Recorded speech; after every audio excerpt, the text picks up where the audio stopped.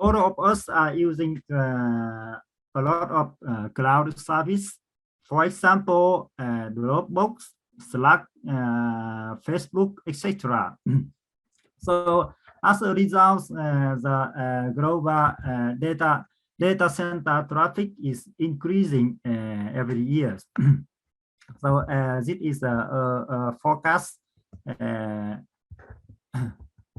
but now it is already 2021. Yeah. So I use this laser pointer. Okay, so you can see the global data center traffic is increasing and increasing every year. So the data center, if we look at inside the data center, so there are a lot of servers inside data centers. So the cloud computing is supported by large scale data center or server farm. And in the data center, the servers consumes a large amount of energy. Yes. However, not all the servers are always busy processing jobs every time.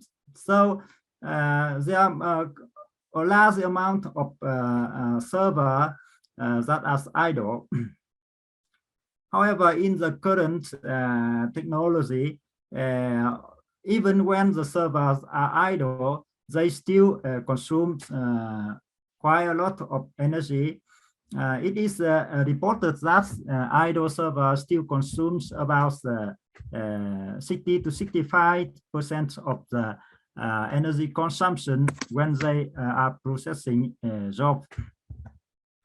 So we may think that we reduce the number of servers in order to save energy.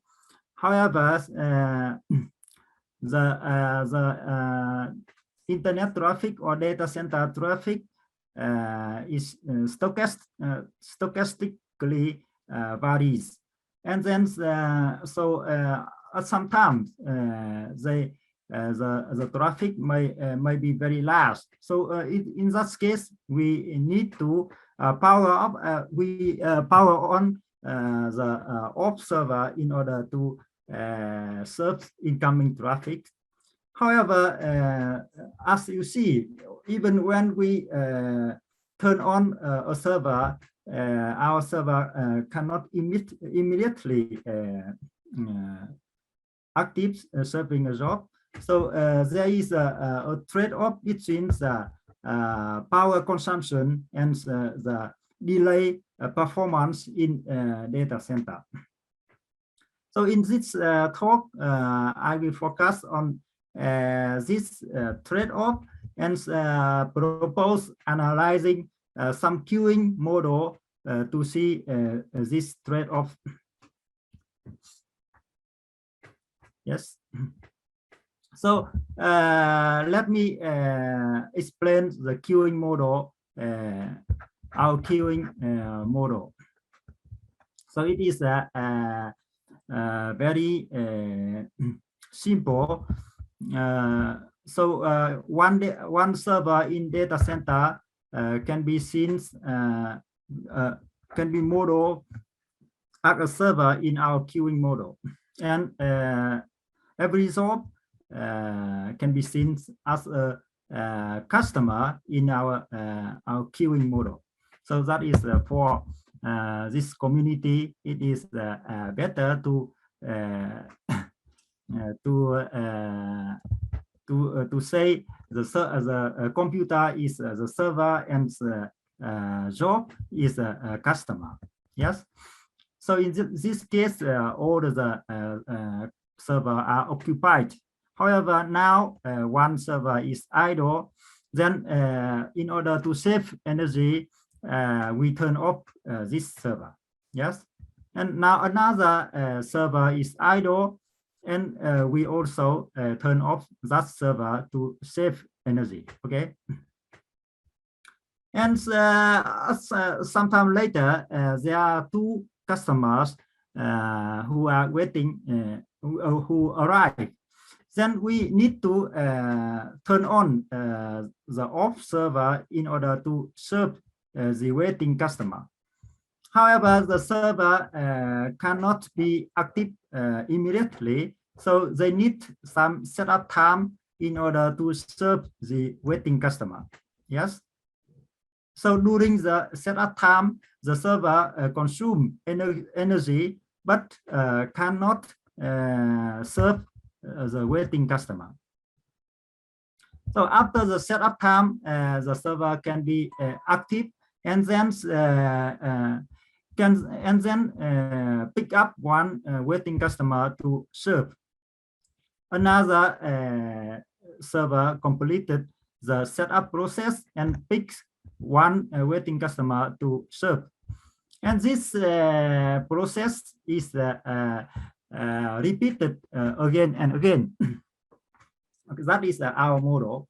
So our setting is summarized like this. The number of servers is C, a fixed parameter, and the buffer capacity is infinite. The arrival process is a Poisson process with red lambda. It is a simplest case, and the service time is exponentially distributed with mean 1/mu. The setup time is also exponentially distributed with mean 1/alpha. And the service discipline is first come, first served. Yes, so it is the most simple model for the data center with the on-off control. So look back at the literature. So we can see that this kind of queuing model is studied before. The first paper is the paper by Atalejo, Economou, and maybe Maria Jesus. And they consider a similar model in which only one server can be in setup at a time, and the solution was obtained by the method of solving differential equations. It was quite complex, and so later Gandhi et al. Consider the same model, and they obtained significantly simplified solution. And later, this second paper is these two papers have the same setting, but the third one is more natural. So they didn't restrict the number of servers in setup, and as the authors mentioned, this model was an open problem for a long time, and they proposed recursive linear reward approach to analyze the model. So today I will present two comparatively standard methodology, that is a matrix analytic methods and generating functions to approach the problem as the model, and we show that our solutions is significantly reduce the computational complexity. So the paper was published quite a long time ago. You can see it here. So let me outline the analysis. Let's CT denotes the number of BC server serving a job, and NT denotes the number of customer in the system. So we have a Markov chain of two random variable CT and NT on the state space like this. And we are interested in the stationary distribution. So if we know the stationary distribution, we can calculate several performance measures. For example, the mean number of BC server or the mean number of servers in setup, etc. Based on that, we can calculate the power consumption for our model and compare it with the on-idle model. That is, we don't turn off idle server even when they don't have any job to do. Yeah. So now I will show you the analysis in detail. So as a transition diagram of our Markov chain is something like this. And if we look at the structure of the diagram, we will see that the transition diagram can be divided into two parts. One part is level dependent, and another part is level independent. So the level here is the number of jobs in the system entity, and the phase variable is the number of active servers. Okay, so I first show you the matrix analytic approach. So our infinitesimal generator is given in this form. So you can see this form in general. However, for when the level exceeds some fixed value, that is the number of servers, we can see that the transition, the block matrix no longer depends on the level anymore.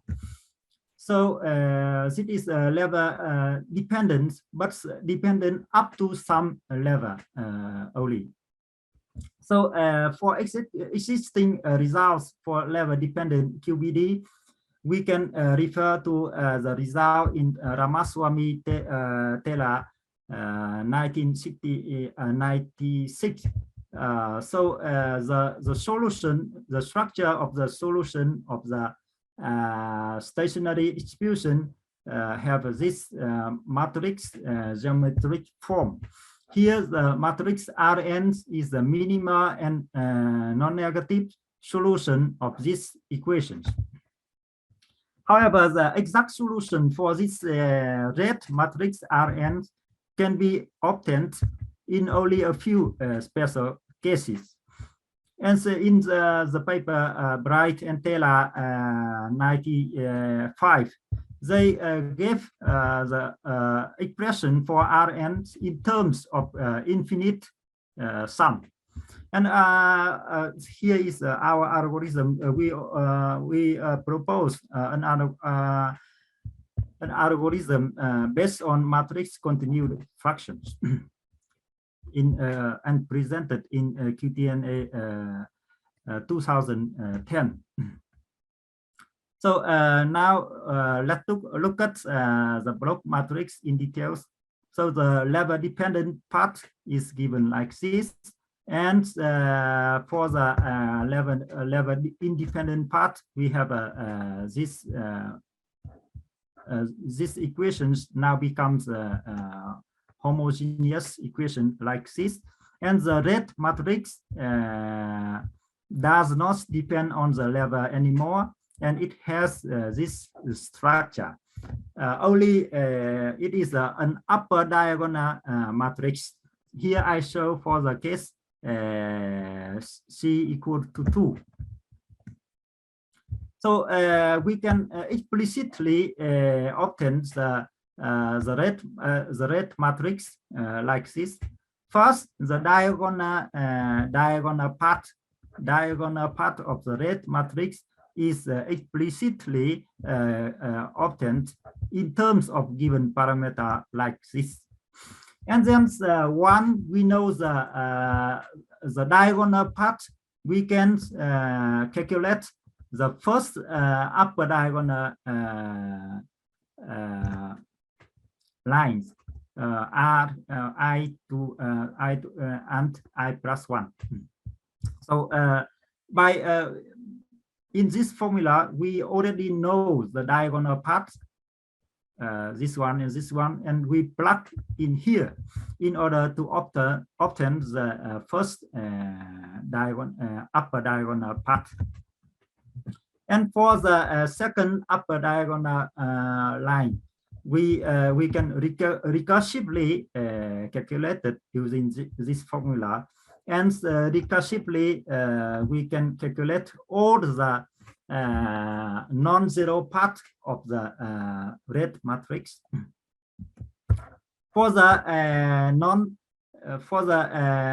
non-homogeneous part, we can also explore some special structure of the red matrix using which we can have a simple calculations. And then after having the stationary distribution, we look at the performance measure and compare our model with the model in which we always keep the server idle. Then we can see this results. The horizontal axis is the setup rate, and the vertical axis is the power consumption.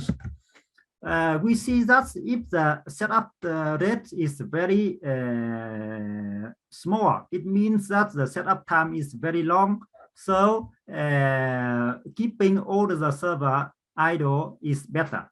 However, if we have a fast enough setup time, so the on-off policy, meaning our model, have a lower energy consumption in comparison with the on-idle model. We can have such kind of observations in terms of energy. And also here we can see we plot several curve with respect to the traffic intensity.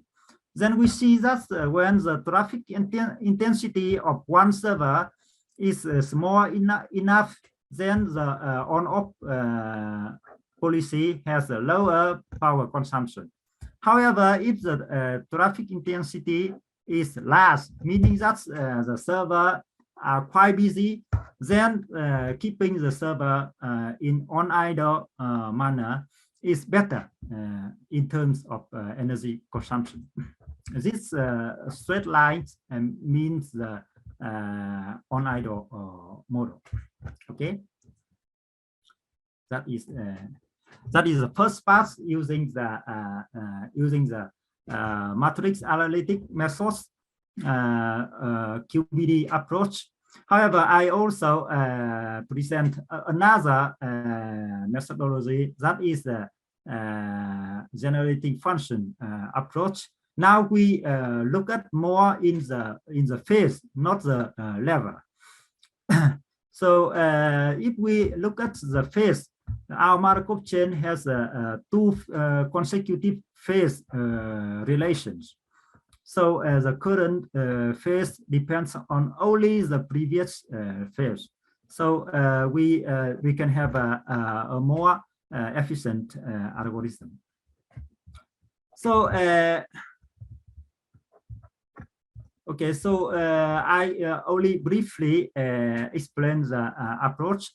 So we defined the partial generating function for the case that there are I active servers, and we also divided into one part, the level dependent parts, and the level independent parts. We summarize in these generating functions. Yes. And our computations procedure is something like this. First, you can obtain the explicit expression for this for the first line. All the server are idle.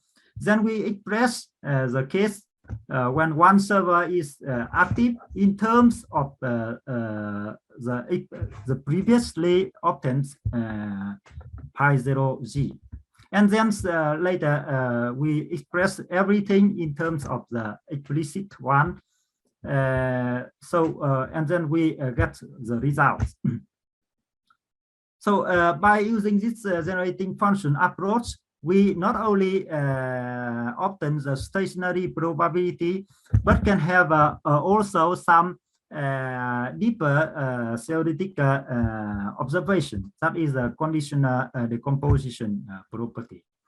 So the approach is something like that. First computes pi0, then pi1, and then pi c minus 1, and then finally pi c, like this. And for the boundary parts, that is level dependent, we also found the recursive formula starting from 0, to 01, etc. And then we recursively obtain all the stationary probability in this boundary part.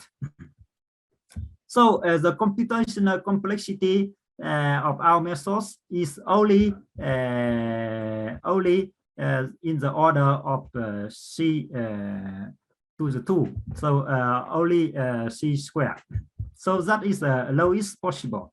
In comparing with the existing methods that didn't use the special structure, so their computational complexity is c to 6. So this reduction is significant. So we also obtain a theoretical contribution, that is a conditional decompositions formula. So if we restrict in the case that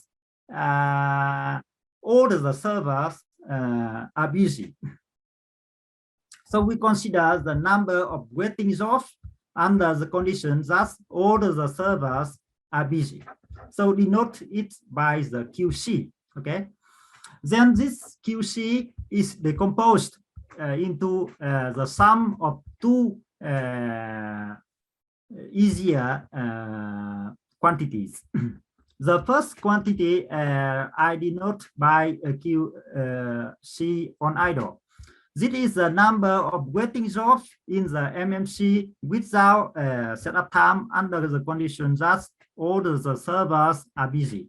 So it is equivalent to the MM1 with the arrival rate lambda and the service rate C mu. So that is all the server are busy. Yeah.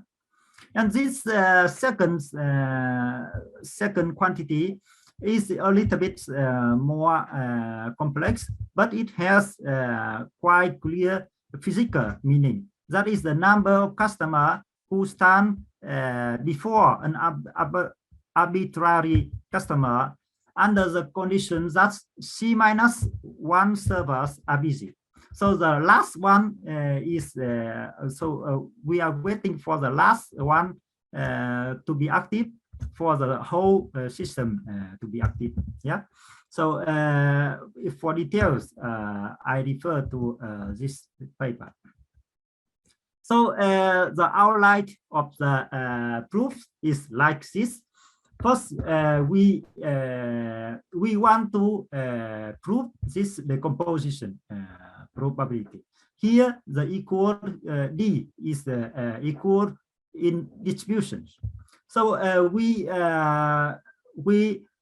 compute the generating function of this quantity, and then we can express it in terms of the product of two generating functions. And this generating function z of z is given like this, and it is very familiar with all of us. It is the generating function of the number of waiting customer in MM1. Okay, and the second part is transformed like this, and we look at the probability is this probability and transform it to in this form. So if you look at this form, so it is immediately implies the interpretations I gave before. Yeah. So by using the generating function approach, we not only can get the stationary probability, but can look at in more details into the system. That is my message. So I also extend that result to the batch arrival model, and this paper was published in the book edited by Professor Joshua and Professor Varadan and Vinsky. Yeah, so in this case, I thank to Professor Krishnamurthy for inviting me to this book. So I extended to the case that the arrival process is the batch portion process, but I restrict the case that the setup rate only is independent of the number of customer in the system. And using similar techniques, we also obtain the conditional decomposition theorem for the batch model. In this case, this quantity is the generating function like this, and it represents the number of customer in the MXM1 model. Yeah, so this conditional decomposition is not found by the first time by me, but we can refer to the paper of Quang Li and his colleague. But in that paper, they didn't give the physical interpretation for this quantity, and also they derive this for vacation model. Here we are in the setup model, but the main message is that here we can represent it in a more clear form. That is our message. And by analyzing the batch model, we can obtain some observation like this. So if we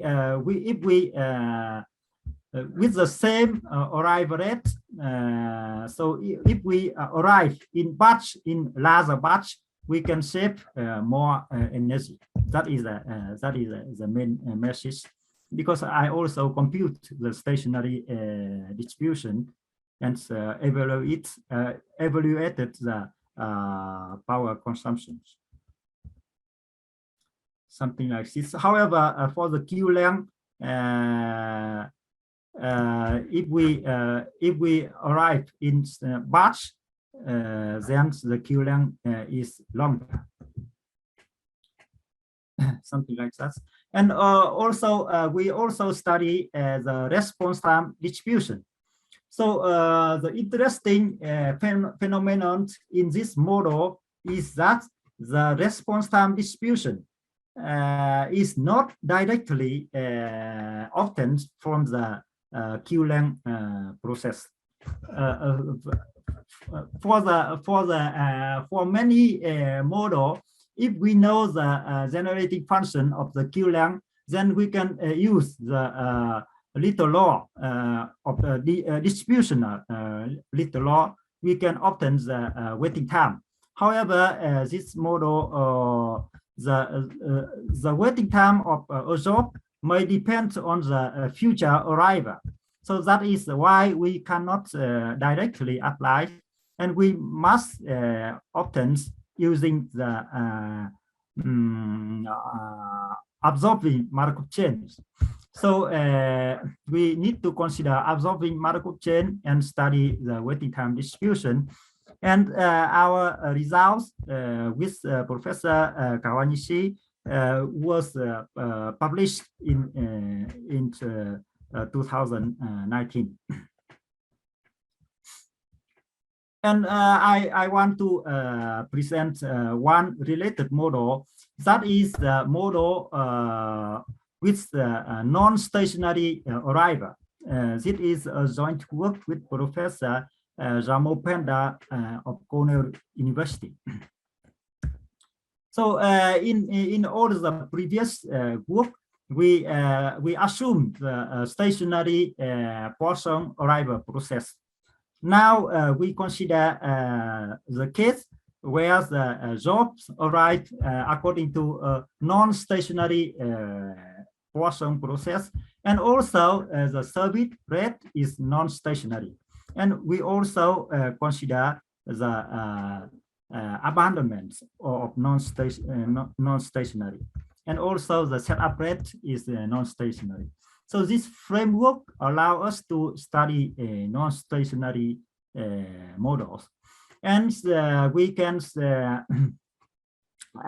establish the sample pass, queue length, and the number of servers like this. And then we use the mean field approximation to derive the differential equation for the mean, only the mean queue length.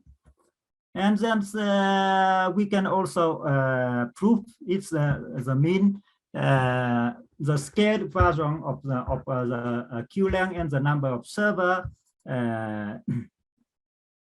converges to the fluid limit, which is the solution.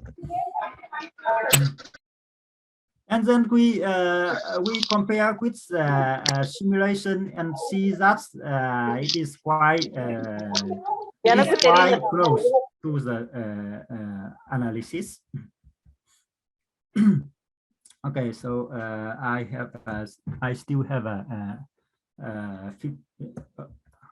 about 10 minutes. Yes.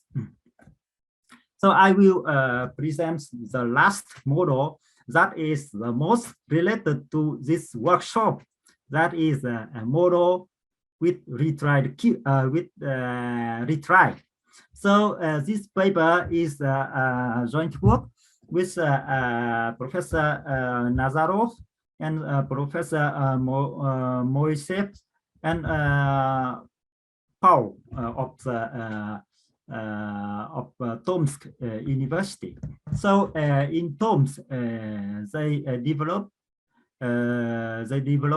a very powerful methods that is based on the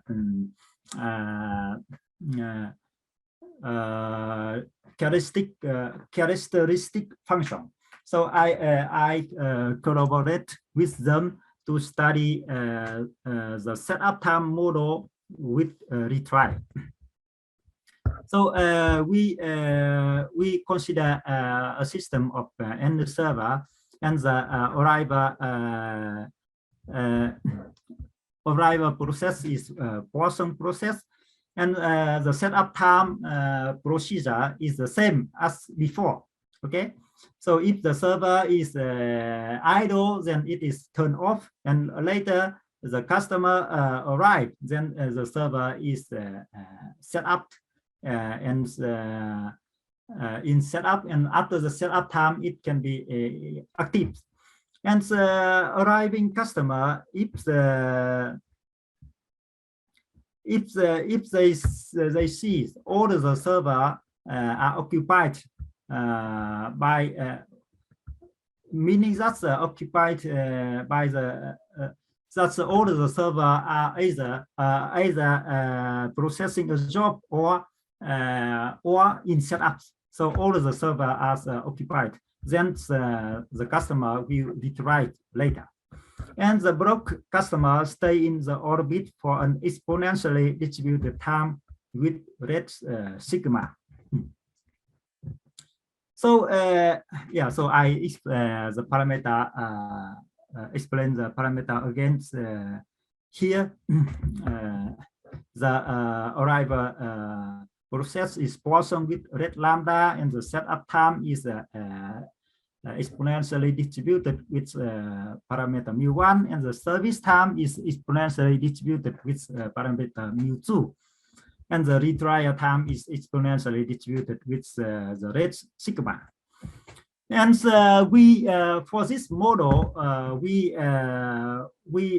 obtain some surprising results. In for you who are working on retried queue, so in almost of the case, the majority of the retried queue without setup time. So we have the stability condition is the same as the stability condition of the corresponding model with infinite buffer. So for example, MMC retry queue, the stability condition is simply like this. So this the intuition is that if we have an infinite number of customers in the orbits, then the retry time is 0. So the orbits basically the same as the buffer. However, for our retried queue with setup time, if once the server completes service, it's immediately turned off. So if we have a even infinite number of customers in the orbit, the retry time for customer is still positive. So we have the customer in the orbit cannot capture the server immediately. So we have some kind of loss capacity, and the stability condition is something like this. It is more strict than normal retried queue, and this sufficient condition was the result of this model was published in 2019 with by me and Professor Kawanishi. And now we look at another situation in which so I will show you now we the main contents here is we consider an extreme case in which the retry rate is very small, tends to 0. So it means that the number of customers in the orbit tend to infinity. So we are interested in the speed and the order of the conversions. So we want to get more insight rather than only the numerical result. Okay. So we consider first the fluid limit. So we consider the change of time scale like this. We consider a slower time scale, and then we consider this quantity. The number of customers in the orbit is tends to infinity, but we scale it by the rate sigma. So we prove that this quantity converges to some deterministic quantity in distribution. And the deterministic quantity satisfy this is the solution of this differential equations. And this AT is has very clear physical interpretation. That is the input rate to the orbit minus the output rate from the orbit. So this xt is represents the mean number of customers in the orbit in this region. Okay. So now you can see in this picture more clear. So the mean number of customers in the orbits is x tau, and so the flow getting into it is the arrival flow plus the retrieve flow, and multiplying by the probability that all the server are full. And then so that is the dynamics of this one. And for this probability, it is simply the stationary distribution of this Markov chain. So it is very physically interesting results, in my opinion. And by studying the limit of this AX, we can get the sufficient, the necessary condition for the stability condition. That is also a very interesting result. And that is the result for the fluid limit, meaning that the mean number of customers in the orbit, but we can consider the second order approximation. That means the diffusion limit. We consider how the number of customers fluctuate from its mean. So so we have this quantity tends to 0, but if we scaled by this quantity, then it's converges to a diffusion process. So the technique of the proof that is developed by the group in Toms. So they prove that the characteristic function of this quantity converges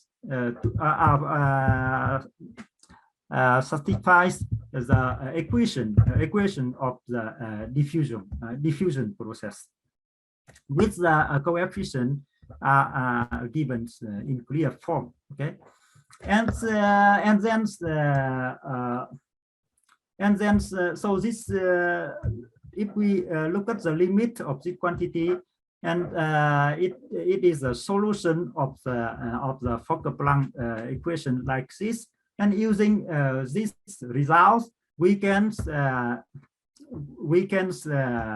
obtain the stationary behavior of the Fokker-Planck equation. The Fokker-Planck equation is like this, and we want to study the stationary behavior of it.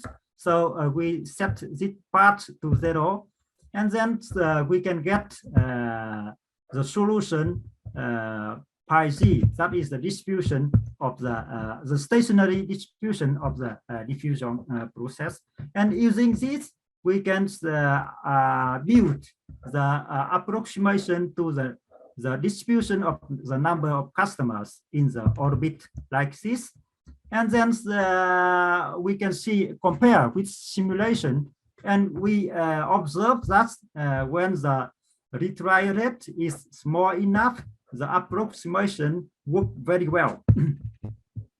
Okay, but when the retry rate is large, so we can see the difference. And using this result, we can also compare the power consumption like this. So on idle model is good in heavy traffic, and on off model is good in light traffic. That is the insight we also got before. So that concludes my presentation. So my presentation is based on the reference list here. Thank you for your attention.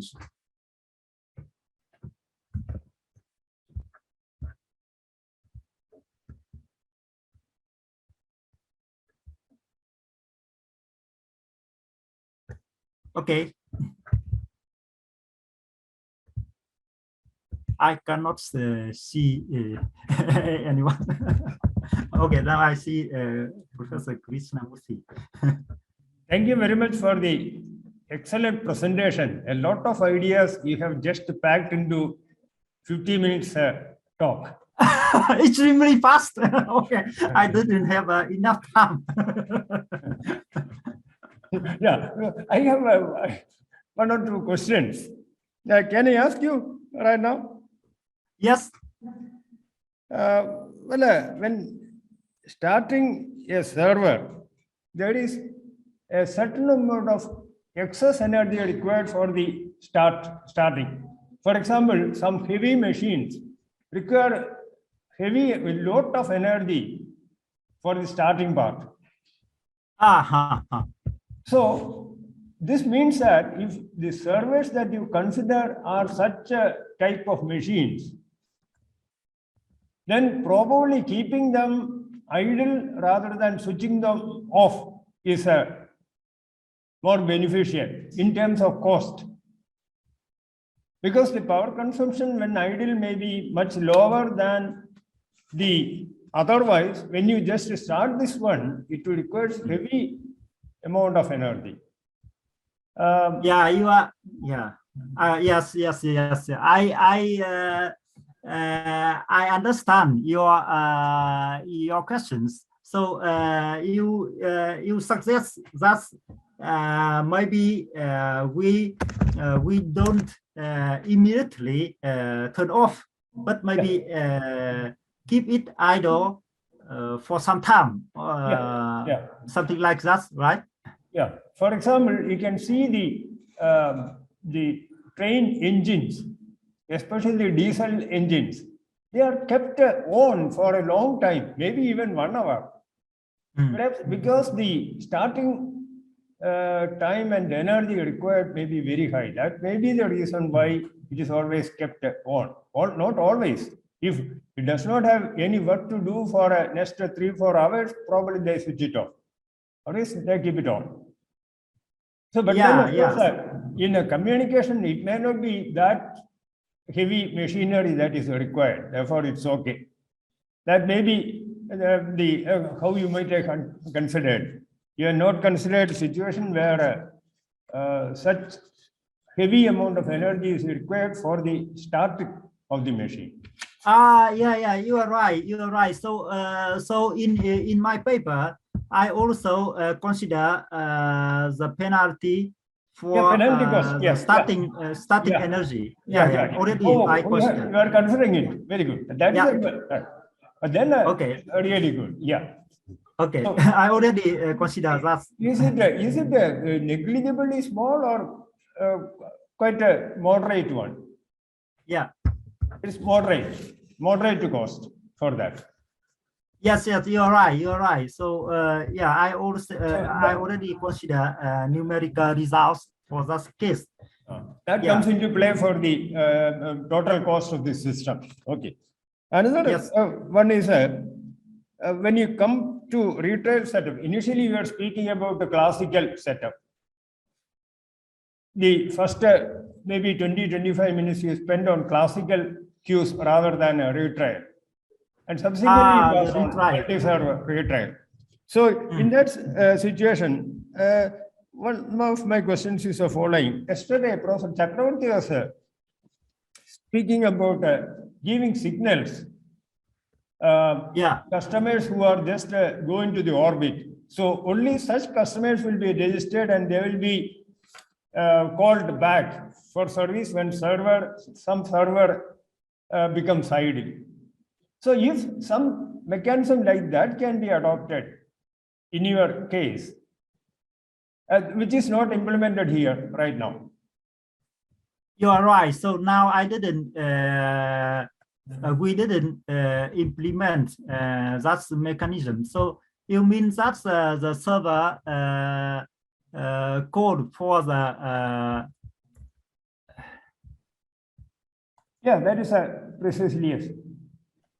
This one, So you mean that's the mechanism that the server can call the customer from the orbit? So here we didn't consider. No. And probably, if you just assume that the setup time for the server is comparatively smaller than the time required for the customer from the orbit to arrive, then probably this will save a lot of energy again. And finally, the last question. Suppose you introduce a buffer also into this MMC retrial queue. I didn't have a buffer. You have a buffer already? No. Oh, yeah. So that will in fact complicate the situation in the sense that you have a number of partial generator functions involved, depending on the number of space available in the buffer, finite buffer. Right? Okay. Yeah. So yeah, you are right. So if we have a buffer, then the stability condition becomes normal. Yeah. This is a really excellent talk. Thank you very much for the. Okay. Thank you. Thank you.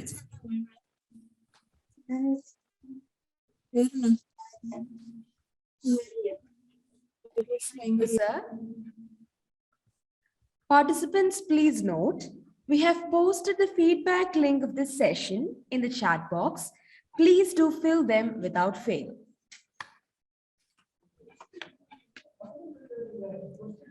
I would like to make few general instructions.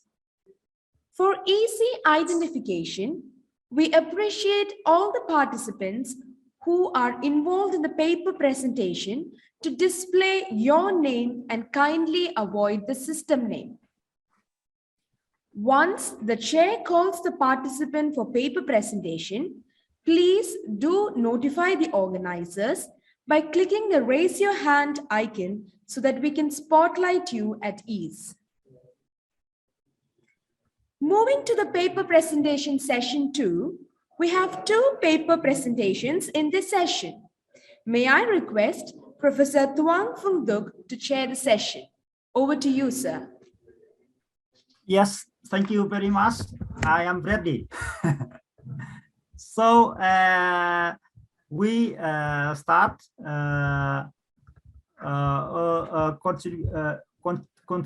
contributed section. So in this section, we have 2 presentations, and the first presentation. The first presentation is given by Kazuma Abe. He will present a paper entitled "The Diffusion Limit of Cognitive Wireless Networks with Sensing of Secondary Users." So, Kazuma Abe, if you are ready, so you may raise your hand and then start. Okay. Can I share my screen? Yes, please.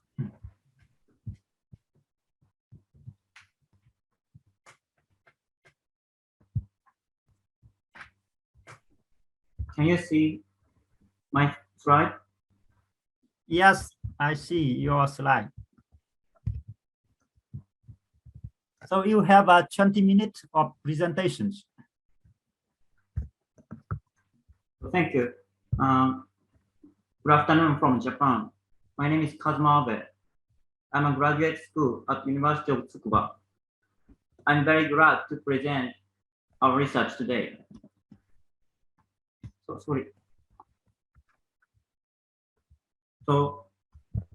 My presentation is about the diffusion limit of cognitive wireless networks with sensing time of secondary users, especially the stability condition obtained in prior work is equivalent to the limit of the derivative of the scaled number of sensing secondary users being negative. So here is the outline of my presentation. First, the overview of cognitive wireless networks. Second, my model description and setting. Then I will explain the derivation of the normalized number of SUs, secondary users, so forth. In order to do that, I will talk about first order asymptotic analysis. Due to time constraints, second order asymptotic analysis will not be mentioned. After that, I will introduce the theorem which we proved. Lastly, I will show some numerical experiment results. So I will begin by giving an overview of cognitive wireless networks. This technology is designed to resolve the shortage of bandwidth by the increasing volume of communication in the information technology. So the information society. Secondary users, abbreviated SU, can transmit when primary users, PU, do not use the channels. There are many studies in not only string theory, but also the point process, game theory, and machine learning, and so on.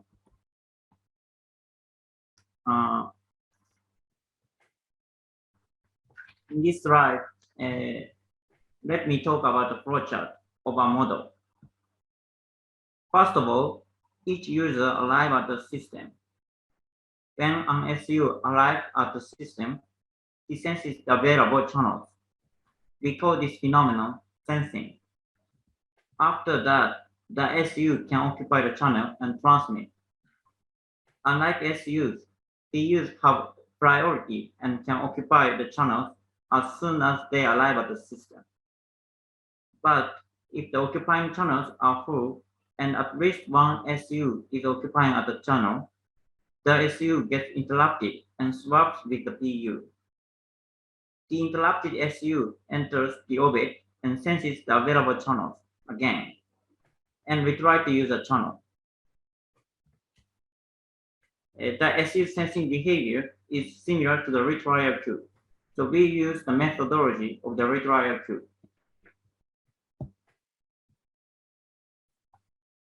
Here, let me explain the features of a model. We assume that orbit size is infinite. The behavior of PUs is modeled by an MMC16 model. SU who gets interrupted enters the orbit and senses again. Both the sensing time and service time are exponentially distributed.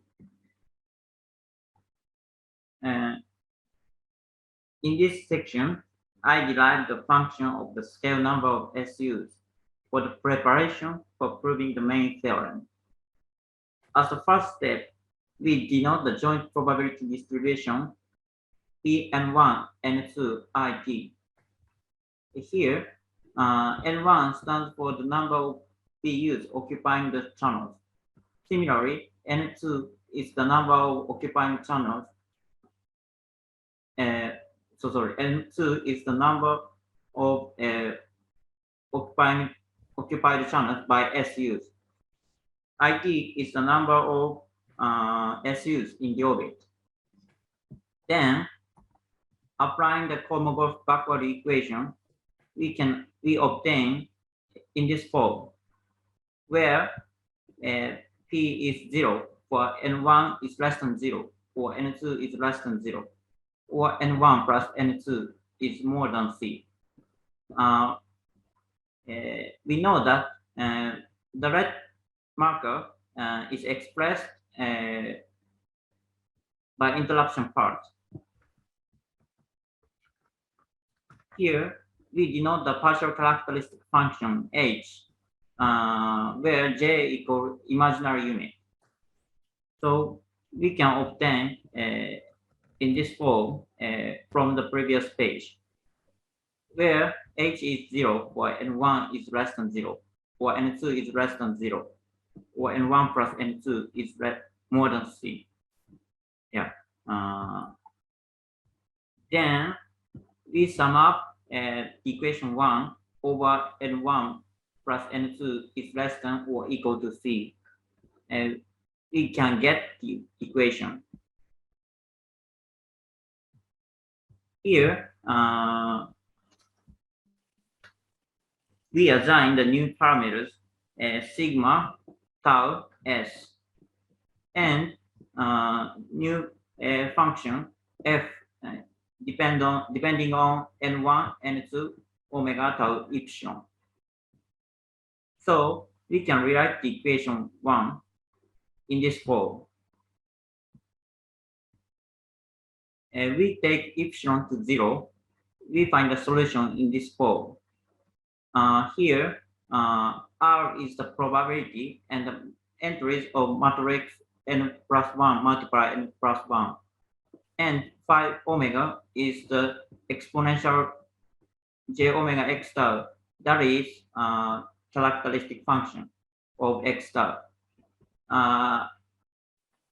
In our research, in our presentation, our goal is to derive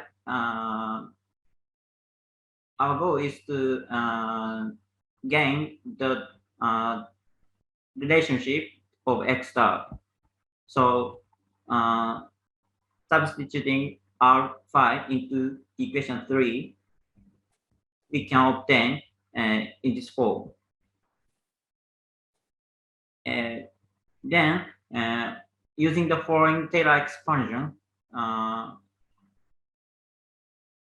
we apply equation 2, we obtain this equation. Yeah. Then finally, we substitute equation 4 into 5. We can get the relationship of the derivative of x star. Then we know that R, N1, N2, Nx are asymptotic probabilities that N1 channels are occupied and N2 channels are occupied. And x star is an asymptotic value of the normalized number of SUs in the orbit. For simplicity, we express x dash star as AX.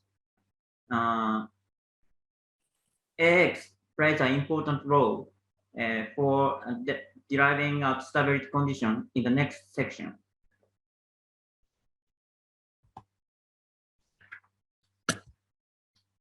In this slide, I explain the stability condition. Fundok and Kawanishi and Nazarov analyzed the WRQ with setup time and proved limit AX when x, which x is infinity, is less than 0, is necessary and sufficient for the convergence of orbit size. We show that the condition 7 is equivalent to the sufficient stability condition proved in Fundok. The theorem 3.1, when c equals 1, limit AX is less than 0, is equivalent to the equation 7. In this equation, the left side is the traffic intensity of SUs, and the right side is the mean number of channels not occupied by PUs, and thus available for SUs. So we show the proof of single channel case. The set of balance equation for R is given by in this form as right figure. Using the asymptotic property, that is normalization condition, the following equation is posed. Then immediately follows that the probability of limit is obtained. In addition to that, limit x r 0.0, x is here, and because limit x is negative, is necessary for the existence of steady state regime. So we can prove the theorem 3.1.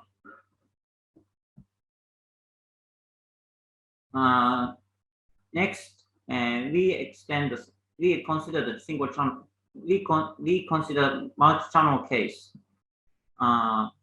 In theorem 3.2, when C is more than or equal to 1, limit AX is negative, is necessary for the condition 8,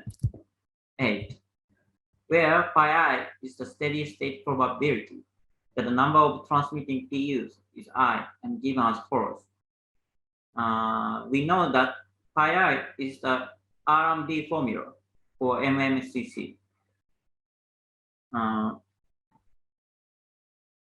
We show how it can be proved. We only show the simple theorem proof due to the matter of time. So in the first step, we formulate the balance equations in 4 cases. Then, when X is sufficiently large, all channels are filled constantly. So the normalization condition is derived. Reversely, the probability that the available channel there exists available channel is 0. Then we find the solution of R n1 and 2 for n1 plus n2 equals C, and limit x R n1 comma n2 x for n1 plus n2 equals C minus 1. Then we substitute R into the condition, we obtain this theorem. In this slide, we show the behavior of AX. When X is sufficiently large, AX is less than 0 under the stability condition. Unlike stability condition, in unstable condition, the value of AX is positive.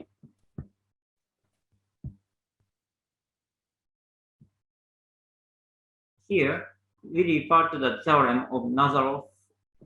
Then, the stochastic differential equation, that is the diffusion process delta tau, can be written as in this form.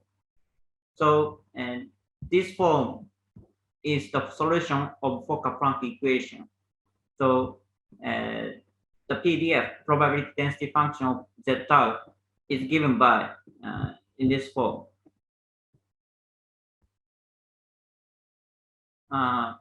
Finally, we compare between simulation and approximation. When sigma is large, and sigma is closer to 0, the accuracy of the approximation is higher. For large value of sigma, we have the jump at the starting point 0. Hence, we cannot obtain the approximation properly. Here is my reference. Thank you for your listening. Thank you for your presentation. So maybe due to the time limit, I have one quick question. Can you show the stability conditions, the proof of the stability conditions?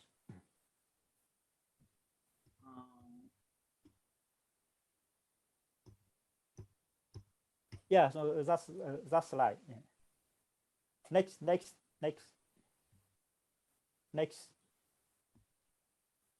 Okay, here. So I don't understand where why the lambda 2 appear. Lambda 2. Yeah. Here, as I explained. The equation shows the refers to you may understand the formula. So lambda 2 appears in the form.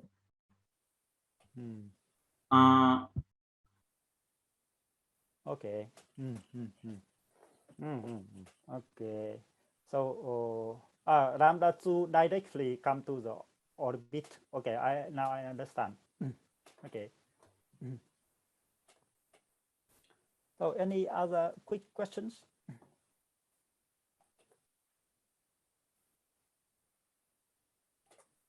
So if no, so can I ask a question? Yes. Yes. Like, could you show the slide with the scheme, with model?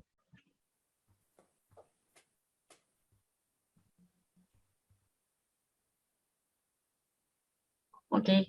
I ask my question is if PU arrives when your channel is busy, it goes in orbit. Yeah. Yes. Yeah. So PU becomes SU. Or there are different orbits, or that is my question. If PU doesn't get the service, it's become SU. You in your expression, mathematical expressions. Yes. Sorry, I'm afraid that I can't understand your question. So please more specific. Okay, so maybe I can explain. So in this model, every SU must come to the orbit first. So the SU cannot directly come to the server. It must come to the orbit and then stay in the orbit for some time, and then come to the server. And if all the server is full, then it's come back to the orbit again. And also, if the SU is receiving service and the PU come, then the ongoing SU come back to the orbit. Yeah. And okay, the question was, if PU does not get service, it goes to orbit, and then it's lost. It's yes, it lost. Yeah, it lost. Okay, thank you. If all the channels are occupied by PU, then it is lost. Okay. If yes, some it's channels are occupied by SU, then the PU interrupts the SU. Oh, I understand. Thank you. Okay. Any other question or comment? No. So thank you, Abe, for your very nice presentation. And this is your first presentation in international conference, right? Thank you for your attention. Okay, so thank you, Abe. Now we shift to the next presenter. So the next paper is given by Verika, who also joined to work with me. Verika, are you here? Are you there? Yes. Yes. Can you hear me? You. Yeah. Yes. So please share your screen.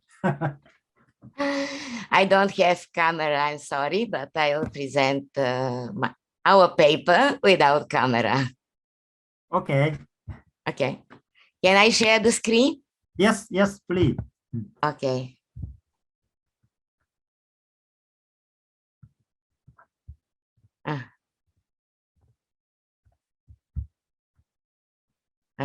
Just a moment. Okay. Do you see me? Yes, please. Okay.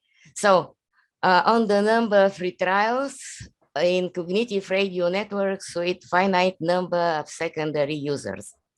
So it's, I'll start the model. Now, the model is very similar to the model in previous paper.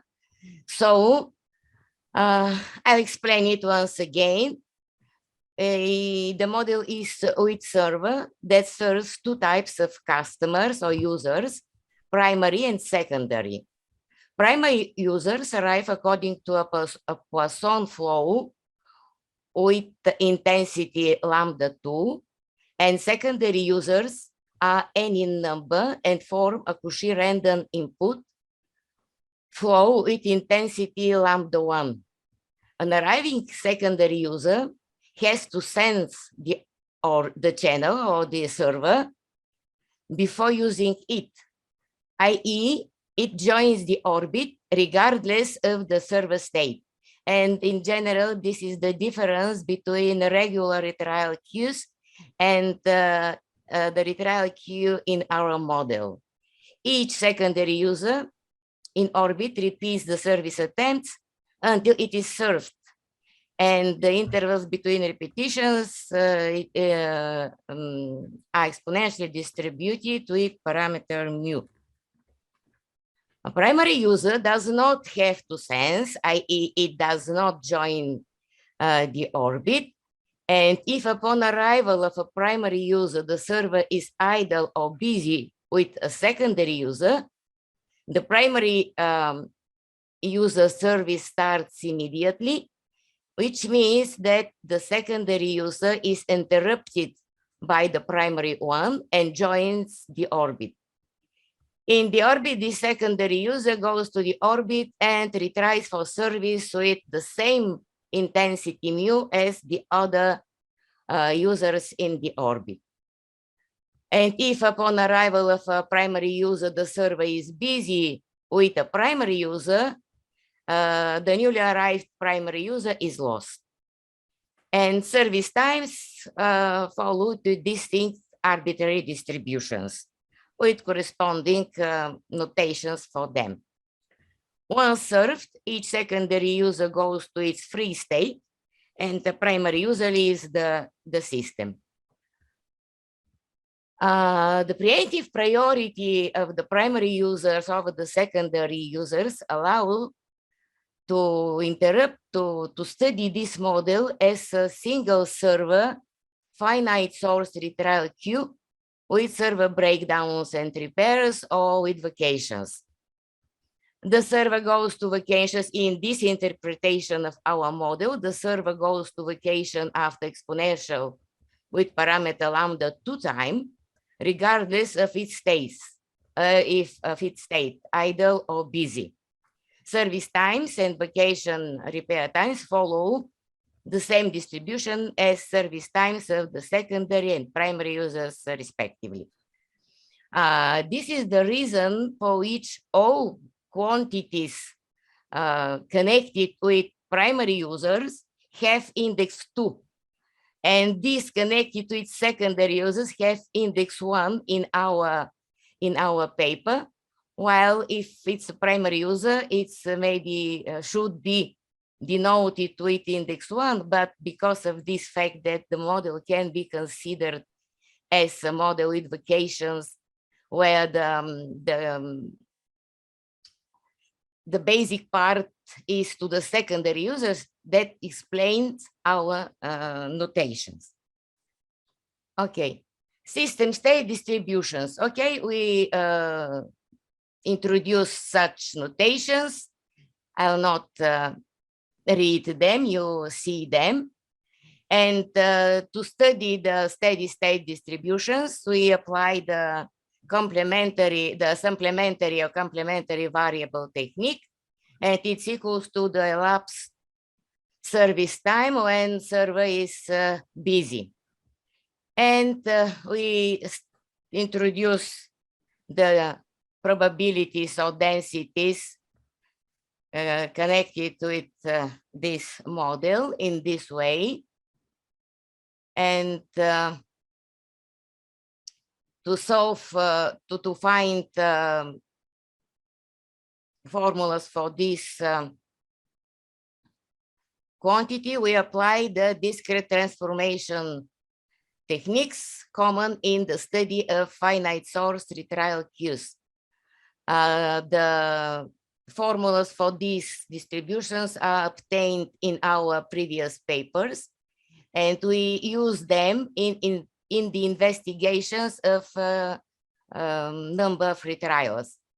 Here, in the finite source queues, the distribution of the server in any arbitrary moment and the distribution of the system state, not server, I'm sorry, when secondary user arrives are different. That is why we introduced then the distribution PIN, which gives the system state at the moment of a secondary user arrival. Okay, number of retrials. Let's suppose that at time moment t, a secondary user arrives into the system area and denoted by RFT, the number of retrials this secondary user will conduct before its first service starts. And retrials of second type, because of the preemptive priority of the primary users, the number of retrials before first service and the number of retrials before leaving served are different. Why we study these two types? First, to investigate the influence of the preemptive priority, and second, the investigation of retrials of first type is easier, and it helps to investigate the retrials of second type, which in fact are the real number of retrials of our user. Okay. This is the notation for the stationary steady-state distribution of our variables. So the distribution of the first type is denoted by R small. The distribution of the second type is denoted by R capital. Okay, to investigate the number of retrials, we introduce the following conditional probabilities, assuming that at moment T we have n customers in orbit, the server is in state I, and denoted by R, F, I, and G, the number of retrials of first type made by JIT of these secondary users while being in the orbit, and respectively, RS is the same number, but of the second type. Okay, and obviously, each of the JIT customers in orbit has the same distribution of its number of retrials. So we denote this distribution for the number of first type by R small En, and for the number of second type respectively with R capital EIN. Okay. And now, among these conditional distributions, we can establish such relations. These relations, in fact, are an applications of probability interpretation of Laplace-Tiltes transforms, and they are well known even from the beginning of last century. And here I would like to know that for the first time in the investigation of waiting time process in retrial queues, this approach has been applied by Professor Gennady Falin in his papers. Okay, so we can see the future transformations of the system, and this term, for example, here means that first to the system will arrive a secondary user, which goes to the orbit. The next term, I'm sorry, my mouse is not, that first one of the rest customers in orbit will ask, will try for service. and its service will start, that first will arrive a primary user, which will send our secondary,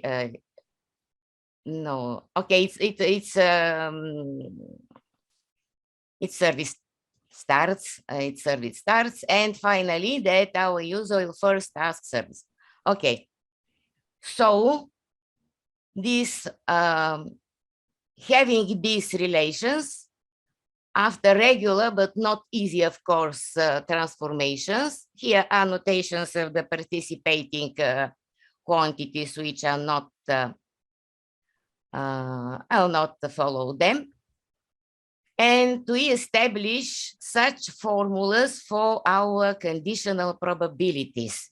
So we express R0n in terms of R2, and R1n in terms of R2 also, and between R2, we get such a relation, a system of equations. Here I have not presented the formulas for participating coefficients. They are hard and give no information to the listeners. And finally, expressing our distribution RK in terms of these conditional distributions, we can calculate these distributions also.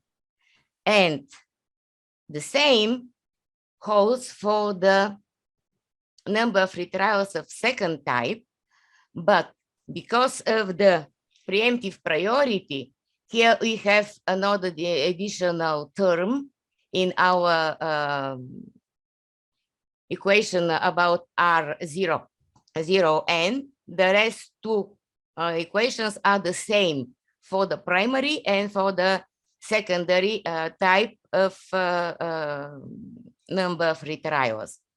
And here I have explained further the meaning of the participating, but it isn't interesting also. And in addition, having our relations between the conditional distributions, we obtain relations between any arbitrary moment of these distributions and correspondingly of any arbitrary moment of our basic distributions. So this is the formula. Okay. And now the numerical results. We presented numerical results for 4 distributions of the service times with the same mean values. So deterministic, Erlang, exponential, and uniform distributions. Okay, this is our numerical results. Okay, so this is the mean number of retrials of first type. Here I would like to know that in the finite sort retrial queue, it is very interesting phenomena. Some of the macro characteristic of the system to have points of minimum or points of maximum as function of some of the input system parameters. And this phenomenon till now has not been either proved theoretically or explained by intuition. So now we see that the mean number of retrials has a point of minimum as function of the primary user's intensity. And here, the functions of the secondary user intensity, we see that the influence of the service distributions is big. We see that the difference between mean number of retrials is large. And to see the behavior as function of the mean number of retrials as function of lambda 2, we introduce another picture where they are separated to see that as functions of lambda 1, our mean value has a number of maximum. Okay. And this is the mean number of retrials for the retrials of second type. Here, the point of maximum of these characteristics are seen in one picture, and we see that the other behavior is similar with the behavior of retrials of first type, but not exactly. Okay, and my finite picture is the coefficient of variation. And we see that coefficient of variations in some way follows the behavior of the mean number of retrials. I have presented here only the retrials of first type, but the second type are similar. Thank you for your attention.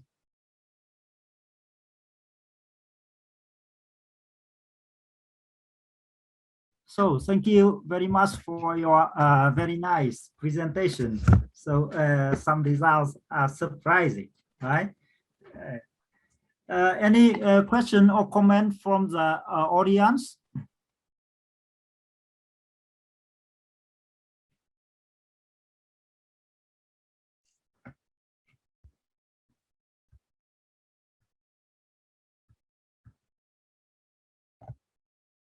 Any question or comment from the audience?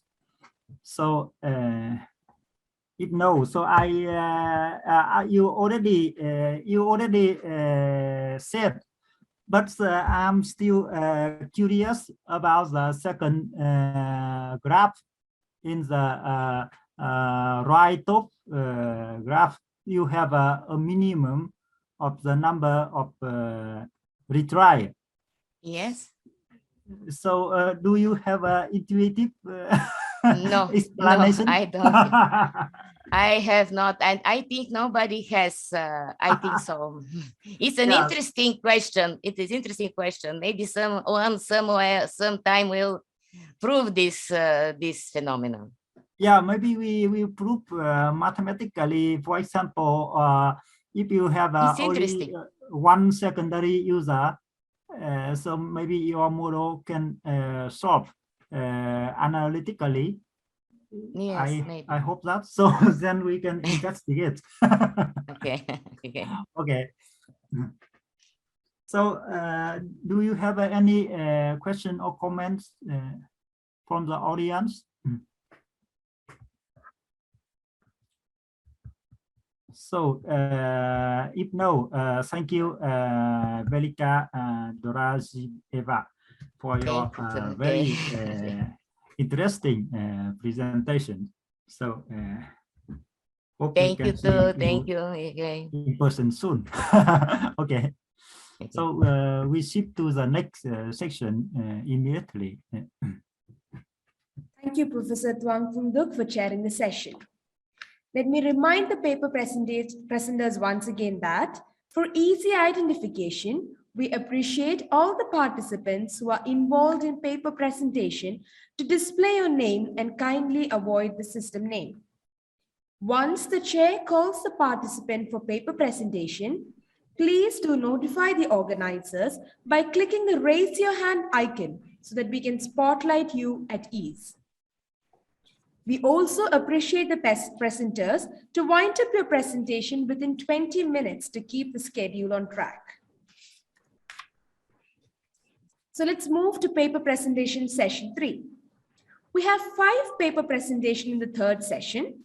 The session will be chaired by Professor G. Arivaraknin, Professor Emeritus, MS University, Tirunelveli, India. May I welcome you, sir, to chair the session. Over to you, sir.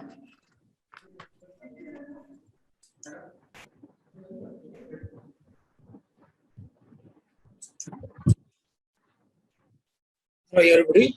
Am I visible to you?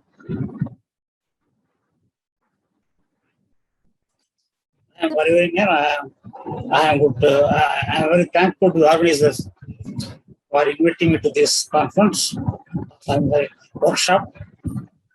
Actually, I feel very much honored for asking me to chair a session. Now, Time is 11:05, 11:10. I will invite the first presenter. His name is, yeah.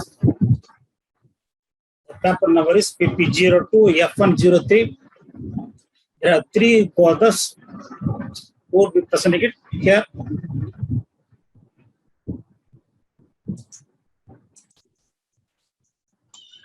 It is I invite, I think the bold name is the presenter. I invite Aras Nekrasova to Hi, start this presentation. I'm afraid I have a few technical problems. Can you hear me? Excuse me, I'm sorry to interrupt you between. Somebody has kept the screen shared. Can the previous presenter stop sharing the screen so that the new presenter can share it once more? Yeah, I think I have. I'm not able to share my screen because I see somebody else.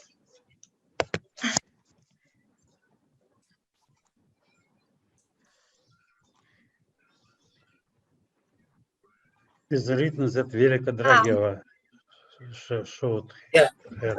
I'm sorry. Can you see my name is Ruslana Nekrasova, and can you see my? Yes, ma'am. The screen is not visible to me. Yeah. Please share your screen. Can I start? Please share your screen.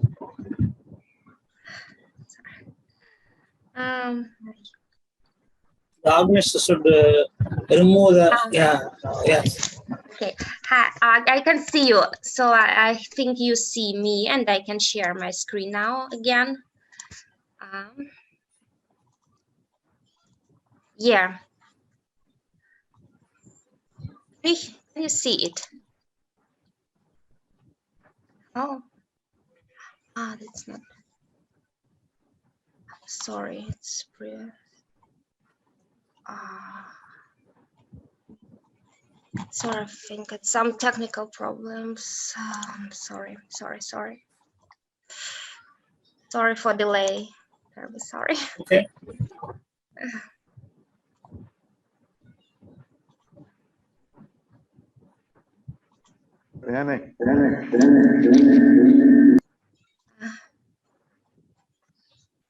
And now that should be okay.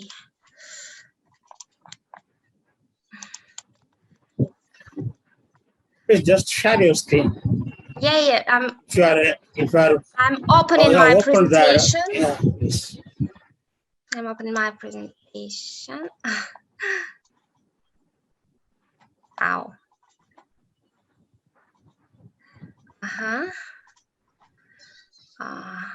Is it opening? Yes, start your video. Yeah, here it is. Start screen. And now. So I hope now it's okay. Yes. My name is Ruslana Nekrasova. I'm going to present my the results of my joint research with Konstantin Avrachenko and Yevsei Morozov. And that work is connected with the stability and partial instability in two-class retrial system with constant retrial rate. We consider two-class system with constant retrial rates. Such a system has two Poisson inputs, two orbits as usual, and distributions of service times are class dependent, and they could be general. They are not exponential.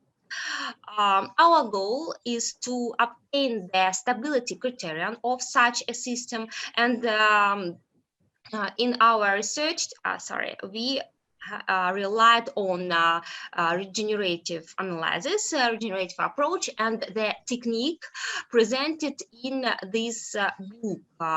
Authors are Fayol, Malyshev, and Menshikov. This book is connected with the analysis of Markov chains. some preliminary results, especially the results of my co-authors. Okay, I'll start from saying a few words about regenerative approach.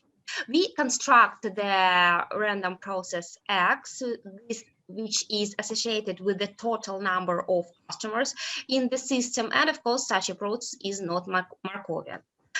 Each instant and new arrival enter into totally empty system, zero orbits, zero empty server. So each such an instant, the system starts over in stochastical sense or regenerate. The length of regeneration cycles are independent and identically distributed, and they denote the generic regeneration cycle length by T. In case regenerative cycle length has finite mean, such a process is called positive recurrent. The positive recurrence of such basic process is equivalent to the stability of the system under consideration. So to illustrate the stability of the system, it's enough to show the positive recurrence of such a process. This is a base of regenerative method for stability analysis. Then we applied the method for multidimensional Markov chains and construct such process, two-dimensional process. It is a homogeneous irreducible aperiodic Markov chain, and here each component is the number of customers in the orbit K, so in the first orbit and in the second orbit, just after the nth departure from the system. So our input process is Poisson, our times before retrials are exponentially distributed, but service times are generally distributed. So such a structure, such a process is Markov chain. Then we had shown that the concepts of positive recurrence for such Markov chain built on departure instance is equivalent to the positive recurrence of the basic process, which generates each time then primary when the arrival enters into the system. So here we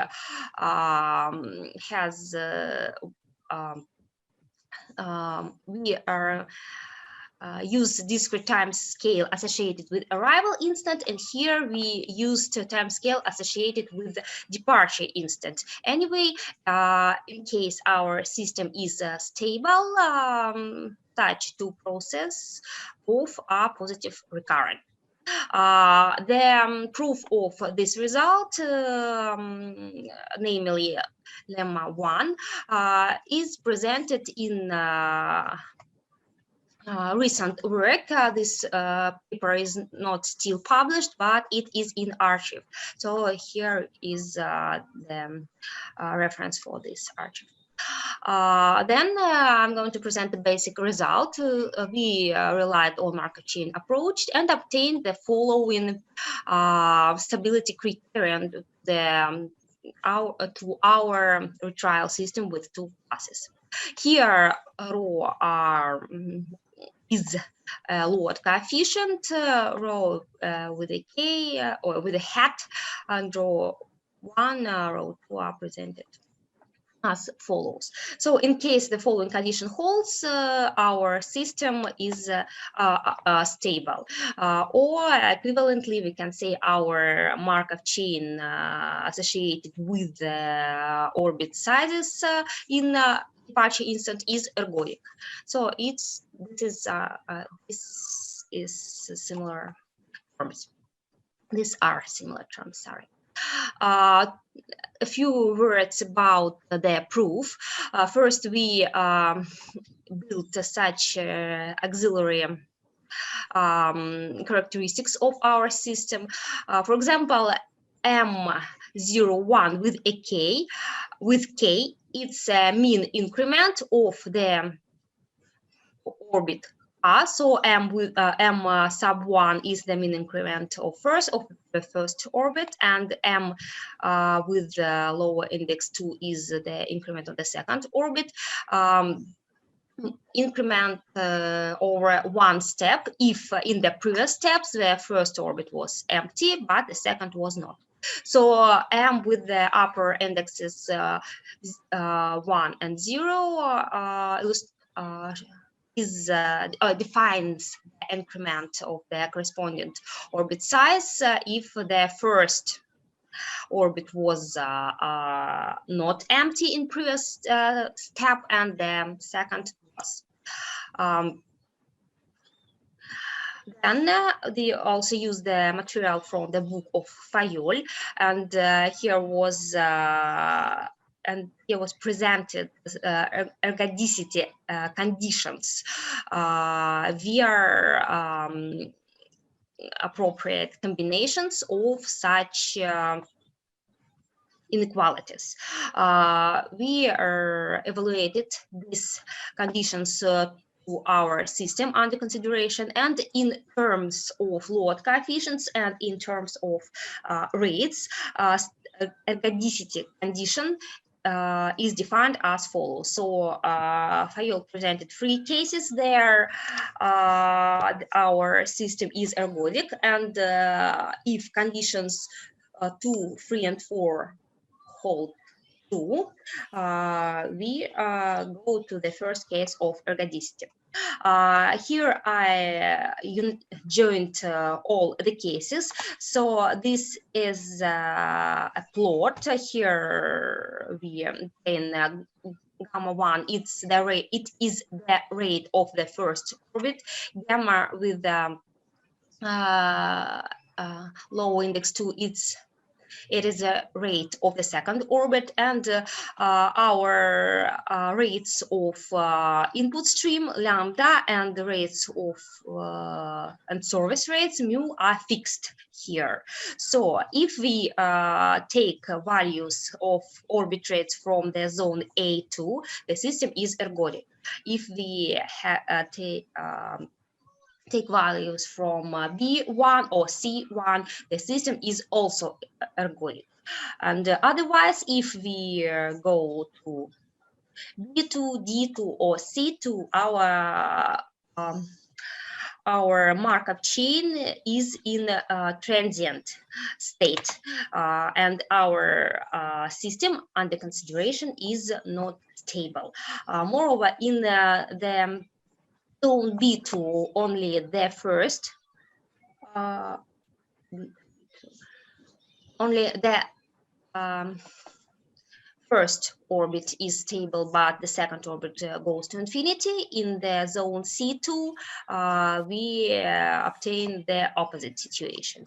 But in the zone D2, both orbit sizes, we had checked it by simulation, both orbit sizes goes to infinity.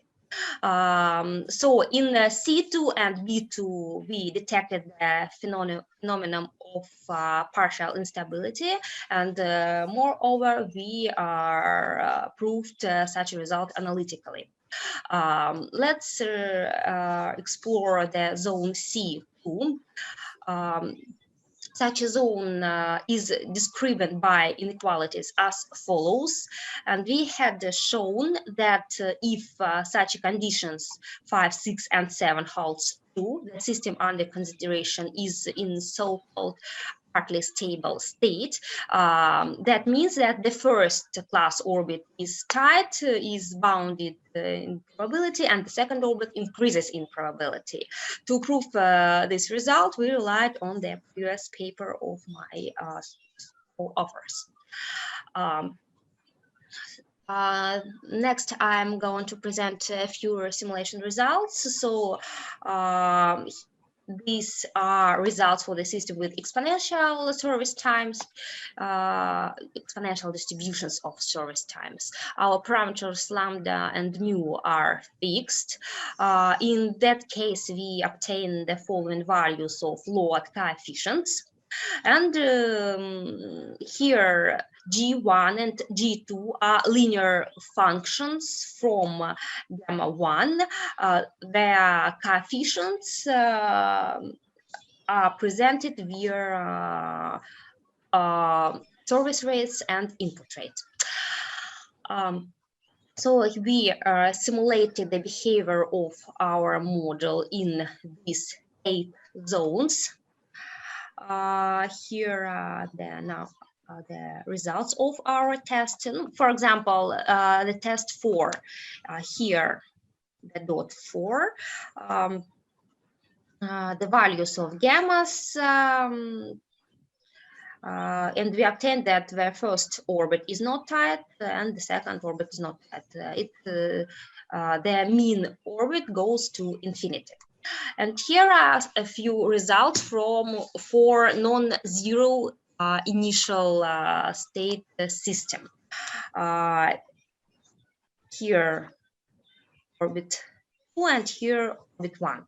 So in this 4th case, both orbits goes to infinity. In case 1, we start from the state where the first orbit is equal to 1000 and the second orbit is equal to 1000, and then it goes to 0. So the system is stable.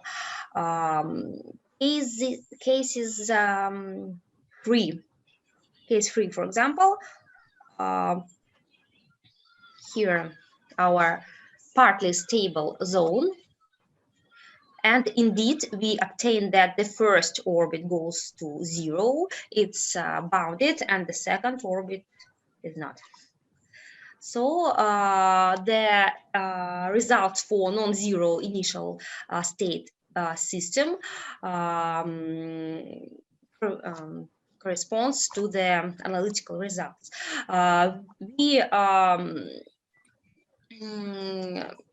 In the conditions of our theorem, so in the proof of our theorem, they use the condition for 0 initial states, but by simulation, we illustrated that our conditions is not sensitive to the initial condition. Our stability criteria or ergodicity criteria for corresponding Markov chain is not sensitive for the initial conditions. Moreover, the degenerative method of stability analysis usually needs the condition of 0 initial states, but here we obtain that system is so this condition really guarantee stable behavior independently of the state of our system in the beginning of our research. This was the main results results of our research. So we used the technique for multidimensional Markov chains, and this technique was so it suited very well for our system. And in original material in the book, we have 2 complicated conditions, so 3 cases. Each case has 3 conditions which illustrate the zone, but we had shown that the union of such conditions is presented in rather simple inequality. So I think it was the main results. And any questions? It'd be nice if you have.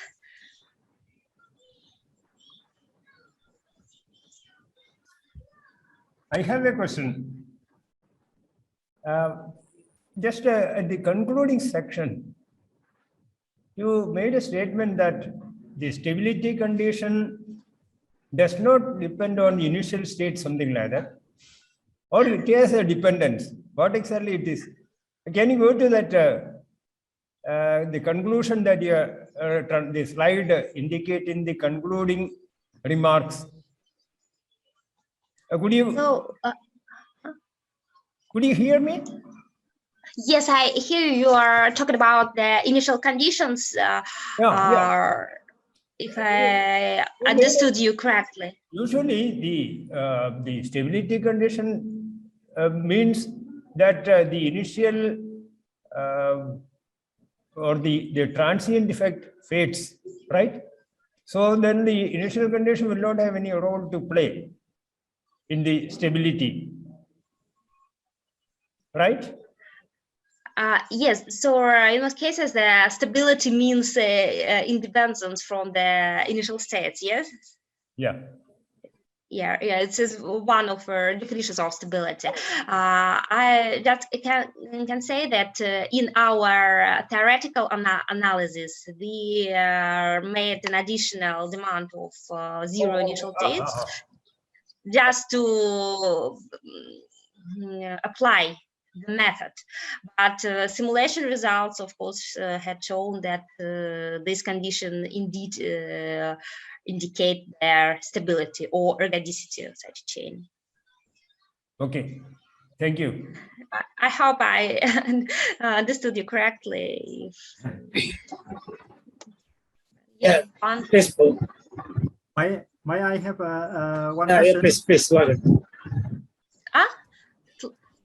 Slides? Oh, I think Professor. Ask me to show a presentation again. Okay. Please call. Please ask your question, sir. Can I ask questions? Yes, go ahead. Okay, so thank you, Ruth, Anna, for your nice presentations.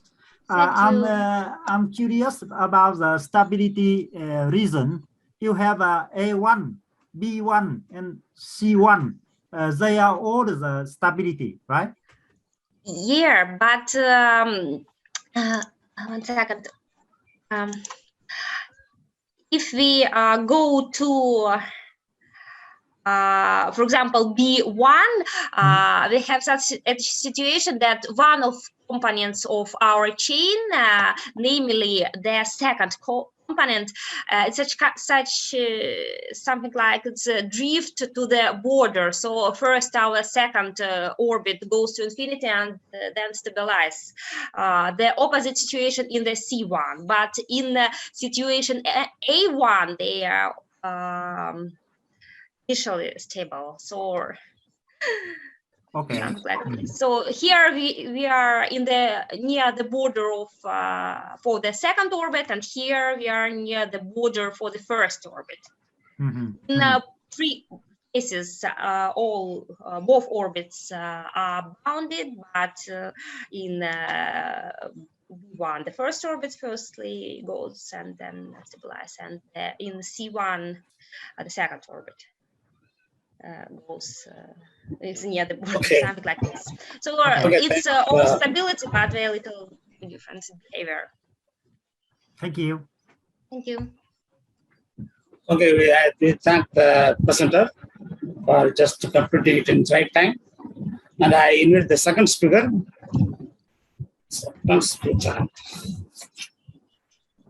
Dr. number PP02F104, Anatoly Nazarova. I think he's the no. Olga is the Olga. I think who is the speaker? Yeah, please, sir. Please go. Start your session. I give you 20 minutes. Can you hear me well?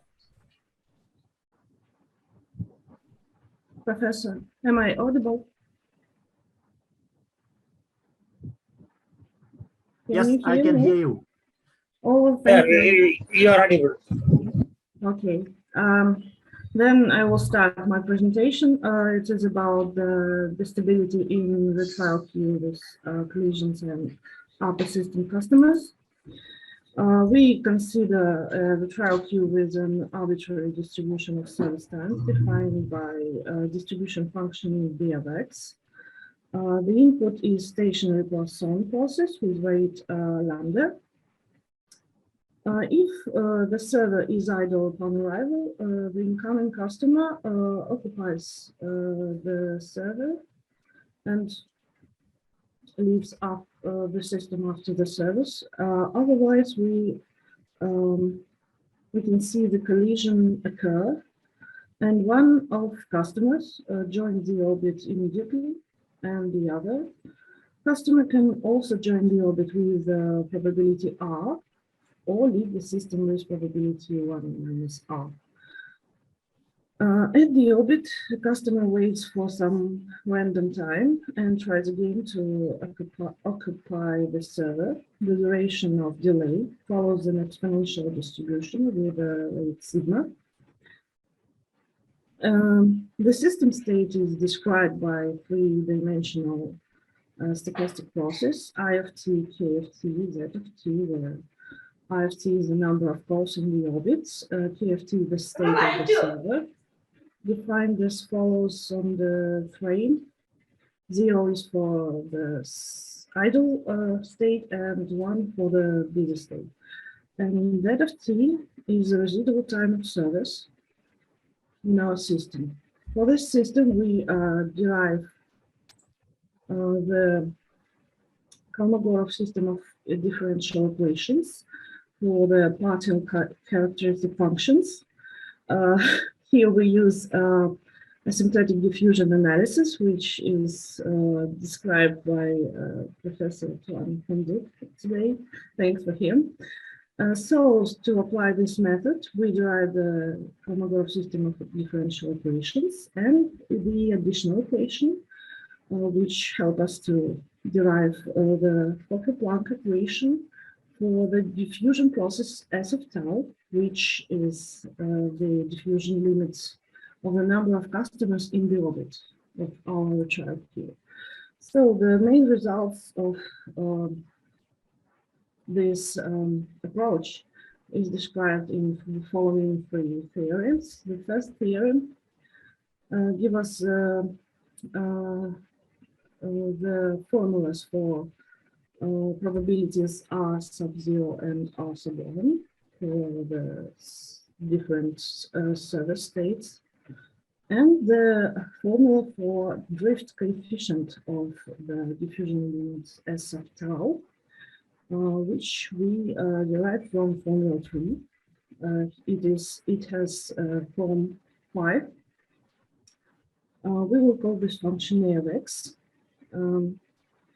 And we will use it to analyze the stability in such system. After that, we derive the Fokker-Planck equation for the density function of diffusion process S of t. It has the drift coefficient A of x as defined earlier, and the diffusion coefficient d of x, which is given by formula 7. To build the approximation of the probability distribution of the number of customers in the orbit, we use the following formula 8, where d of that is given below. After that, we consider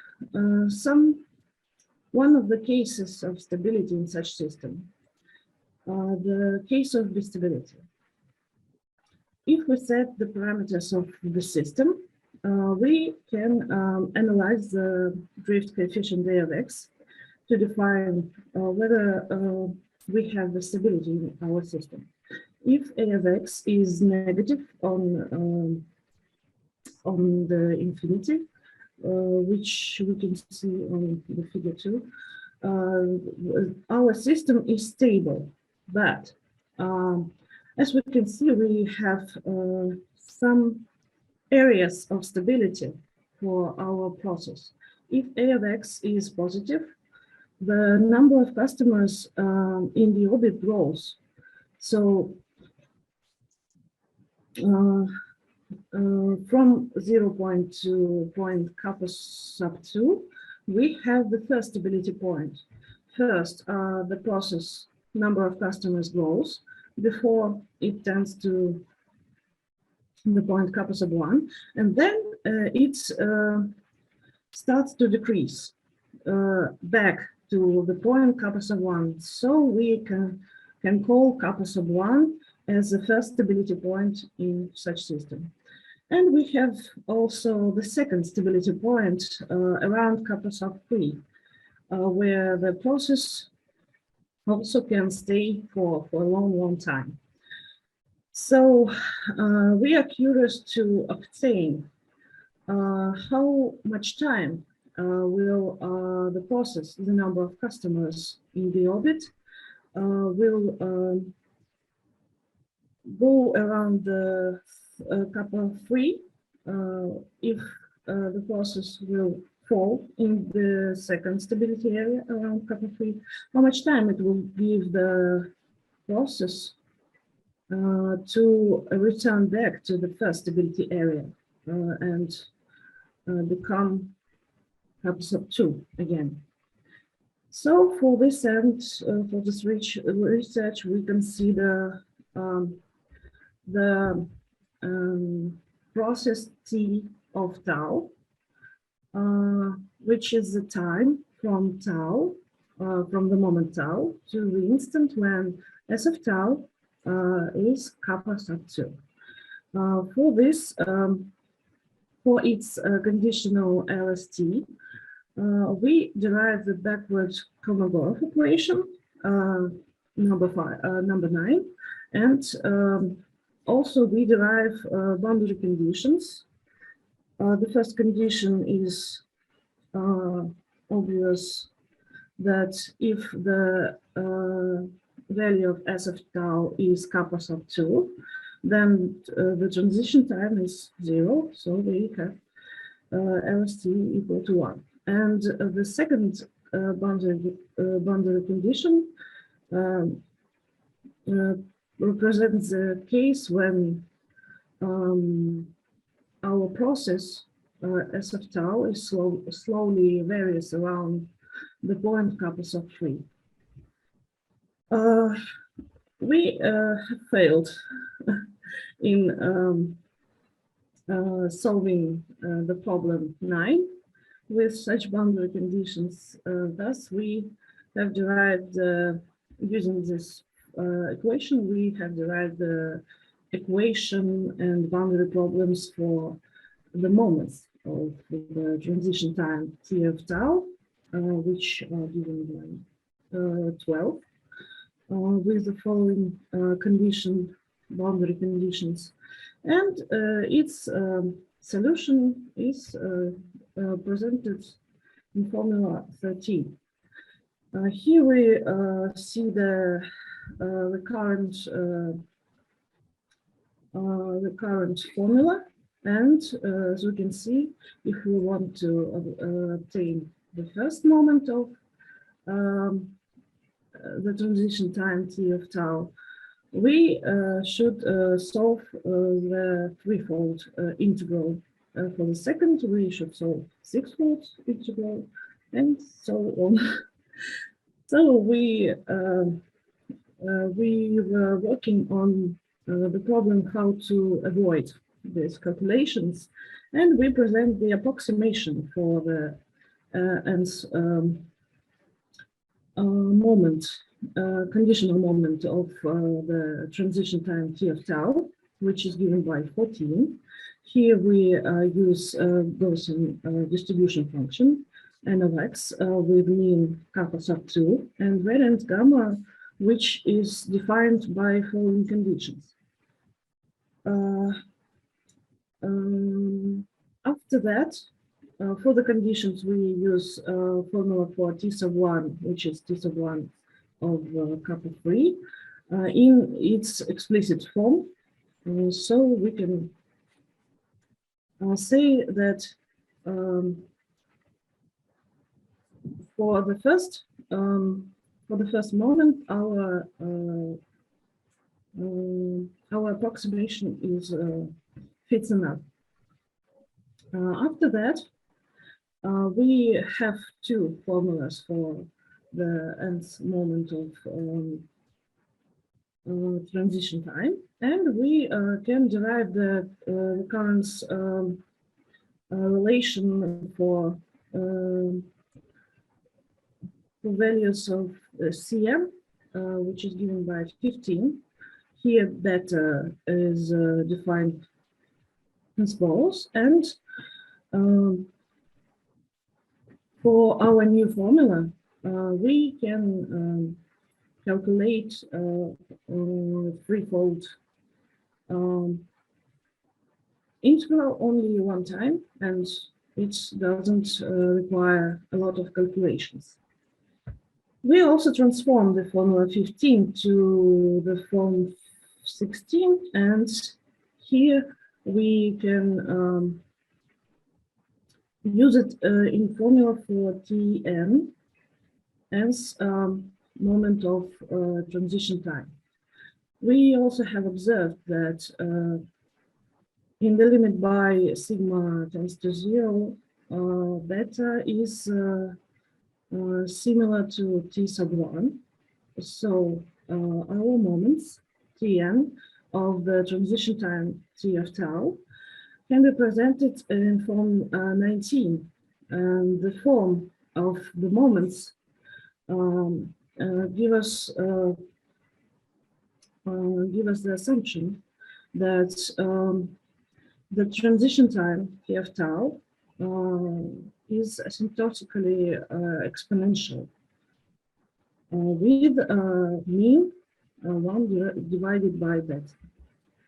So what's the problem of this research? We have obtained the moments of the transition time from kappa sub 3 to kappa sub 2, the time of return the process to the first stability area. And we have faced some problems. The first problem is that the approximative formula have some area of applicability, but we cannot check this area because taking a 6-fold and 9-fold integrals is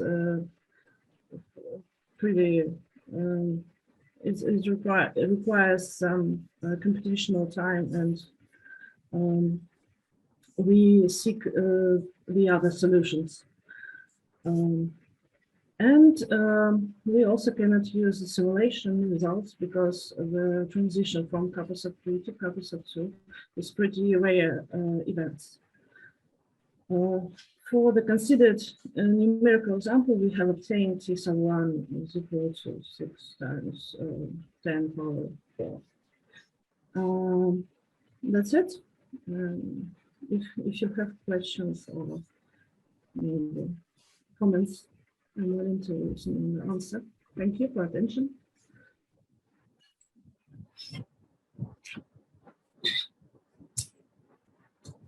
Olga, I have some comments. Hello. I have some comments and some questions. Okay. Can I ask you? Yeah. But Yes, before that, my comment. Well, the group led by Professor Nazarov, Anatoly Nazarov,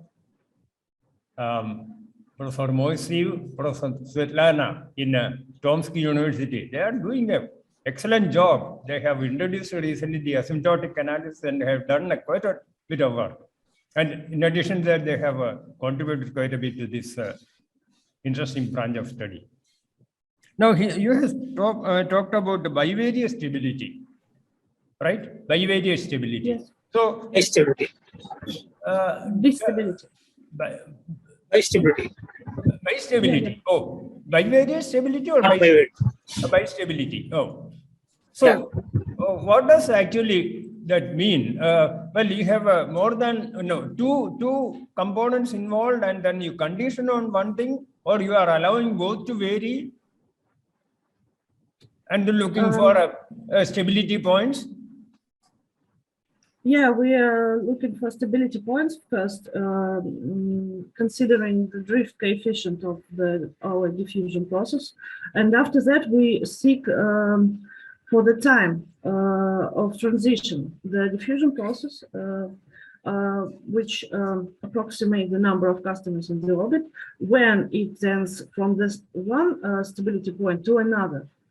What time it will take to the process to turn from one stability point to another. Oh, I see. Okay, I guess that I could get some rough idea for what you said. Thank you. Thank you.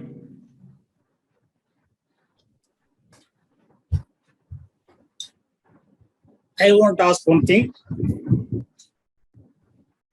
If this is figure, please, can you ask your question? Yes. Yeah, at some point of your presentation, you wrote alpha equal to 2 and beta equal to alpha. There is safe and scale parameters of the gamma distribution. That means, do we need to have both the safe and the scale equal for your problem? If you want that was slide number 9. Slide number I'm sorry, 9. I cannot hear you well. There is some noise. I'm sorry, I don't understand. Please go to slide number 9. 9, okay. Yeah, 9. 9. Yeah. Look at the parameters you have set. Lambda equal to alpha equal to beta equal to, where alpha and beta are safe and scale parameters. So you need to have alpha equal to beta. And that should be equal to 2 only 2. Am I correct? Is it important for you to have equal parameter and that 2 equal to number 2? You mean when we can set other parameters, will it be the same picture, yes? Yes. No, we have several cases of stability in such system. We can have only 1 0 of the drift coefficient, and we will not obtain the same situation. It would be only one mode for the distribution. We can have zeros of the function a of x, and then we have no stability at all in such system. Or we can have 2 points of 2 zeros of a of x, and then we have no stability also, but we have some area when the process can be very long for a very long time. So this is only one case, and this set of parameters is not the only one for this case, but we can obtain another cases if we set other parameters. Okay, thanks for your Thank talk. you for your questions. I greatly appreciate, and I will request that please you stop your sharing so that the others. Okay. Thank you. Welcome.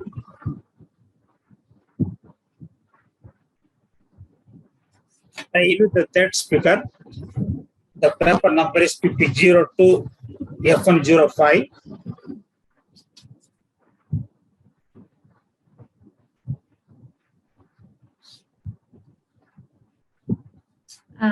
Can you see my presentation? Your title is resource retail queue with the 2 orbits and negative customers. Please proceed. Good morning, all participants and organizers. My name is Fedorova Ekaterina. Who is the speaker? Who is the speaker? What is the name? Speaker name? Speaker name Ekaterina Fedorova. And my daughter Ekaterina Lisovskaya, Svetlana Moiseva and Radmir Selezyanov, and we want to present you our work, Resource Retrial Queue with 2 orbits and negative customers. We consider the following mathematical model. We have 2 arrival processes which named positive, it needs service. This process are Poisson with rates lambda1 and lambda2, and service distribution are exponential for each type of customers with the rate mu1 and mu2 corresponding customer. And we have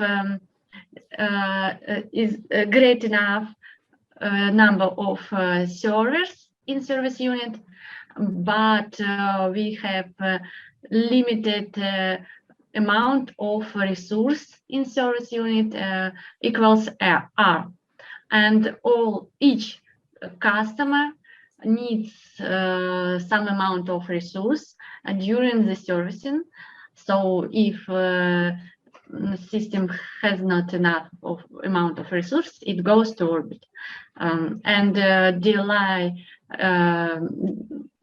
duration is exponentially distributed with rates sigma 1 and sigma 2 for corresponding type of arrivals. So also we have negative arrival process with it also Poisson with rate alpha, and negative customer delete all servicing customer at this moment. So it frees out all service at arrival time. The resource requirements of each flows are equal x1 and x2. For this system, in the system we study 4-dimensional process N1 and 2 and I1 and 2, which are number of first and second types customer in service and in orbits of first and second types customer. For this process, we write a diagram of transition and steady state regime and write equation 1. Then we introduce subspace and write our equation for partial characteristic function. So we have the operator equation 2, where H is matrix, and then we in next slides there is notations for in these equations.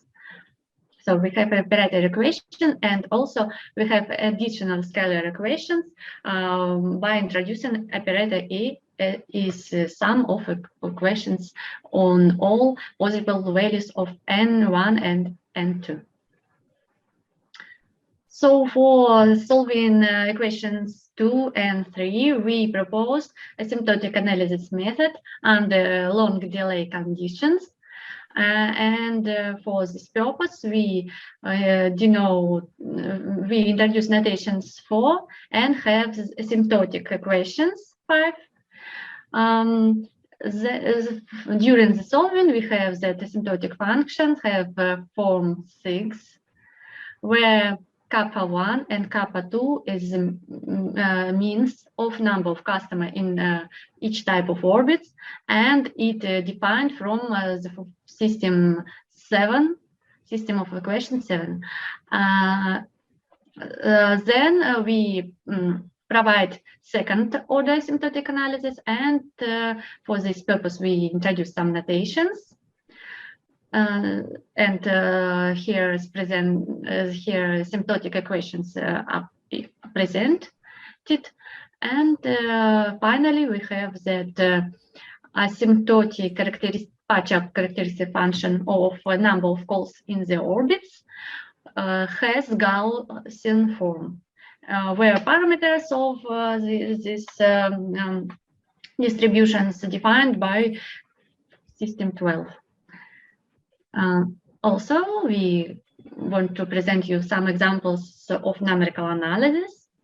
Here is two-dimensional asymptotic probability distribution for some values of parameters. As you can see, it seems as Gaussian. And here is comparison of asymptotic and simulated results for sigma equals 300 and sigma equals 100. And you can see for right diagram is asymptotic results is very well. And also we compare mean and variance for asymptotic and simulated distributions for different values of sigma. And in next tables, there is relative roles of asymptotic and asymptotic results. As you can see, for sigma less than 500, we can apply the asymptotic analysis, and for sigma equals 100 and less, asymptotic results is very well. So it can be applied. It has high accuracy. Next slide.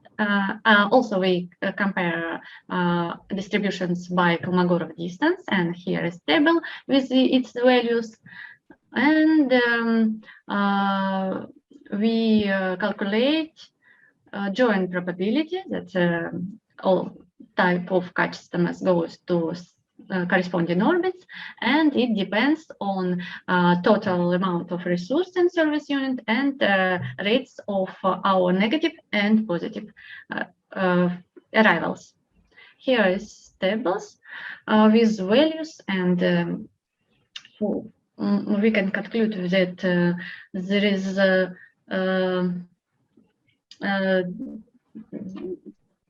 less depends on negative customer rates, but for example, for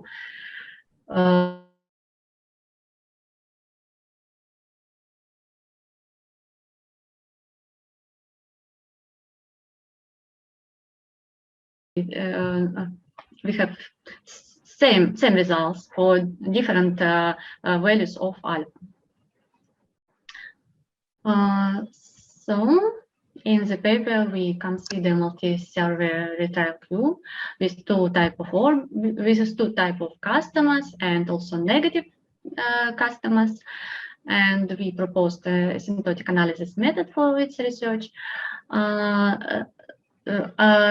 Numerical analysis of our results show high accuracy of approach for sigma equals and less 100, and in future we plan to consider the system multi-server retrial queue with non-Poisson arrival process, for example, MMPP process arrival, and also stochastic values of required resource. I'm sorry. Thank you for your attention. I'm glad to answer your question. Thank you. Thanks for completing it within time.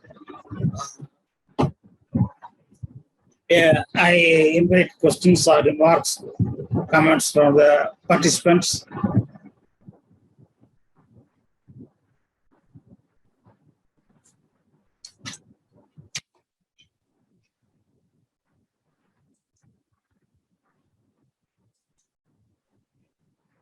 In the case of no response to participants, I can invite the fourth speaker. Please close your sharing. Okay. Stop your sharing.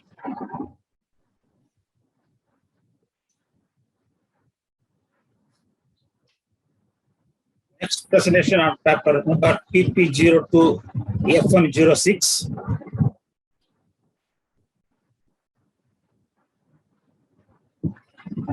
I invite the speakers. I don't know who is going to present, either Morozov or Zukova.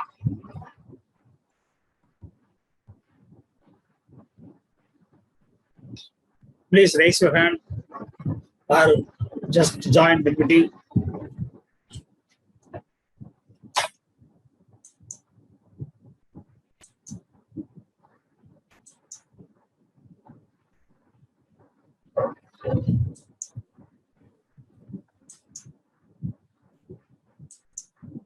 This is from the organizer's side. We cannot find case here in the participant list. If Zukovo is here, could you please rename yourself so that we can find you?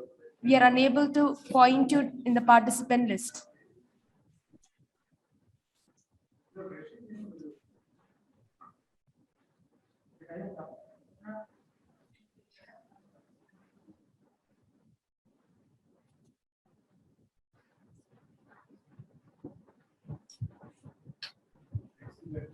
I repeat, if K. Zukovo is there in the participant list, please rename yourself or raise your hands.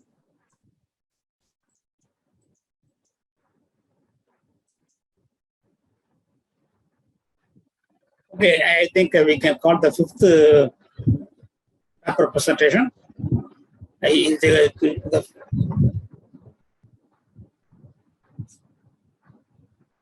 I call the speaker of the fifth paper?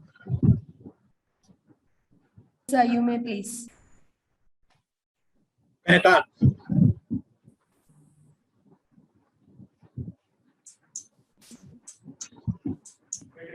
Yes, sir, we can move ahead with the next presenter.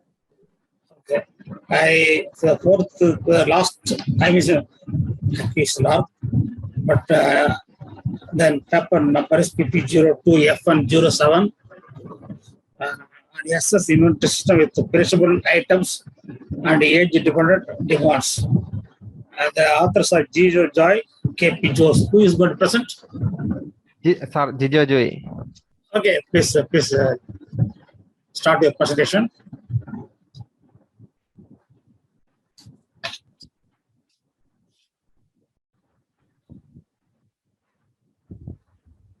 Please share your screen.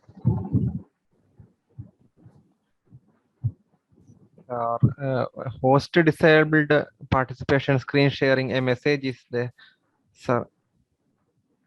Okay, then you can talk. Okay, sir. Okay, sir. What happened to the sharing? Any problem? Now I think there's come. Please type Control L to maximize it. Sir, is it okay? Yeah, right. Good morning, all of you. The topic of my presentation is an SS inventory system with perishable items and age-dependent demands. This is a joint paper by myself, Jijo Joy, and my research guide, Dr. KP Jose. Moving to the introduction part, we know that in the present day highly competitive market scenario, people are much concerned about manufacturing date and expiration date of commodities they purchase. The customer is concerned about his or her health demands for availability of fresh items in stock. That is why a better management of goods which is effective and systematic is needed for especially deteriorated items. Lack of proper inventory management of such items may cause to loss of customer due to decay, as well as the goodwill of the firm. The present model is relevant and which is applicable in the case of managing baked items, tin foods, processed meat and fish, cosmetics, medicine, etc. Moving to the motivation part, Feng et al. In 2017 proposed an inventory model, especially in the continuous review, considering demand as a function of freshness and considering the expiration date. Also in the discrete review setup, Anil Kumar and Jose in 2020 studied a discrete time inventory system with a local purchase and production. Again, very recently in 2021, in the continuous review case, Adrian et al. Developed a perishable inventory model considering the date of expiration as the decision factor. This model considers a positive service time, discrete review system with age-dependent demand. About the assumptions, a discrete time assess perishable inventory system with a positive service time and a positive lead time is considered here. The items in the inventory is having a common lifetime little m. When the lead time is realized, we assume that we discard all the items already in the inventory so that the remaining new items have common maximum lifetime m. The probability of from the part of the customer, the probability of buying a fresh item is higher than that of an old item.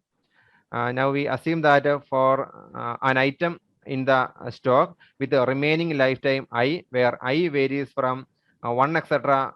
M, we assume that the customer will choose an item with a probability beta I, and the customer not choose the item with a complementary probability 1 minus beta I. The inter-arrival times of customers are geometrically distributed with a parameter A. And also the customers are not allowed to join when the inventory level is 0. The service times as well as lead times are geometrically distributed with the parameters B and C respectively. And if a customer arrives for an item with only one lifetime remaining, we assume that the service for the same will complete in the same epoch itself. When the inventory level falls to little less, an order for replenishment is made to bring back the inventory level to the maximal level little less. Also, we consider the order of occurrence of events in this fashion. First, decay of an item or perishability. Second one, replenishment of inventory. Third one, arrival of customers. And finally, the service.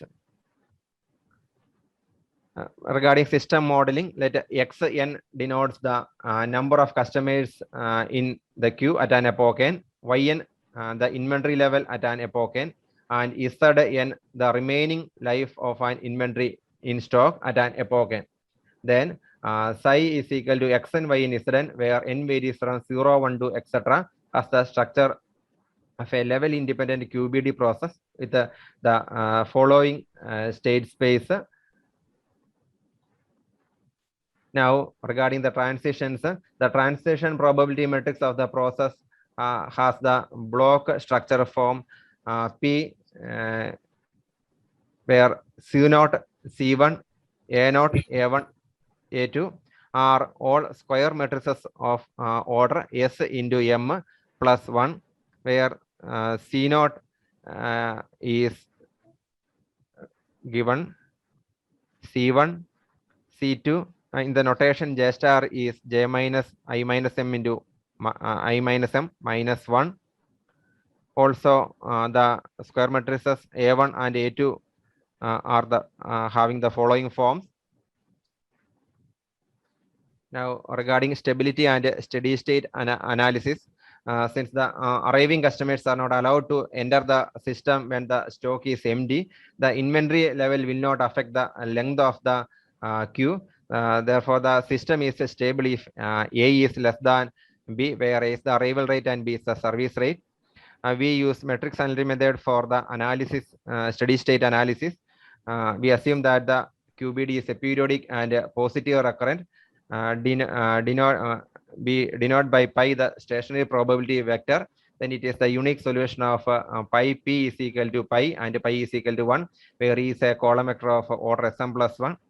Again, we partition pi as pi naught, pi 1, etc., where pi a has the matrix geometry form pi a is equal to pi 1 r raised to I minus 1, where pi naught and pi 1 are given by the following equations, where the normalizing condition is pi naught e plus pi 1 I minus r inverse E is equal to 1, where E is a column vector of order Sm plus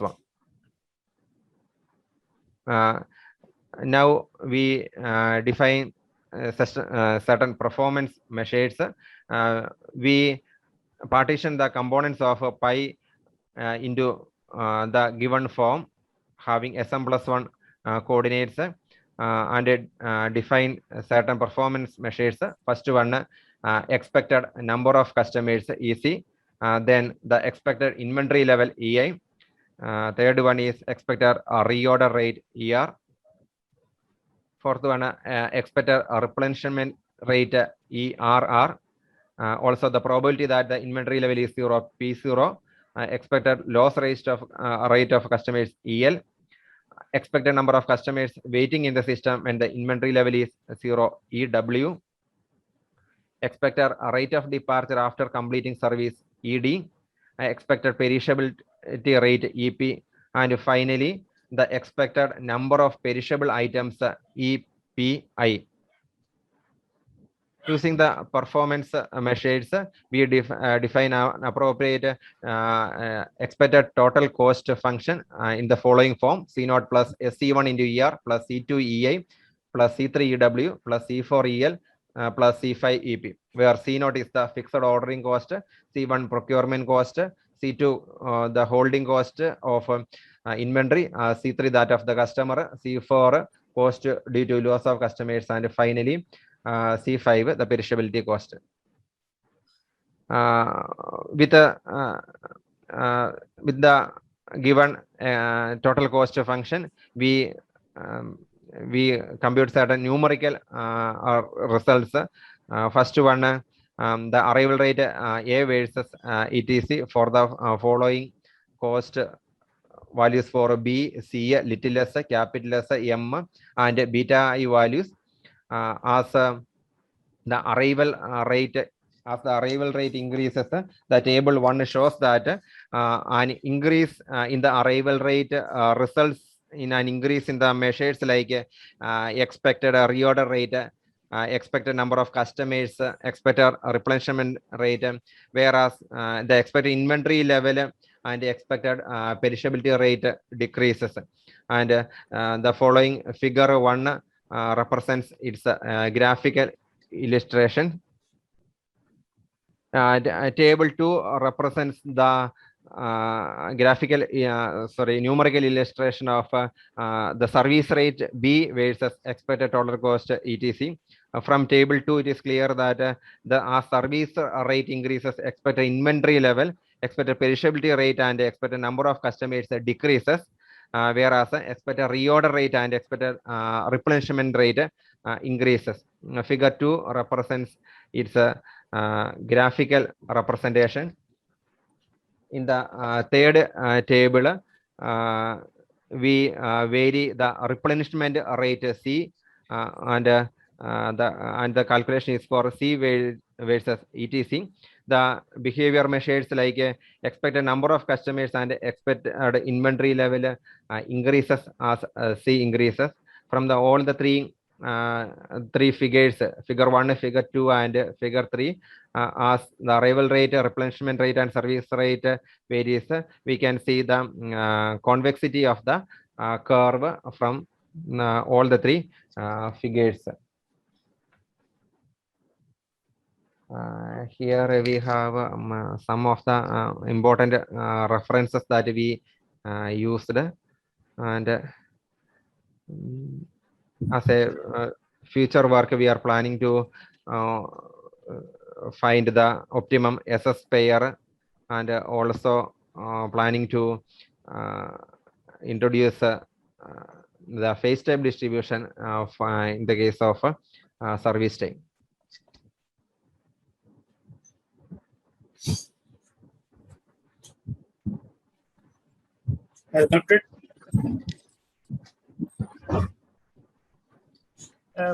Yes. Can I ask you some questions? Okay, sir. Well, it appears that you have taken the lifetime to be constant.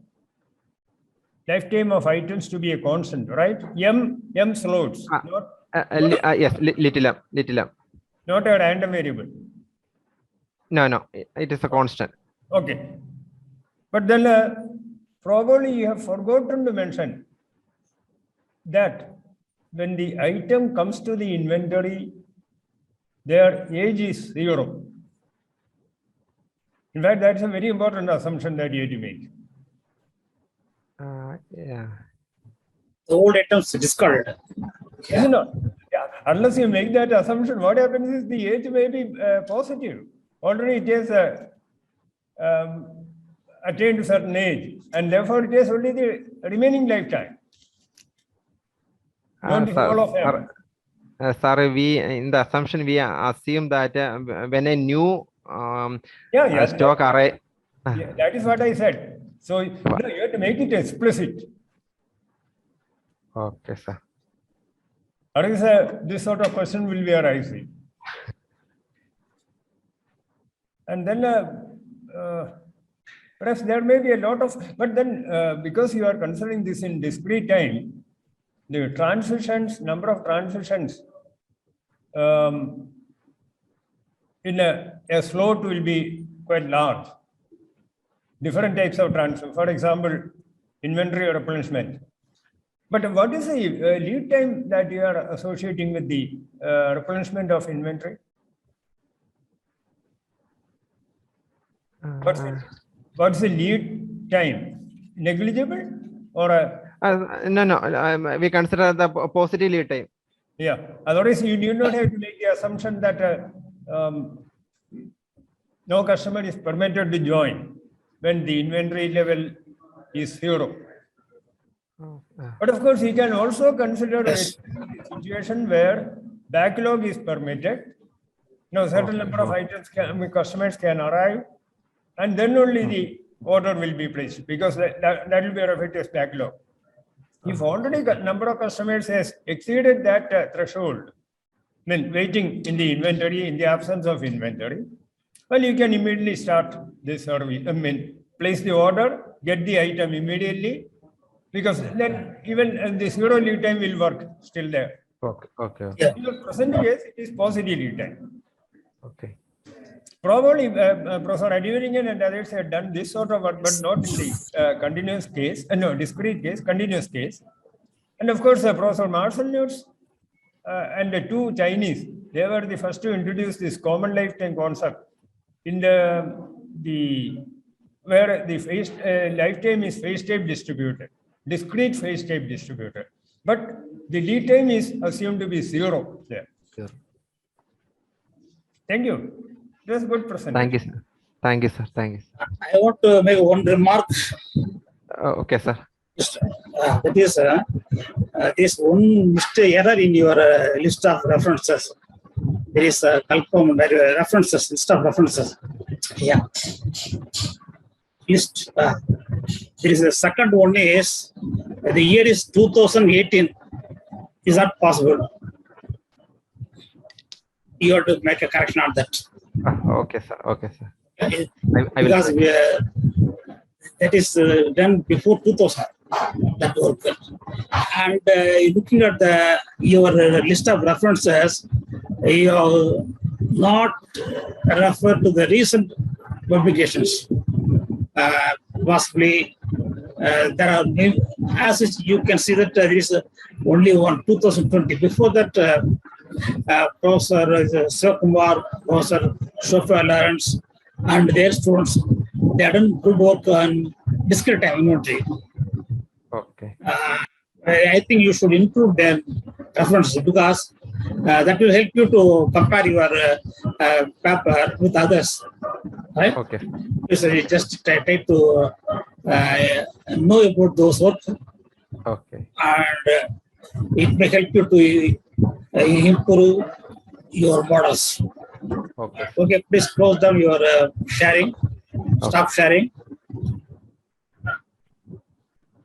Seriously wounded soldiers arrive at the hospital, and they have to stay wait in a queue because let's say there's only one doctor, one physician, one surgeon, etc. So there's one service only, one server, and then the server starts to operate. Now I will leave the metaphor and talk more in terms of customers and servers. So the customers arrive at this hospital, then there's one server, they get immediately their service, but after the first phase of that service, this life-saving operation has been completed, then the server has the choice to say, well, I will handle your situation at a later time, but because I want to give priority to the other seriously wounded soldiers which have meanwhile come in.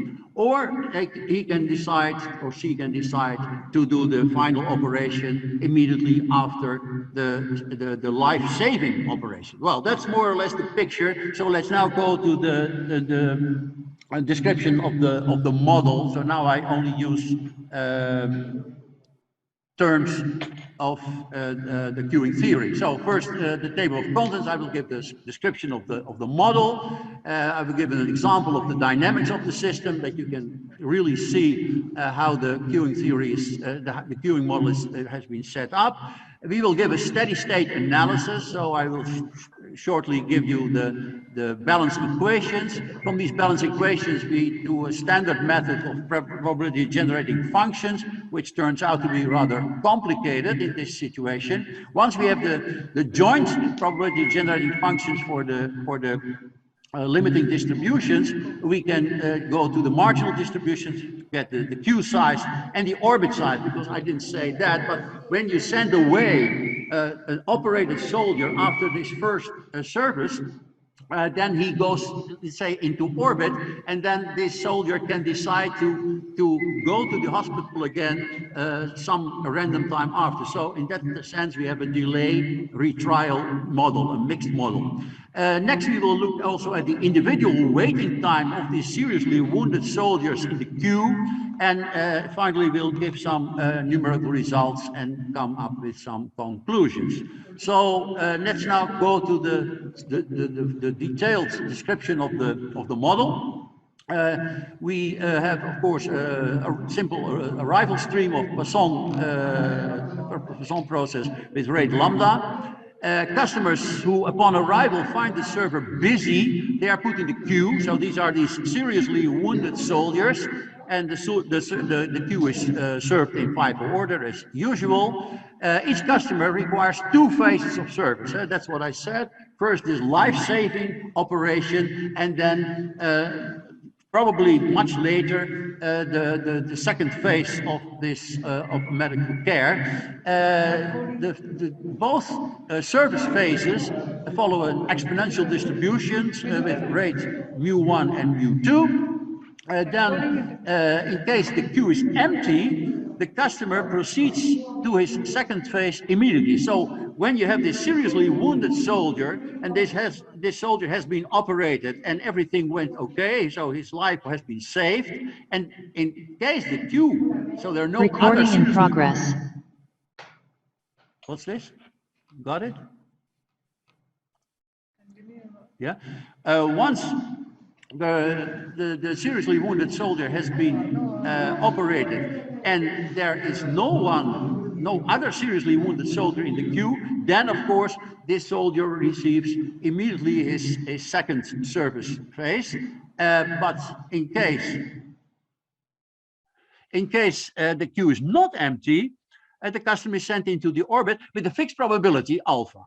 You can also imagine that you do some dynamic controls, that you let it depend on the queue size, whether to send the soldier to the soldier or the customer to this orbit, yes or no. But in this model, we give a description, and this is a descriptive analysis. So we state that after the completion of this first service phase, always with a fixed probability, the customer is sent to the orbit. And with probability 1 minus alpha, the second service phase immediately starts after the completion of the first service phase.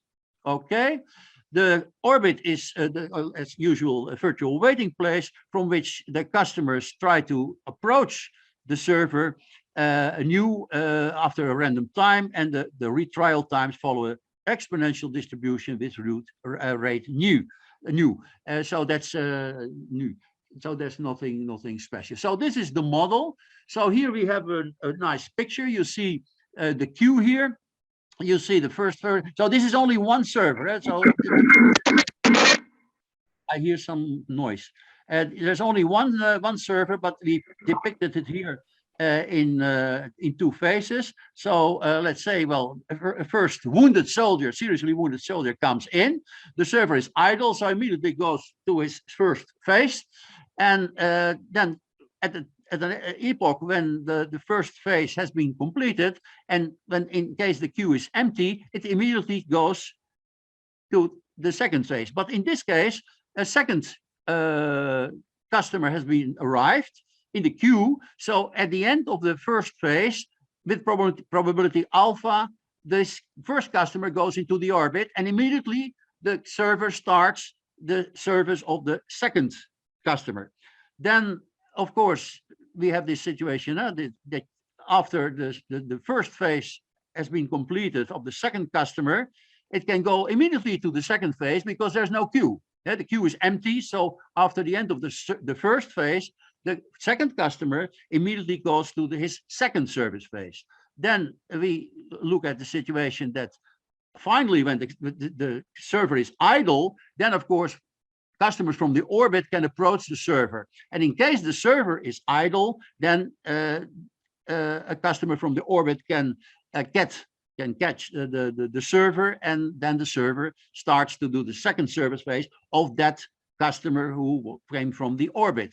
Now let's look at the situation that the new customers arrive, so layer 3, 4, 5, and then in case then finally the second customer has been completed, then immediately the third customer goes into the service because the customer in orbit can only get the server when in case the queue is empty. Well, that is the dynamics of the model. I hope that this will illustration will be clear. So now let's go to the steady state analysis. So yesterday we've seen already some papers from the people from Algeria. So you recognize this, and everybody knows, of course, this. We look at the state of the server. So the server can be idle. The server can be busy with a first service phase, or the server can be busy with a second service phase. QT is the number of customers waiting in the queue, and NT is the number of customers in the orbit. So that's the situation. We can define, of course, a three-dimensional continuous time Markov chain. And under the stability condition, is a very simple stability condition, because here you have the lambda, and here you have, of course, the total mean service time. And in case that is smaller than 1, you have stability. I said already we are interested in the steady state analysis. So we are defining now the limiting probabilities. Pi kappa kn is just this limit.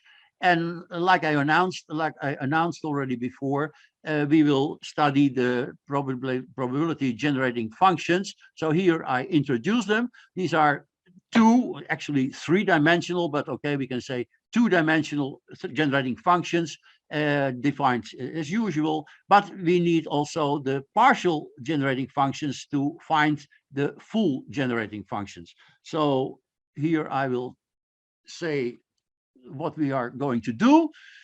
All these probability generating functions are unknown, of course, but we will set up 3 equations for the unknown partial generating functions, the P00, P10, and the P20. So the first index is the state of the server, and the second index is the state of the orbit. Yeah, and our final goal, of course, is to find this P1WZ and P2WZ. That's the final goal.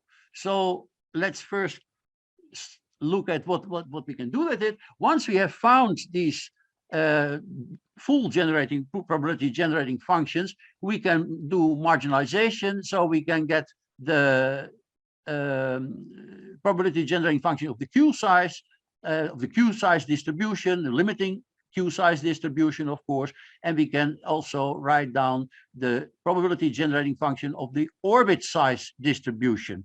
And here you see the probabilities of the Q lengths. So Q0K is just the probability that there are K in the Q, and the server is idle. Of course, this is only not zero if K is zero, because if you remember from the illustration of the model, if the Q is not empty, then the server always immediately starts the first service phase. And here we have the marginal probabilities of the orbit size. Here you get to see the definition. It's just summing up over the other index.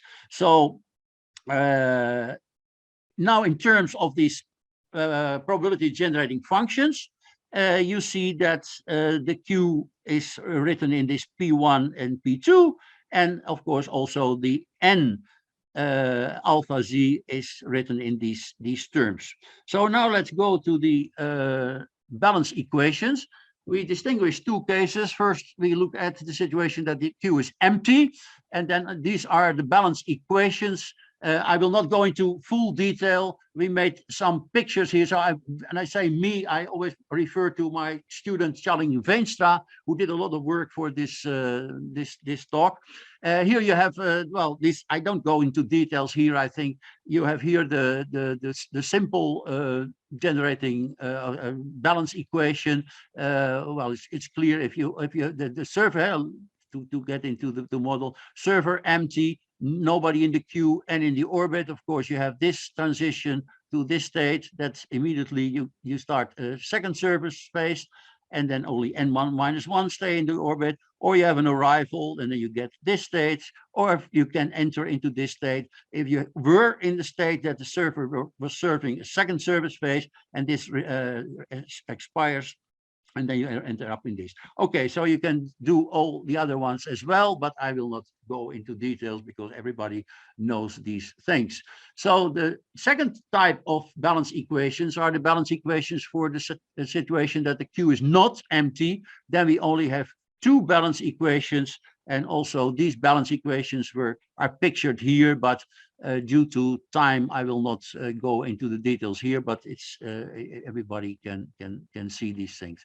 So then more or less standard way to find the probability generating functions, we multiply by z to the power n and sum over the n, and then we get three important equations in which you see that you have these partial generating functions, the P00 and the P10, the P20, whereas that one, or the here one, but here you also see the P21 and the P11, and these are ugly things because we want to get rid of this, because we are looking for a sufficient number of equations to solve these unknown partial probability generating functions. First, we do the same for the other balance equations for the case that the Q is not empty. Then you get these equations.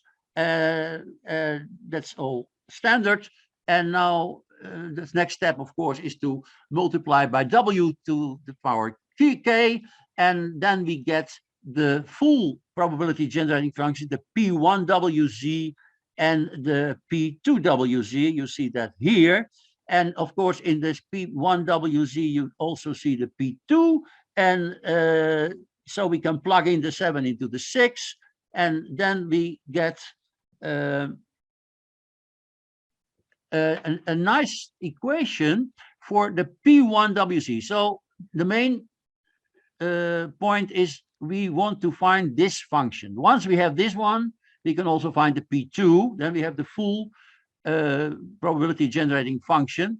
And on the right hand side, you see these unknowns, the P00, the P10, and the P20.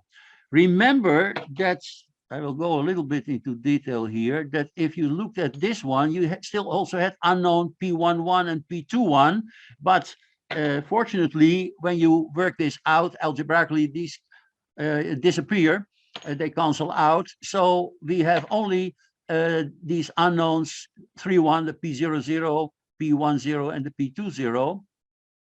So let's go this one. And then we look at the coefficients of the P1WZ. So that is this expression here. I write it down, and this turns out to be a third degree expression in W. And so we look at this for every Z, and then we looked at only at real Z between 0 and 1, I must say. And then you can argue that there is, for every Z in the open interval 0, 1, there is a W, we call it W dot Z, for which this CWZ is 0. So it's just the root of this third degree equation. So when you plug in this W dot Z in this coefficient, then of course the left-hand side cancels out, it becomes 0, and you get one more equation in the 3 unknowns. So we almost got to keep in mind that the 3 unknown partial probability generating functions, the P00, the P10, and the P20, 3 unknown functions. So we need 3 equations. We have already 2 equations from the former balance equations, but we needed a third one. And due to this fact that the coefficient of the P1WZ is a third degree expressions, we can put that equal to 0 and argue that for every Z we have a root, which is of course a function of Z, and the mathematical background is that you use here the implicit function theorem, but I don't go into those details. So we can plug this in, and then we get this equation in the 3 already many times mentioned 3 unknown functions. We had already this one, and we had also sorry, yeah, okay, and we have also this number 11. So we have now 9, 10, and 11. These are 3 equations for these unknown functions. And then now you need a lot of algebra, and you find them. You see in number 12, you see an expression for the P10Z. And you, of course, this W dot Z function shows up there. You see in 12 still the P20 present, but here in 13 we have written down the P20. And so if you plug in everything in the third equation, you get here a very simple, simple in the sense that it's a standard differential equation in the function, the unknown function P00. There you see P00 prime and some coefficient and a very complicated fraction on the right side. So let's go to write it a little bit different. So the P00 prime Z is just this expression times the P0Z. I use an abbreviation for this ugly fraction in front of the P00. I call it RZ. And then you have a standard solution for this differential equation. The P00Z is 1 minus rho, because that's the boundary value. If you take 1, then of course the P001 is just the long run fraction of time that the server is idle. So you can write down in number 15 the solution for the unknown partial probability generating function P00. And once you have the P00, you also have the other ones. So we have a solution for these partial generating functions. And now we can plug this in the original equation we had. This was this very complicated third degree expression in W in front of the P1WZ, which we first put 0, but now we don't use it. So you see it here now in the denominator. So here we have the expression for the full-blown generating function P1WZ, and of course also for P2. In P2, I left the P1 because otherwise it becomes too complicated. But the main results so far is that we have found explicit, I repeat, explicit expression for the probability generating function of this delay retrial model for the steady state, of course. So now we can go to what we are after. We want to study the Q size distribution and the orbit size distribution. So I repeat these expressions for the Q and the N. So the Q size, the probability generating function of the Q size distribution. This is the probability generating function of the orbit size distribution. As said before, these can be expressed in these these joint probability generating functions. And well, now we have, once we have these explicit expressions, these are now known. Then it's standard to find the mean by just differentiating and these functions, and we get some results. Let's see the first one for the mean Q size. It turns out that this boils down to a rather nice expression. I was very surprised to find this result. It's a lot of algebra, a lot of work to do, but in the end we have this nice expression. And of course we want to check. So if you take the alpha 0, let's say, yeah, alpha is the probability that after the first surface phase you send a customer into the orbit. So if you take alpha equal to 0, it means just that you have an MG1Q in which the service time is the sum of an exponential time with rate mu1 plus an exponential phase with rate mu2. So just check the Polacek-Kinchin formula, which is here, and that turns out to be that one. So it's completely correct. So this is the correct formula for the mean Q size in this mixed delay retrial model. Now we go to the orbit. Orbit is much more complicated. Of course, also there we have to find the derivative of this probability generating function of the orbit size distribution, and you get this. And here we spelled out these derivatives, but we didn't put everything into side because the formula becomes very nasty. So unfortunately, or it's not very surprising maybe, we don't get a very neat, nice formula for the orbit size, for the mean orbit size. But of course, I want to stress that, underline that in principle, we have an explicit expression for the mean orbit size. Only it takes maybe 2 slides to write this down in detail. Okay, once we have these two performance measures, we can now look at the waiting time. So if you go look at the waiting time in the queue, so these are the seriously wounded soldiers who are waiting to get their first medical service. Let's introduce D, the steady state waiting time in the queue of an arbitrary customer, and then you must realize that this is yeah, you can just condition on the state of the server. So let E1 be the exponential distributed time with rate mu1 and E2 with mu2.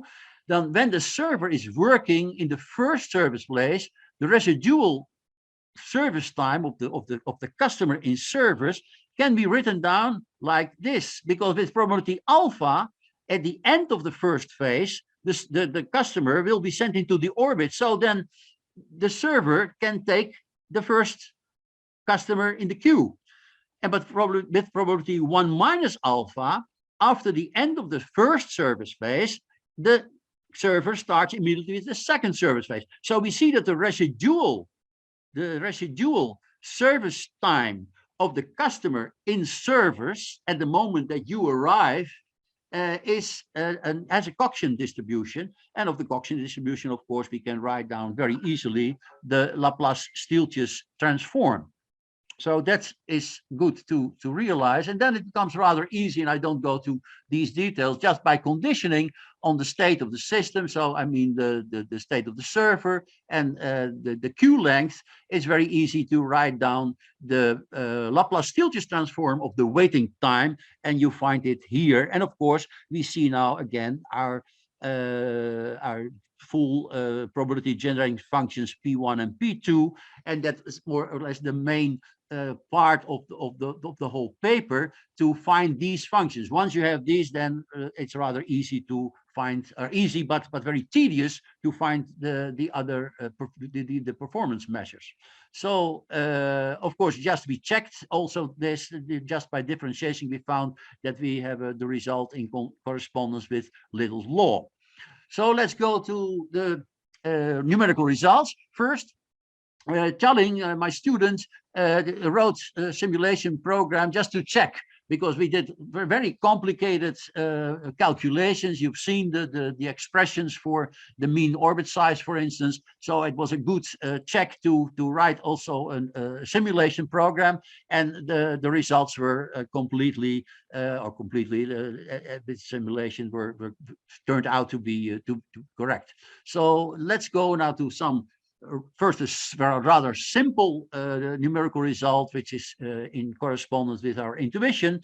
Here we, on the horizontal line, we put the alpha, which is the probability with which you send a customer into the orbit after the completion of the first service phase. And of course, if you increase alpha, then you are more eager to serve the queue, so you get a decrease of the queue length, and of course you get an increase of the orbit if you increase the probability alpha. That's not very surprising, but it's also always a good check to do that.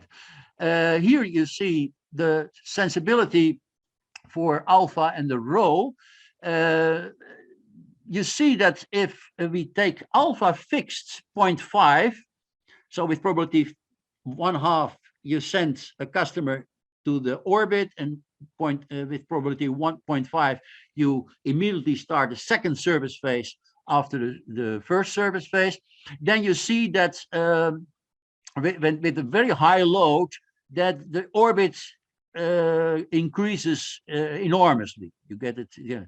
So you can also look at changing the alpha. So we took the rho, the traffic intensity, we took very high, and we decreased the alpha. And then you see, of course, if you take the alpha smaller and smaller, then of course, smaller and smaller means that's less probable it is that you send customers into the orbit. So of course, then the queue length increases. So these are, but this is rather surprising that the load is high, of course, but in case half of the customers are sent into the orbit and half of the customers get their second service immediately after the first service, that you get such an enormous orbit here, and only for very small probabilities, small probability to send a customer to the orbit, then the orbit becomes a little bit smaller. Then we found a rather surprising phenomenon. If we look at the ratio for the mu1, the rate of the first service phase, and mu2, the rate of the second service phase. If you take the mu1 over the mu2, very small, what does it mean? That when we keep now the rho constant, we keep the rho constant at 0.8, and we play with the ratio of the mu1 and the mu2. If that ratio mu1 over mu2 is very small, that means that the first service phase takes a very long time, and of course then you get, for fixed alphas, alpha is always 0.5, you get very high Q, and it's reasonable that if you accelerate the first service phase, that the Q becomes smaller. But surprisingly, if you make the first service phase very short compared to the second service phase, then you see an increase again. Then you are so fast in surfing that the queue, it looks that you make the queue empty, but then these customers from the orbit come in, and they have a very long service time. So then also the queue builds up. So you get this quite interesting phenomenon here, and you see the same when you look at the orbit size. Again, if the if the first surface phase is very long compared to the second surface phase, you have a large orbit. It shrinks, but then if you take the first surface time much faster, much shorter in the mean, of course, much shorter than the second surface phase, then you see that the orbit grows again. So that is a rather interesting numerical result, which intuitively you don't think. Of course, if you start maybe thinking about it, you can explain it also intuitively, but it's still surprising. Okay, then we see here this effect in numbers. So the same phenomenon which I showed on the previous slide, you see here. So let's look here, for instance, at the row 0.999.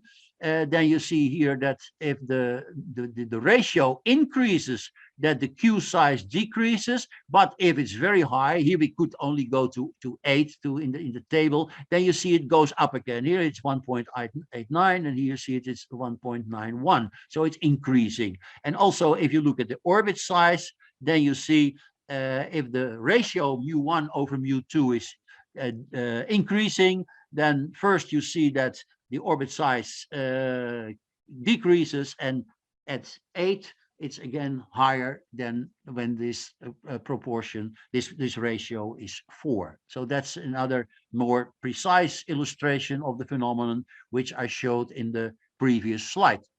Okay, then another nice point of the having the full probability generating function is, of course, that you can use the discrete fast Fourier transform to find the real probabilities. So for the Q size distribution, we calculated by this discrete fast Fourier transform also some probabilities. For the this is for different loads.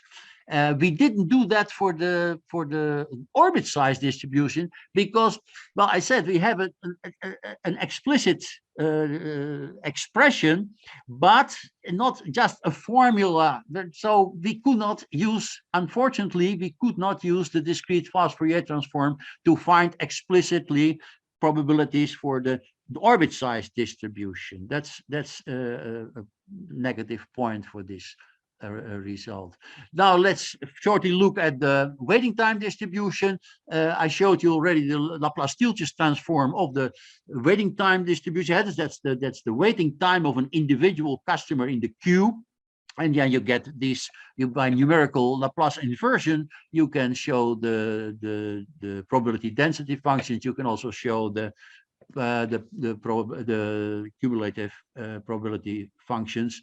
But okay, these are not so interesting. Maybe it's just a lot of work to find them, but maybe they are not so illustrative.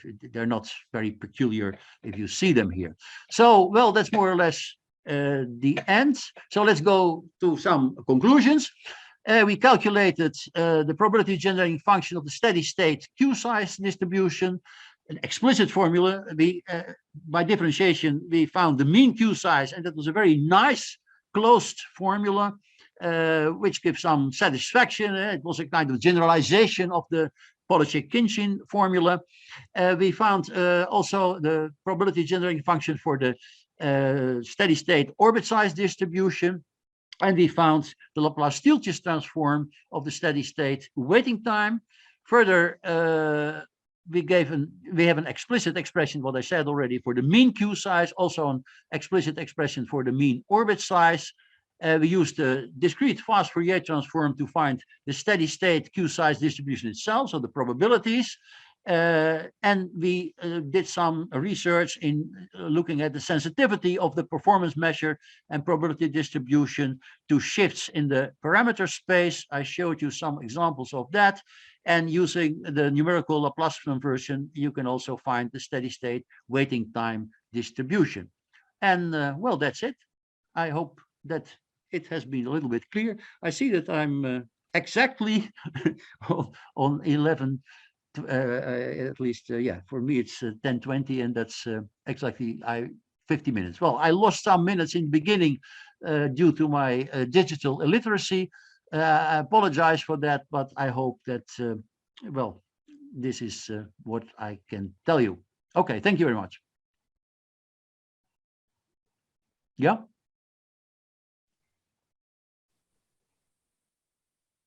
Who can take the word, Christian? Ren, can you say, repeat once again, alpha is probability of what? Alpha, so you have, the server has to give 2 service phases to all the customers, yes?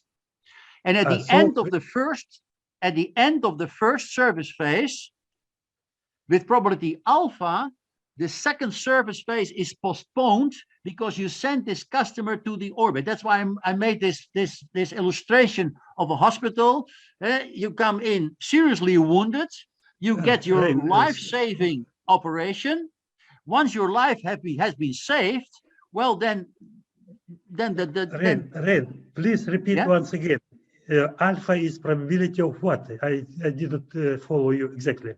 Alpha is probability that after the first phase, the customer is sent into the orbit and does not get with additional probability, with supplementary probability 1 minus alpha, what happens?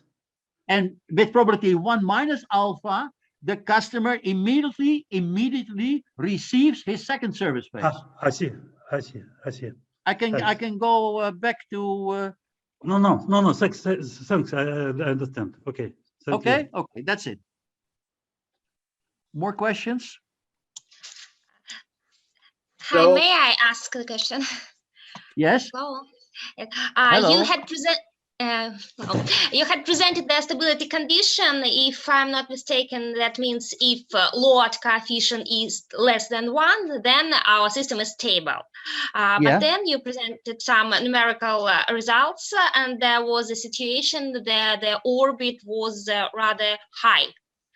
Does this case means instability, and how does it relate with the fulfillment of stability condition? No, I don't think that this, well, the stability condition is just a standard stability condition, because it's just a variant of an MG1-like model. So it's just the arrival intensity times the mean service time. So there's nothing complicated about that. But the fact that you see here that when the load is very high, then you get very high Q. So close to 1. Yeah, it's 0.999. And that's the reason why you get this huge orbit size. And I admire my student that he did all these calculations.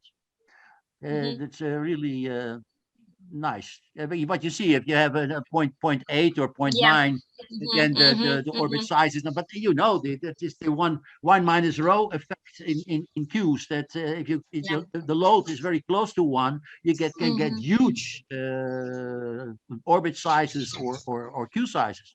And you see, in case that maybe I showed you in the other one, I think. Oh no, wait a minute. No, before it was before.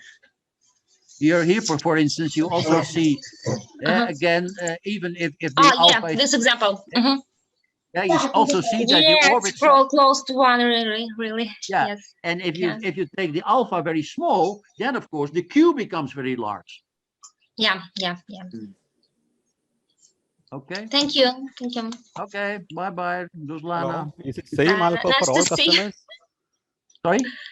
Is it same alpha for all customers? What about now? Primary customers are there, and there are people from. Well, no, but this is not a standard retrial queue. All customers in the beginning go to the queue, and all customers in the beginning, when it is their turn, they get their first service phases with rate mu1.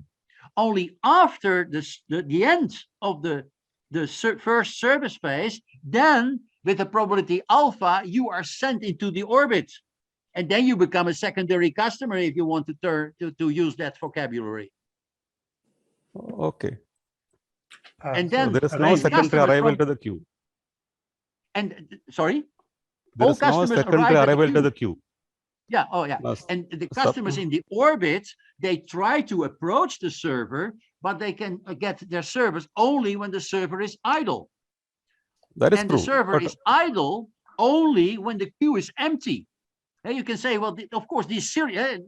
Use again this illustration with the field hospital. These soldiers are very seriously wounded, so they have to get priority at this hospital. And once their life has been saved, well, then you can say, okay, I can decide, even if there are customers waiting, with probability 1 minus alpha, I decide to do also the second service phase. But with probability alpha, the server or the customer itself, that doesn't matter, is going to the orbit and say, okay, I can wait for a few months until my second operation will be done. Rain, but it is not very realistic that customers in orbit are persistent, because in several months he can get handling in some good hospital, not in hospital at the field of the battle. So some customers from the orbit can go away. Yes, okay. Of course, you can extend the model and also assume that customers leave the system. That they are not persistent. Of course, you can always make a model more complicated to make. If you take the reality, you cannot solve that problem. I agree, Rain. Thanks for your presentation. Nice presentation and answers. Thanks. Okay. Hello. Hello, Hello, Tuan. So, very interesting presentation. Thank you. So, thank you. Yeah, I have one comment. So, in your model, even after the first phase service, if the queue is empty, so the customer also have a possibility to go. No. If at the end of the first service phase, in case the queue is empty, the customer always gets his second service phase immediately. Okay. Yes, I missed the beginning of your talk, so okay, that is very natural. Yeah, that's very important. Important. Because I know, because I know of some other model. I think it's a paper of Langaris, and he assumes that also in case that the queue is empty, you go to you have this probability alpha to go into the orbit, which is not very that's not very realistic. I agree with Alexander. That would not be very realistic. If the queue is empty, of course, you start immediately the second service phase. Okay. But this point makes the analysis more complicated. Yeah. Okay. Thank you. Yeah. Great. Okay, thanks. More questions? Excuse me, Professor. Yes. Yes, I see you. It is you have defined the limiting distribution. I think the 12th or 13th slide, why you have not established whether this Markov-Chain is symbolic or not. Therefore, you can take the limit distribution like this. Why you would have to define this as the limiting probability? Sorry. Well, I see a beautiful sea. But your audio is not very clear. Maybe somebody else can repeat the question, because I don't understand. I cannot hear you very well. Usually, when the Markov-Chain is ergodic, steady-state distribution exists with certain conditions, but for which you have to verify Kaplan's condition or Tweedy condition. But here, why do you want to define this? Whether we don't know whether the limit exists or not. I think we go back to limiting distribution definition. No, slide. Limiting distribution definition. You said you talked. Yeah. Okay, I can go back. Before that. Yes. Here I introduce the limiting distribution. This limiting of the existence is questionable, no? Under this stability conditions, these limiting probabilities exist. This has to be established, you know. Why do you want to define this? Maybe this quantity is defined like this. Do you want to mean like that? Why I did? Sorry. I want to study the steady state distribution of this model.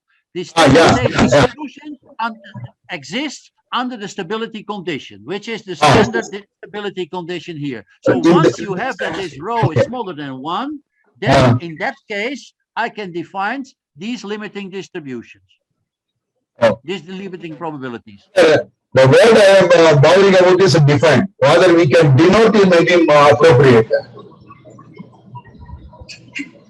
Why they are appropriate? The word define confused me. Maybe denote may be applicable. We denote the limiting distribution like this. We cannot define this. Maybe I hear many voices. I hear many voices now. So maybe somebody, maybe the Krishnamurti or somebody else, repeat your question, because your audio does not arrive very well in my ear. So it's very loud, but not very clear for me. So maybe somebody else, Professor Krishnamurti, maybe can repeat the question of Professor Tangarai. Krishnamurti or Alessandro Dudin or somebody else who understood what Professor Tangarai has said. Okay, thank you. Okay, I'm sorry. Nobody. Your problem is that yet you ask yourself whether these limiting distributions, limiting probabilities can be defined. Is that your problem? Is that your problem? No. Okay. I think problem can be written in the chat box also. If he can type in the chat box, it will be convenient. Okay, that's maybe Professor Tangarai. You can type your question in the chat box, and then maybe I can discuss it later. Okay.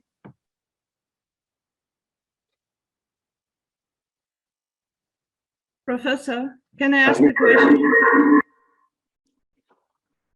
Hello? Yes. Hello. Oh, Olga. Yes. I have a question. Is it possible to formulate the conditions for the ratio? I hear another voice. Sorry, I hear another voice. There's somebody has. Yes, please repeat. Okay. Is it possible to formulate the conditions for the ratio of mu1, mu2 to deliver the minimum of Q size? Wait a minute. I go to that one.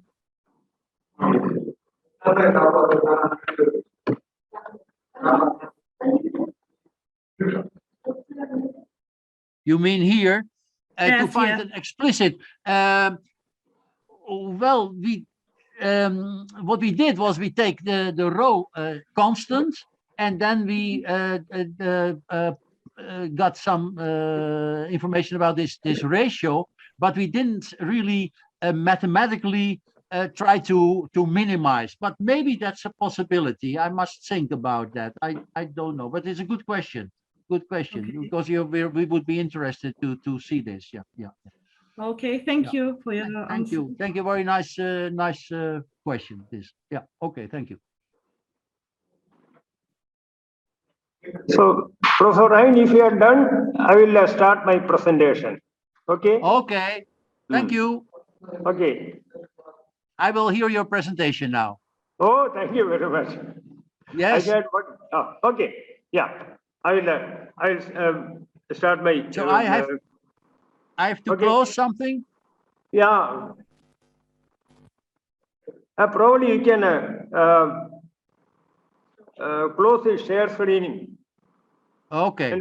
Yeah. Okay. So it's all right. Okay. Okay. Thank you. I will follow your course. Okay.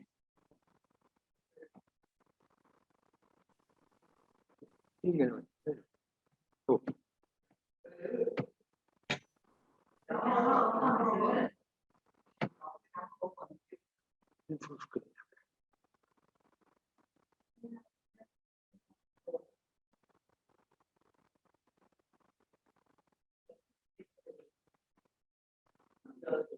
my presentation is visible to all of you, I suppose. Hello, are you able to see it? Okay. Yes, sir, visible. Okay. So I'll move to slide 1. Okay. So this is the title of my presentation, Semi-Marco Analysis of Retrial Queues. Is dedicated to the memory of Professor Jesus Ortalaho. He has done quite a bit in these areas. Not only that, he has given a lot of services to the academic community by organizing several conferences at different parts of the globe. He was a co-chair for several conferences related to queues and retrial queues. Now, the idea is something like this. We start with a Markov chain on a finite state space with or without an absorbing state. A particle moves through these states according to a semi-Markov process. Sojourn time in a state depends on the state in which it is in and the state to be visited next. The sojourn time is exponential distribution. J is the present state, which means that J is the present state and K is the state to be visited next, chosen according to the Markov chain rule. Then the sojourn time is exponentially distributed with parameter lambda sub jk. Why exponential distribution is used as the sojourn time? Well, there is no specific reason for that. Of course, there is an advantage that to retain the memoryless property, we are assuming that the sojourn time is exponentially distributed. We could have used some other distribution as well, but then it will not be continuous time Markov chain. A process evolving in this described fashion is called a semi-Markov process. Some transitions can trigger an event occurrence. So this is a typical reference for that.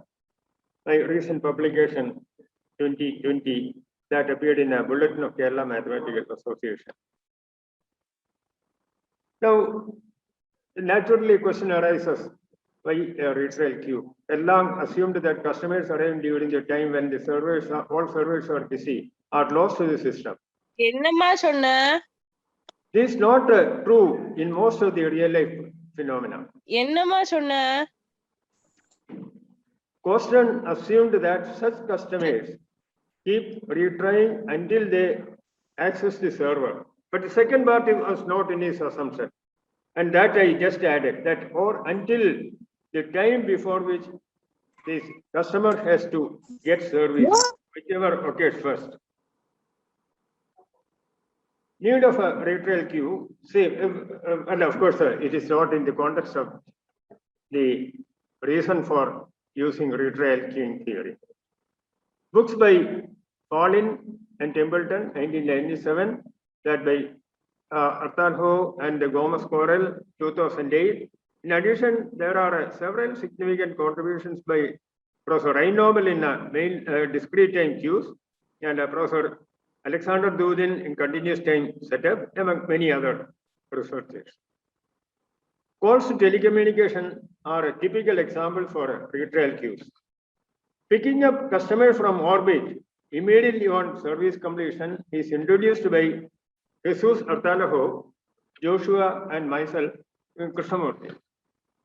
2002, that appeared in Advance in Applied Probability and Stochastic Process, a book edited jointly by Jesus Artalaho and myself. Newts and Ramalhoto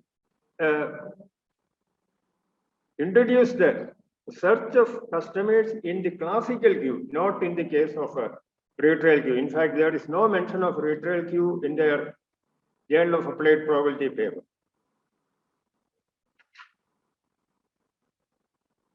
The semi-Markov analysis of interdependence in retrial queue. That is essentially what is going to be considered here, and therefore this is a new direction of work.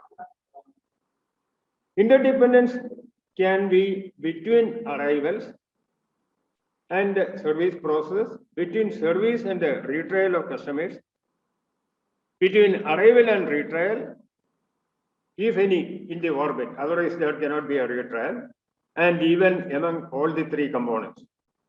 That means external primary arrivals, the service of customers, and the retrial of orbital customers. Now, in this context, there is an important remark to be made, which I will do at a later stage. Suppose n greater than 3 processes evolve such that many processes evolve interdependently, there could be 2 power n such possibilities, resulting in highly complex structure for the case when at least 4 among them are interdependent. So I am going to do the interdependence only for a limited number of processes within the given collection of processes. Interdependence can be among groups of sizes n1, n2, so on, nm, with the groups forming a partition of the set of all processes involved. More complexity arises when first order Markov chains are replaced by second and higher order Markov chains. You know, a typical example for a second order Markov chain is a Fibonacci numbers, the deterministic case. Just I mentioned that example, that's all. There is no other reason why you should have done it. The problem under consideration is this one. We assume semi-Markov dependence between primary arrivals and the service of customers. Third one, namely the retrial of orbital customers, is independent of the other two and vice versa. That means only the primary arrival process and the service process have interdependence. I just for simplicity made this assumption. Take the product space of these Markov chains. So the resulting Markov chain is three-dimensional. The 3 processes, suppose we have 3 processes that are independent, and if they are independent, provided even the present and past status of the 3-dimensional chain, the future is probabilistically independent of the past information, and further the resulting probability can be written as the product of the component probabilities. That means the xn process, yn process, and zn process. These are the 3 processes involved. So if the left-hand side, which is in fact n+1, time n+1 is the future time, n is the current time. So we have information about xn, yn, and z. Given this xn, yn, z, probability of xn+1, this can be written as equal to probability of xn+1 given xn multiplied by probability of yn+1 given yn and probability of zn+1 given zn. Then the Markov chains turn out to be independent. Otherwise, there will be some sort of interdependence. If the above relation is not satisfied, then the one-dimensional chains are interdependent. Not necessarily all of them, but one of them can be independent of the other two. So the fact that what is the new in this one? What is the factor that is appearing as new? This approach of analysis of interdependence in retrial queues has not been investigated earlier. So we'll just look at some of the work that has been done earlier. The above cited work, for example, Adan Kulkarni, that appeared in queuing systems here in applications in 2003, and some corrections they published in 2006 of the same journal. Then Van Hoot in performance evaluation 2014, and first prior to that, Oscar Sengupta in 1989 that appeared in Advance in Applied Probability, and 1990 Stochastic Models. These work were all dealing with interdependence between arrival and service through inter-arrival and service times. And then using some past information, some of the work by Bhaskar Sengupta and extension of which is done by Benny Van Hood. They were using past information, but not of the type introduced in this presentation. Myself and Vishwanath Sinarayan, that is still under review in RAIRO, Operations Research, contains related literature review and semi-marco analysis of arrival and service in a single server queue. An important note is the following one. One or two more events can take place in a short interval of time, t plus h, with positive probability in our present case. For example, an arrival, external primary arrival, and a service completion, or a retrial customer. But then when I'm keeping retrial as an independent component, then that cannot in fact happen along with the other one, because the product of the probability is going to 0. Whereas between service and arrival, primary customer's arrival, one or more of these events, in the sense that an arrival, primary arrival, and a service completion also can take place in a short interval, or just one of the events, or no event, with a positive probability. Our present situation is similar to discrete time processes, where, in fact, in a time slot, several types of events can happen.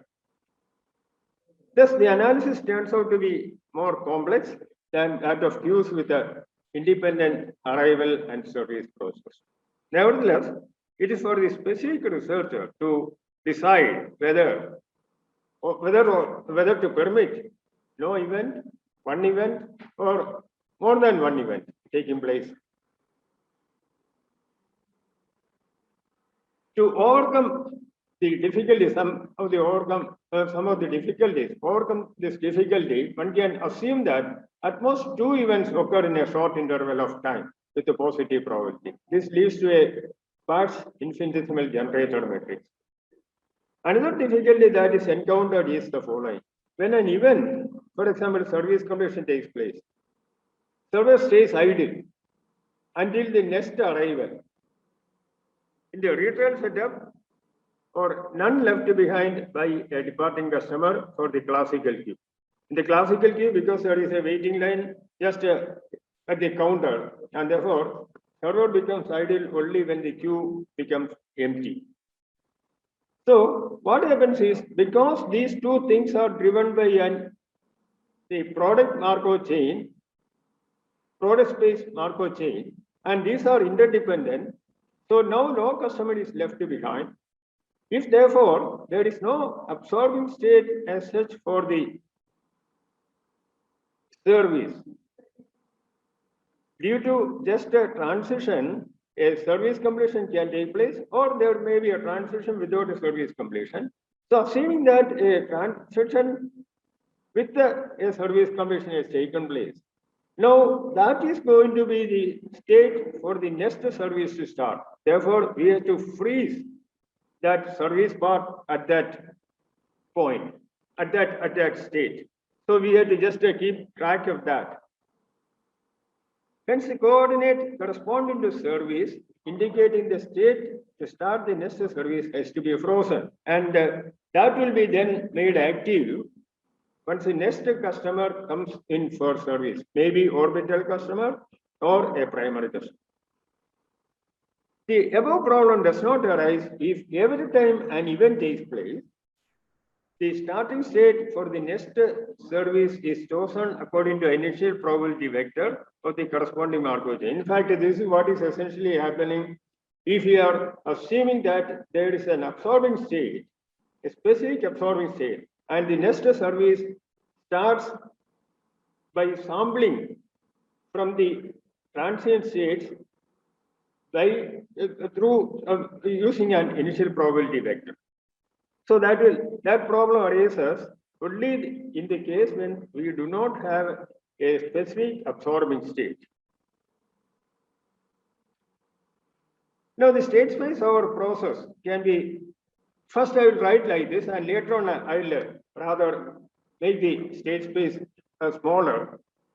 This is just to describe the situation in a general setup where we have the primary arrival, the orbital arrival of customers, and then the service process. So the first one, N1T, stands for the number of customers in the orbit. N2T stands for the status of the server. So I denote that by, for example, J star, if server is idle and is to start next service at state J.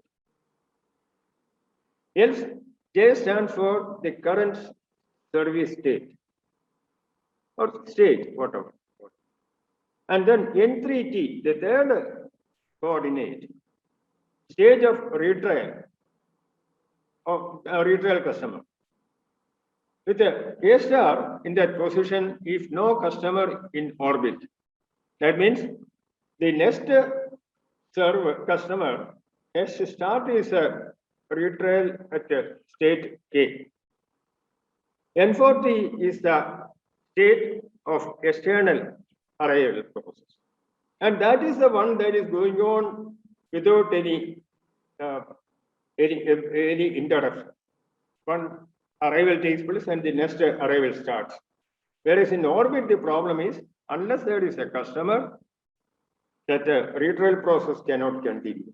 Similarly, when the server becomes idle, well, you have to just freeze that stage to which the transition is taken place, resulting in a customer departure. An important note is the following: only one customer can retry at a time. Unlike in the classical retrial queuing model, where we assume that if there are n customers in orbit, then the retrial rate is n times the individual retrial rate. So here, that if you have n customers in orbit, then if all of them retry in that cell, what will happen is that you have so much of computations take place. So we have to essentially assume that the head of the queue alone will be a retry. Otherwise, there will be complication. The other one does not have, the classical retrial policy does not have that complication involved. So then, since only arrival and service processes are assumed to be interdependent, now we can take away that K star from our discussion. That means we have assumed that the retrial process is independent of both the arrival and service process. Further, we assume that the retrial policy is something like linear retrial policy, exponentially distributed inter retrial times. When there are n customers, so n times, let us say theta or whatever. Thus, the N3T is done away with. That was the component that was represented. So from this, that N3T, from the previous one, N3T is taken away. Now, therefore, we have a three-dimensional process only. N1T, N2T, N3T. Now, this N3T is standing for the arrival phase of the external customers, the primary customers. First coordinate represents the number in the orbit. Second one, the status of the server. With the J star, as I stated earlier, if the server is idle and to start next service at state J. Else, J stands for the current service state. Now, N3T is therefore standing for the arrival phase. So now we have the QBD process at hand. So what we have is therefore corresponding to the primary arrival, there is a Markov chain. For the service process, there is a Markov chain. We take the product space of these two Markov chains. These are interdependent. These two Markov chains are interdependent. Therefore, we have a semi-Markov process evolving in the, using this interdependent Markov chains. So interdependent semi-Markov analysis of this interdependent process is essentially what is handled here. The QBD at hand is LDQBD because we have assumed a linear retrial, exponentially distributed. Truncation procedure due to Marcel-Newts and Rao that appeared in 1993 in Costa, or exploiting the asymptotically quasi-topless structure due to Alexander Dudin and Klimenov. Again, Costa 2001, I don't remember, don't think that date is correct. The other seems to be 2006. In fact, I didn't just check it correctly. Now, along the diagonal, we get phase changes. So, if we now look at the QBD structure, what we have is along the diagonal, we get phase changes without any event, or a service completion, or a primary arrival to the ideal server. So, in fact, what can happen is something like the server, just a service completion is taking place and a primary arrival is taking place. So, essentially, what is happening is they are all within, therefore, the, I should not state that.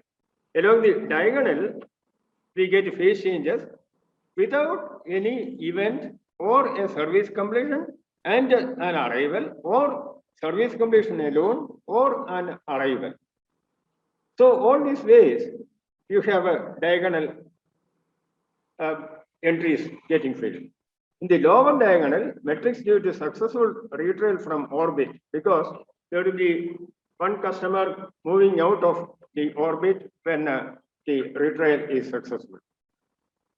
Along the upper diagonal metrics, due to primary arrival joining the orbit on encountering a busy server. So if abandonment of customers by customers from the orbit, that means or they do not return to orbit with the probability 1 minus p after a failed retrial. With the probability p, it comes back to the orbit when the retrial turns out to be a failure, results in the system being, now that turns out to be, such a system turns out to be stable by the result due to PD that appeared in a Cambridge Philosophical Society in 1986.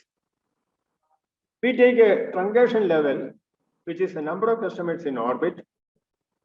N is the truncation level. That's in the condition that probability of orbit size exceeding N is less than epsilon for a pre-assigned epsilon. And that N depends upon that epsilon. Smaller the epsilon, larger we have to have the capital. Starting from, and of course we can use the truncation due to Bright and Taylor as well for analyzing this. Starting from the level N, the infinitesimal generator has a repeating structure. So along the lower diagonal, it is A2 getting repeated. Along the main diagonal, it is A1, and along the upper diagonal, it will be A0. So we have a repeating structure starting from level N. Level here indicates the number of customers in the orbit. Now, I had to just, I should have stated that at the very beginning, it is still a working paper. I had not done many of the analysis. A lot is to be still remaining done. And then, as usual, we matrix the use to solve the matrix quadratic equation. R square A2 plus RA1 plus A0 equal to 0 for the computing this R, the minimal solution to this matrix quadratic equation. It is evaluated recursivity. Having got the solution to this matrix quadratic equation, we can write down the system state probability as done using the matrix geometric or matrix analytic method. The stability condition is naturally again same, but now it will be because of all these things, the expression will be rather looking much different, because we can have an service completion and a primary arrival or an arrival from the orbit. So that way, the orbit size will be shrinking, and therefore, there will be quite a bit of changes in the stability condition. So I can just set this theorem. I have not proved this one. The distribution of the time t elapsed between two consecutive events. For example, here the arrival and service, or arrival and the next arrival, or a service completion and the next service completion. These things will have all phase type representation. They are all phase type distributed with the appropriate phase type representation. That means we will have an initial probability vector like, and that can be actually got from the probability, system state probabilities. So if the event is happening at a specific when the system state is something, in a system is in a specific state, well, the system starts in that state, and the corresponding probability is available when we have solved this system state probabilities, and therefore the initial probability vector will be available. And then, of course, the transition probabilities are also available with us, and therefore the working will not be difficult. Now, the performance measures will be include mean number of customers in the orbit, probability of a server being busy, mean number of service completions between two primary arrivals, mean number of arrivals to orbit during a service. So there are several things that will be looking much different from the classical pre-trial queue when this interdependence is introduced. Some future directions of research are multi-server queues with interdependence, service times and array process independent of the service process, service times and array process independent of the service process. All processes n greater than 2 involved are interdependent. The multi-server case will be rather complex, where one can assume that the service times and arrival process are independent. And then because we have more than one server, so service between these custom servers will be interdependent according to again a semi-Markov process that will be evolving. So the complexity arises. It will become more and more complex with a larger number of servers. All processes involved are interdependent. In that case, it will be, as I stated at the beginning, much more complex. I think that will be all for this presentation. If there are questions, I'll try to answer. So, well, it is not as such anywhere near completion. There are a lot to be done in this paper. I just thought of introducing a new approach to the retrial queue through semi-Markov interdependence. So far it was that was assumed to be independent. All the process involved, for example, primary arrival, the retrial process, and the service process, they were all assumed to be independent of each other. That's all. Any questions? I'll try to answer. Sir. Yeah. Congrats, please. It's really an excellent idea. Pardon me? It is an excellent idea. What you have proposed and then what has to be done. What I have in my mind is well versed in the branching process, and you know integral equation of whatever type 1 and type 2, and to handle such type of problems, why are we not using the integral equation approach? We are always using differential equation approach. Well, most likely what I feel is that No. Why I'm telling you is, Uday Bhaskar started thinking like this and doing this. Yeah, instead of a differential equation, he started with differential equation. It covers non-linear process also. Oh, very good. That is Yeah. In fact, I wanted to tell you in the beginning itself, in the inaugural session itself, because now we think about this type of WRQs or any other processes, whenever you have a differential equation, you have to take an alternative way. Because after all, this is the workshop that we want to expose new ideas. I may be wrong. But we can try to introduce a Volterra type integral equation to solve certain problems. Thereby, that whether we need the Markov structure or non-Markov structure or a semi-Markov process. And the only thing what we want in our branching process, nothing has happened first event, and the next event you have to identify one point, whether it is a renewal point or a stopping time, and then you have to repeat the process. So this idea, whether we can introduce here to analyze such type of problems, it's only my simple suggestion.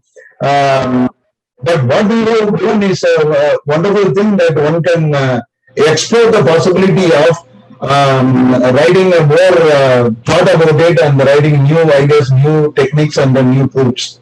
Absolutely, your model invites investigation. No doubt about it. But it is only my remark. Nothing. There is no question. Actually, it's, what I want to tell you in the beginning, just now I am telling this is an opportunity for me to tell you. Professor Sankaraj, I just want to mention two things in this context. One is about the interdependence. I don't know how far we can just imitate that integral equation technique used in branching processes in this context. I'm not very sure because of the interdependence, the complexity will be.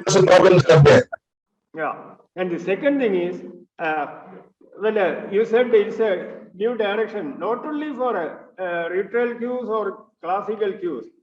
My claim is something like this: give me, take any branch of study, and give me two processes involved in that. If they are interdependent, well, this procedure can be applied to analyze that. I can immediately apply the semi-Markov interdependence analysis for such a. Yes. This idea already I read this. You have sent me that content also. I have gone through it. I was very thrilled by this. Really. Thank you, Sankaraj. I was expecting something more, whether you have developed and then you wanted to present here.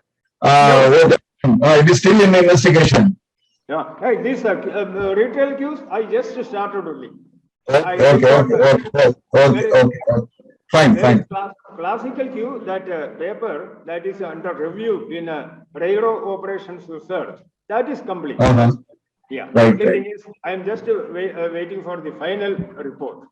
Right, sir. But see, when the dependence means only pairwise independence and the complete independence. But whereas a dependence means here we have variety of dependency. What about dependency? you have between two processes, it is not. Depending upon the dependence nature, you have different techniques. Yeah. It's a Markov dependence or martingale dependence or what is that, M different sequences. Like that, variety of dependent structures are there. So first of all, you must identify what type of dependent structure there between two processes. Yeah. Assuming that the process has something dependency, then you can explore as an analysis. Like suddenly we started doing that, dropping that independence. Now we have a variety of dependent structure for which we have proved central limit theorems. I think there is a host of results are available. Like that, you have to specify what the dependent structure is. Yeah. This I have already specified, the semi-Markov dependence. Okay. Yeah, interdependence is already just stated. How the transition take place. Suppose we are in that is already specified. That's why I said semi-Markov. This is in a higher dimension, not one dimension. Yeah, it's higher dimension semi-Markov process. Oh, I did not specify in that slide. That was the yeah. That's right. That's right. I was expecting what type of dependence you are talking about it. Now it is very clear because now you have taken 3 different independent processes, and then we are discussing. No, then the interdependence between this process and that process that I could catch it. That's all. I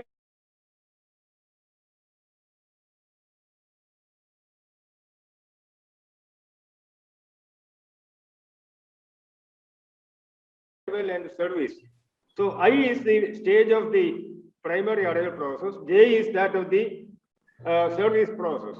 So now the transition goes to, it can go to I dash comma J dash, or I comma J, I mean stay there itself, or I dash comma J, or I comma J dash. All these possibilities are active because of the interdependence. And this sojourn time will be correspondingly depending on Ij, then I dash A dash on the other side, or I dash J, or Ij dash. So that all possible. That is how the interdependence, semi-mark of interdependence appear there. I didn't say this explicitly. I'm sorry. Wait. Okay, fine. So, but want to bring this message to the audience. That's all. Okay, thank you very much. Thank you very much. You corrected me. Thank you. Thank you very much. Thank you very much. Right, sir. Right, sir. Right, sir. Any other questions? If no other question, thank you for the time and the patience. Thank you.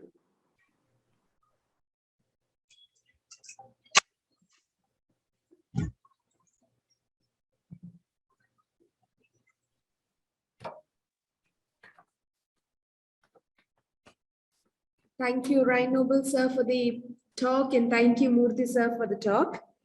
Participants, please note, we have posted the feedback link for the talk by Professor Ryan Noble in the chat box. Please do fill them without fail. Now we're moving to the last session of the day, that is paper presentation session 4. May I humbly request Professor Ryan Noble, Vijay University, Amsterdam, Netherlands, to chair the session. So we are having 4 paper presentations in this session. I hope you have the list with you. Okay, you hear me? Yes, sir, we can. Okay, so welcome to this session with contributed papers. I have here the program. In the program, I see only 3 speakers, but maybe there has been added 1 more. And the first speaker will be Liu Mei. And the title is An Analysis of Retrial Queue with Unreliable Heterogeneous Servers and Markovian Arrival Process. So please, you have the floor.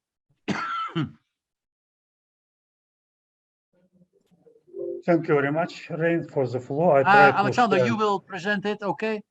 Yes, I'm Liu Mei. Okay. Okay, Okay, I will share the screen.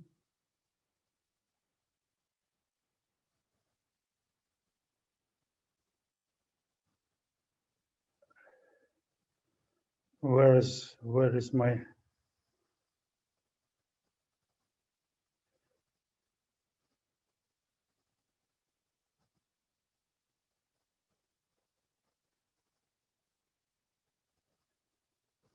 Do you see my screen? Rain, do you see my screen or not?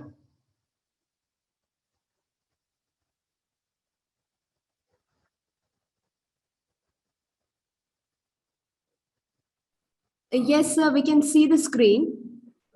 Okay. So, Rain, please pay attention that the rest of my time is only 6 minutes. So I must be very, very quick. Okay. No, sir, you can take 20 minutes of time. Okay. Sir, can you open the presentation because we're not able to see the presentation? Not.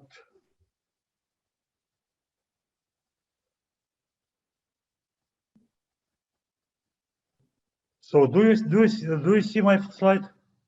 Sorry, sir. Do you see my site on your screen? Now, I can see the screen, but I cannot see the presentation. You just have to open the presentation. Александр Николаевич, видно папку. Видно Папку с папку? файлами. Да. Так, запустить. Вы запустили демонстрацию экрана, у меня написано. So do you want us to present the screen for you? Okay, maybe you can share screen from your computer because Yeah. Yes, sir. We can share the screen now. Yeah, we will. And send you presentation. Okay. Because we had the same problem with Janusz Strik and Ray Noble today. Yeah. Okay. So can you see the screen? Now we see it. Yeah. Yes, maybe full screen. Okay. Okay. Okay. Thank you very much. Everything okay, Alexander? Okay. So the title of presentation was pronounced by Rain. Rain, thanks for announcement. This work is done together with my Chinese PhD student Liu Mei. Mainly work was done by her. What is the subject? Somebody because screen is shared from Indian side. Maybe somebody can switch the screens, the slides. Next slide. Okay. So we can see the multi-server retrial queue with heterogeneous servers. Servers are distinguished by service rate of breakdowns, and repairs. Arrivals are defined by Markov and arrival process. Servers are enumerated, and each arriving customer tries to occupy the available server with the minimal number. If all servers are busy or broken at customer arrival moment, the customer moves to the orbit to try access later on. Orbit capacity is infinite. Dependence of total retrial rate on the number of customers staying in the orbit is almost general. Stationary behavior of the system is analyzed. Numerical illustrations are presented. Next slide, please. Okay, so there is a traditional phrase that retrial queues are very important, and also I pay attention that retrial queues are analyzed in less extent, namely because they are described by processes with inhomogeneous behavior. Many people try to avoid this inhomogeneous behavior. Retrial rate is constant, orbit size is restricted, etc. But classical retrial queues assume that the retrial rate depends on the number of customers in the orbit, and in my work, in our work, we assume that this dependence exists. So practically all papers in retrial queues, in multi-server retrial queues, assume that the servers are identical. However, this assumption is not always true in real-life applications. For example, operators of a contact center may be not identical. They can have different experience, different language skills, different authority. So the models where retrial models where the servers are identical cannot be applied for investigation of such systems. Next slide, please. Okay, so I already said that practically all papers assume homogeneous, identical servers. In some extent, this requirement was violated in our paper with Jacob, Krishnan, and Krishnamurti, and my former PhD student Elena Mushko, in paper in 2006, and 6 years later, some extension of our result was done by Gennady Falin. By the way, I consider Gennady Falin from Moscow. He is not active now, but he is definitely person #1 in retrial queues theory in the world. So in these papers, with addressed retrials, we assumed that customer from the orbit makes retrial not to the whole pool of servers, but he selects randomly or somehow some definite server and tries to get service in this server. If this server is busy, although there are other idle servers in the pool of servers, this customer returns to the orbit and repeats attempts. This model was generated for research by Professor Krishnamurti. Next slide, please. Queues with identical servers are already more or less well investigated. For example, a very general model with batch Markov real process, phase type, this is slip of pen, phase type distribution of service, and N servers was analyzed in our paper in 2002 in queuing systems with Valentina Klemenok and Lothar Breuer, and also the corresponding results are included into our book with Klemenok and Vishnesky, published in Springer 2 years ago. Next slide, please. Next slide, please. No. Please, one slide back. So, as a single paper where retrial queue with heterogeneous servers was analyzed, is the paper which is presented on this slide, again with Lumey. I have to say that multi-server queues with heterogeneous servers are analyzed somewhere in literature, but not in retrial queues context for queues with buffers. I can mention the papers by Dmitry Efrosinin from Russia, Austria, where he considers non-conservative service disciplines when there are many heterogeneous servers and some servers can be idle while there is a queue of customers, and only depending on some threshold control strategy, new servers can be switched on or off.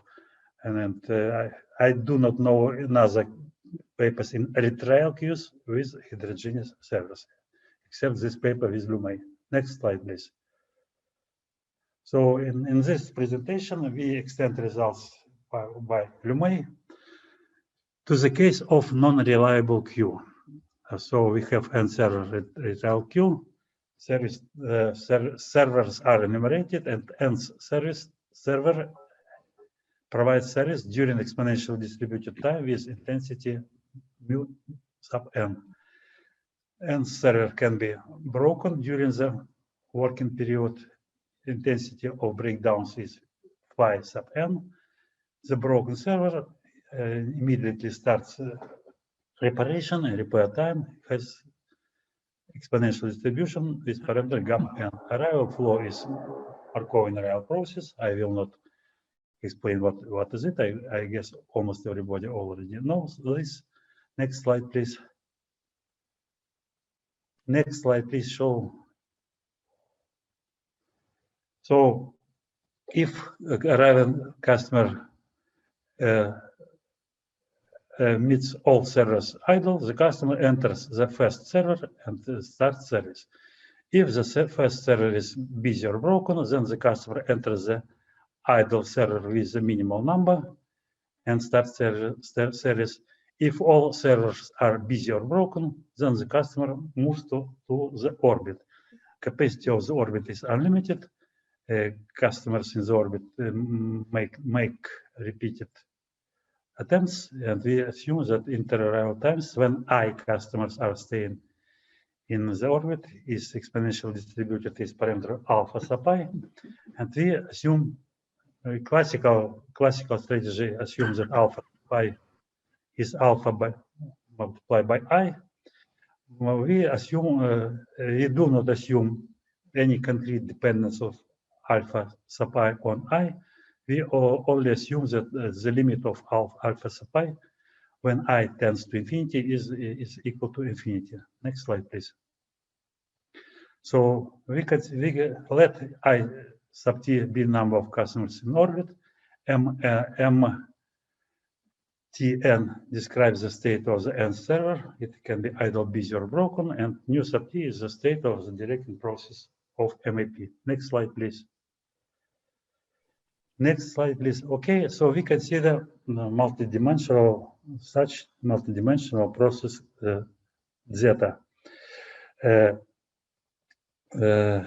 We assume that stationary distribution of this process exists. Condition of existence will be presented below.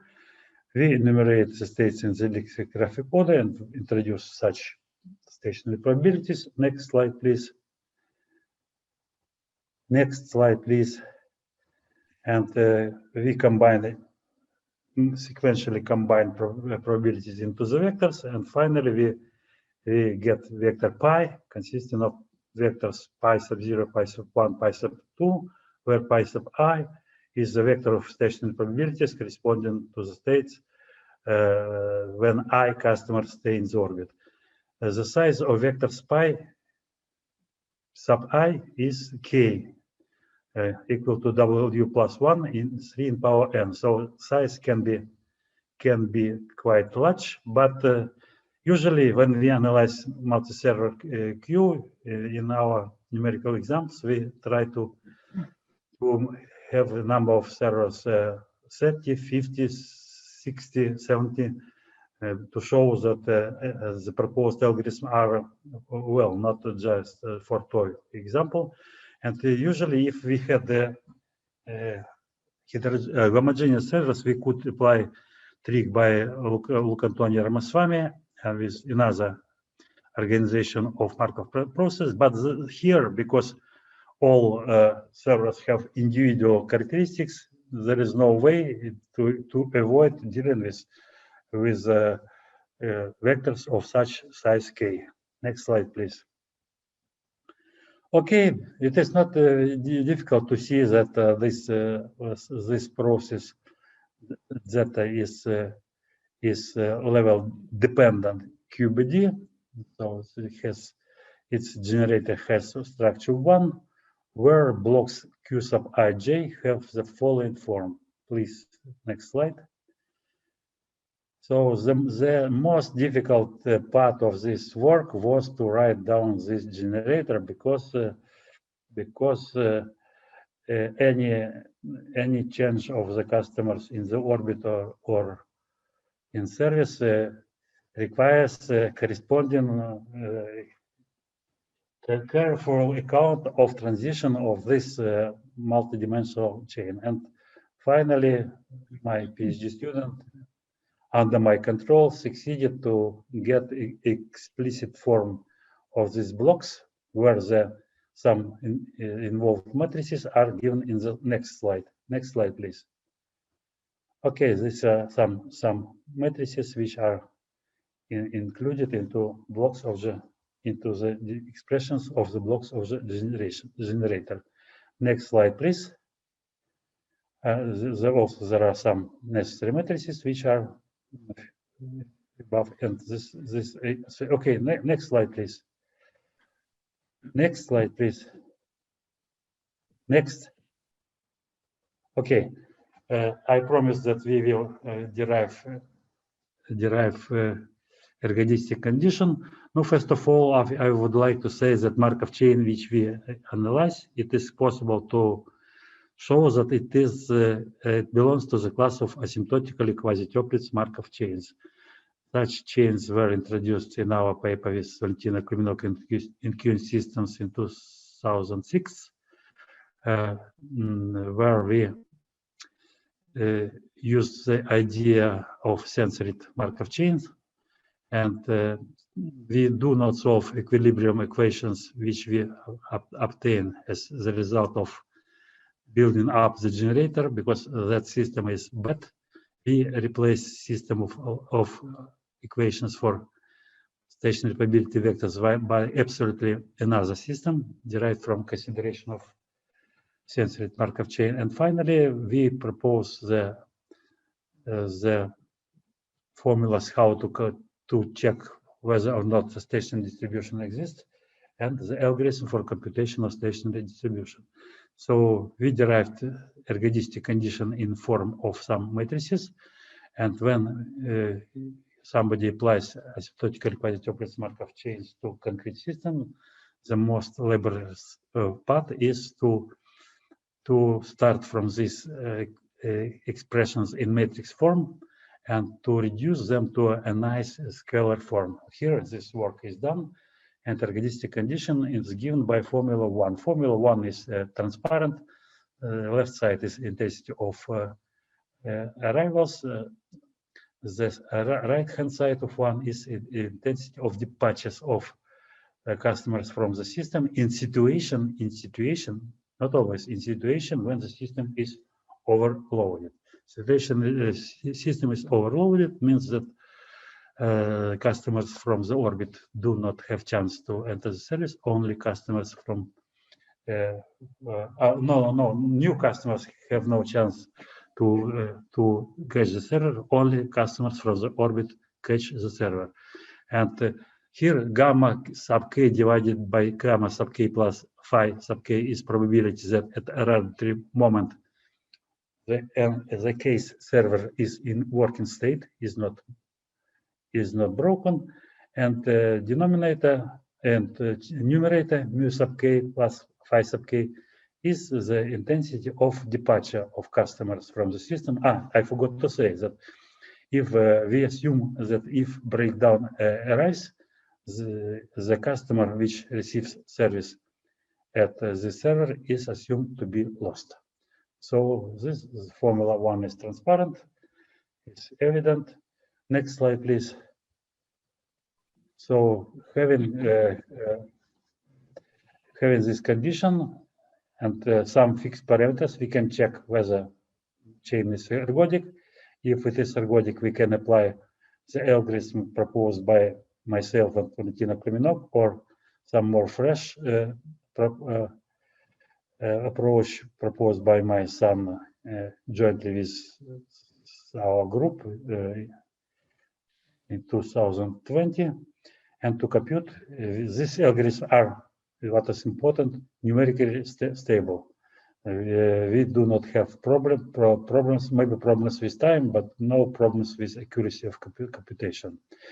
Round robin error is excluded. So if we introduce a set R of such a form, we can write down expressions for average number of busy servers. Next slide, please.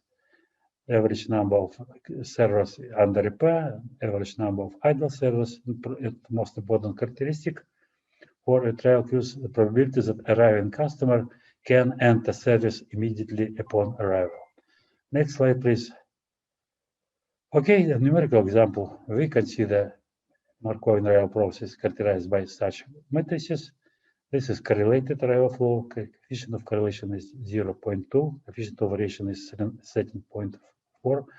By the way, previously we observed the essential role of coefficient of correlation. If coefficient correlation increases, characteristics of queuing model may sharply worsen.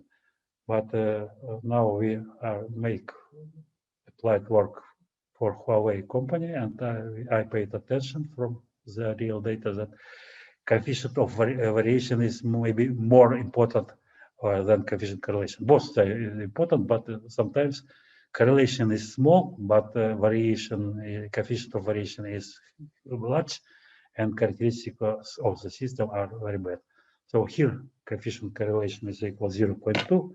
Variation is quite large. And next slide, please. Next slide, please. We fix the following parameters: service rates, breakdown rates, recovery rates, such dependence of alpha sub I. Next slide, please. Next slide, please. We have a lot of graphs. I give only several. This is dependence of number of customers in the orbit on the arrival rate lambda for the cases of 3, 4, and 5 available servers. Next slide, please. This table gives numbers, not picture dependence of L orbit of L or of lambda. Next slide, please. This dependence of number of busy servers for this number of cells n, 3, 4, 5. Next slide, please. There is information about the number or average number of customers under repair for different lambda and different n. And next slide, please. Thank you for your attention. Rain, I finished. Okay, thank you. You can hear me? Yes, I hear you. Yes. Okay, because I don't see myself. Thank you very much for your presentation. Some remarks maybe from the audience. Please go ahead.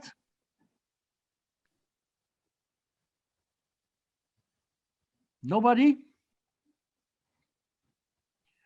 Well, maybe a small question. The number of the service, number 1, number 2, etc. The first one is also the fastest? Or you didn't say that, no? It is a difficult question, not difficult. It's a question of how we will agree. Maybe the first server is the fastest. Maybe it is the most reliable. It is maybe it is who paid more money to system manager because to have more clients to serve. So it is possible to use our results to solve different optimization problems. But here we just assume that in the text I write that the first server is the fastest, but it is just for not necessary requirement. Mu1, mu_n are arbitrary. Okay, I understand. Can you evaluate your numerical results in a certain way that you can get some qualitative insights in this model? Because of course you present some numbers, but well, the first one was then if you increase the lambda, then that the orbit size grows, etc., etc. That's of course rather evident, clear, trivial, you can also say. But maybe there's some other from the other numbers you got some qualitative insights that you say, well, if we see that if we make the service more reliable, then we see this effect, and we make less reliable, we say this or that, because that would be interesting also from a practical point of view. Yeah, yes, you are right. I suppose that this work will be done by my Chinese PhD student, but she's very clever, but not very active. And I do not expect that here we can get some unexpected effects because the system is more or less clear. And, but numerical study can show, for example, in which order we have to enumerate servers, because what is most important? More quick service, more reliable service, more cheap server. So different optimization problems can be considered, but not until now. They are still not considered. Okay, good. Thank you very much. These were more or less my questions. Any other people, any other persons who want to say something to Alexander Dudin? No? Okay, then let's thank the speaker. Well, normally we do this with an applause, but that's a little bit difficult here. I thank Alexander Dudin for his presentation. And then we go to the next speaker, which is Ioana Dimitriou. And he will talk about an MG1 retrial queue with an event-dependent arrivals. Okay, so... Thank you, Rain, for your introduction. You are there? Yeah. Can you hear me? I can hear you, but I don't see you. Okay, I don't know. Oh, now I see you. Okay. I see you. Bye-bye. Yeah. Can you see the slide? Go ahead. You have also 20 minutes, but take your time. I understand you have 2 talks, no? Yeah. Okay, you should just take not all the rest of the session, because there's one speaker after you. So leave something for the last speaker. But for the rest, you are free to speak as you like. I will do my best. I will do my best. Good. Go ahead, please. Okay, so can you see the slides? The slides, and it's in full screen. Okay, thank you very much.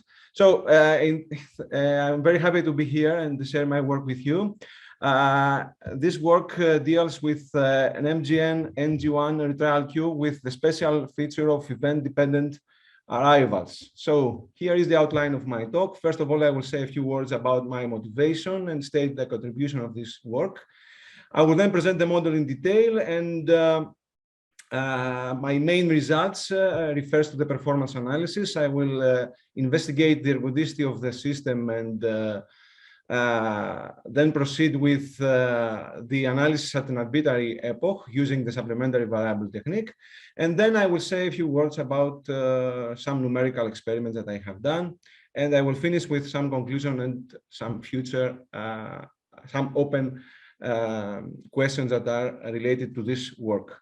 So our problem in this work, I will try to introduce a special feature of customers' behavior, which is the event dependency.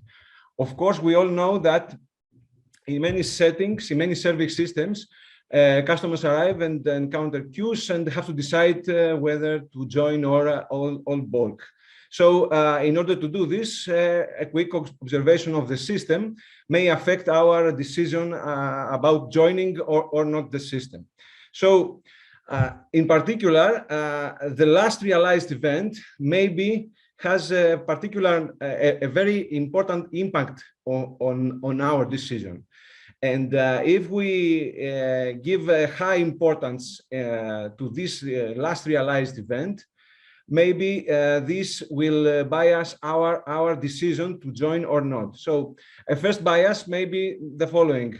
If the last event of if the last realized event was a service, maybe one thinks that this queue is has a high speed of service, so it is worth joining. If the last event was a successful retrial, so the customer that is now gets served by the server comes from the retrial queue, so one might think that it is not so bad luck to join the orbit queue, leave the contact details, and wait to get called by the server.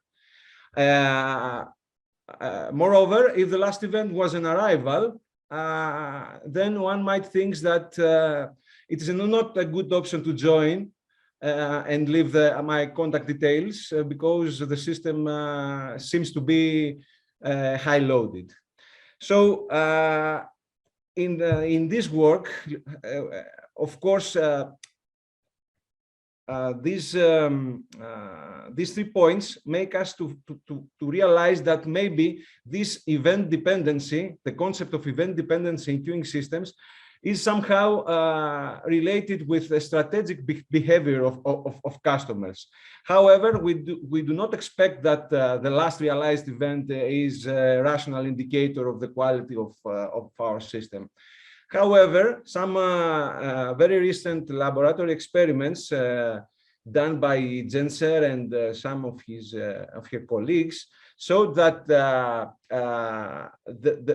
the last realized event has a heavy impact on the decision of the new arriving customers. In this context, Legros, in a very recent paper in 2018 in Questa, studied the standard MG1 queue with event-dependent arrivals, and here we actually introduce a multi-level event dependency in the concept of retrial queues.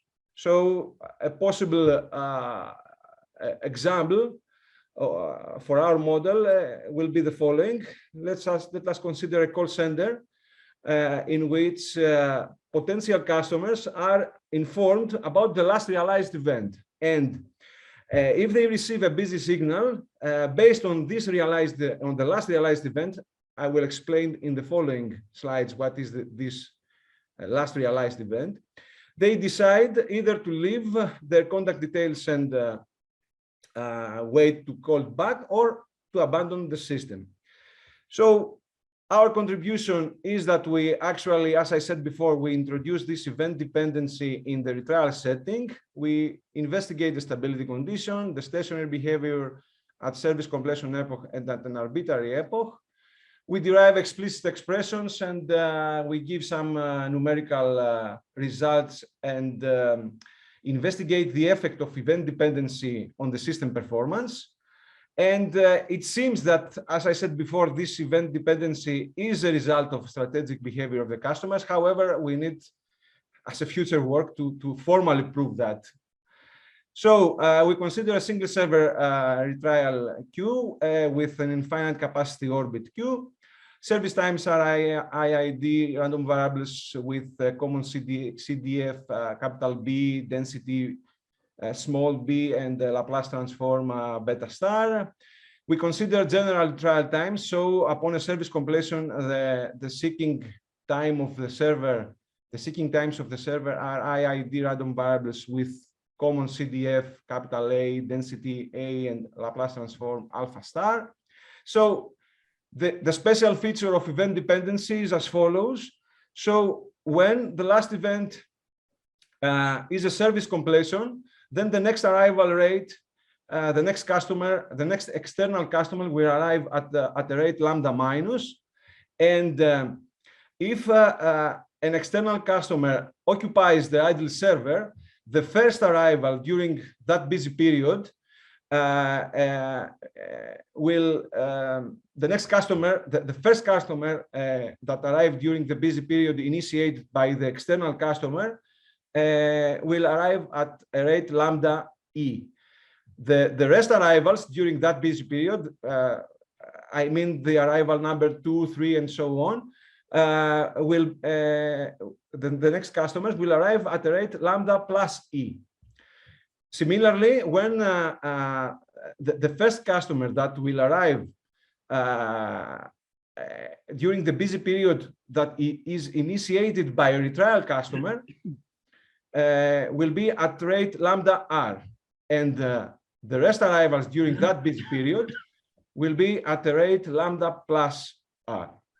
So from the customer perspective, one might expect that lambda minus will be greater than lambda e and lambda plus e, because in this situation, we already know that a customer is in service, so maybe we don't feel very comfortable to join the system. Similarly, we have this relation between lambda r and lambda plus r. So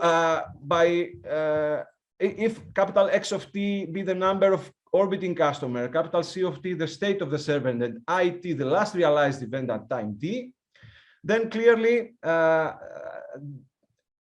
and capital Z of t to be the remaining time until the next service or seeking completion at time t, then this process is actually a continuous time Markov chain. Here is the symbols for the process that indicates the last realized event. So we give the symbol capital E1 for the service completion and so on. So before proceeding with the ergodicity and the embedded Markov chain analysis, we have to give some preliminary results because of the fact that the last event affects the future arrivals, and the type of the customers that occupies the idle server also affect the future arrival. We define by Bnk of t to be the distribution of the number of customers that arrive during the service time of a customer of type K, where K equals E of R, E for an external customer, R for a retrial customer. So in order to obtain these probabilities, we have to obtain the distribution of the number of arrivals in a service of length t, given the time of the customer that occupied the server. So the distribution of the number of customers that arrive in this service time of which is equal to t satisfies the following set of differential equations, and after some algebra we can have these results about the distribution of the number of customers that arrive in this time period which is equal to t. Now, by denoting the Laplace transform capital A star of k of the number of customers that arrive during that service time, After simple computations, we have this expression. And if we assume no event dependency, so we have the following expression, which is what we expect, of course, when we have no event dependency. So we can see that event dependency will make our situation a little bit more complicated. Now, let capital T of I be the time of the ith departure. Then we have the following relation that shows the evolution about the evolution of the number of customers in orbit at time Ti and Ti minus 1. Then theorem 1, using standard arguments, gives sufficient and necessary conditions for the ergodicity of the system. We have done the sketch of the proof. Of course, sufficiency can be proved using the usual Foster-Lyapunov arguments.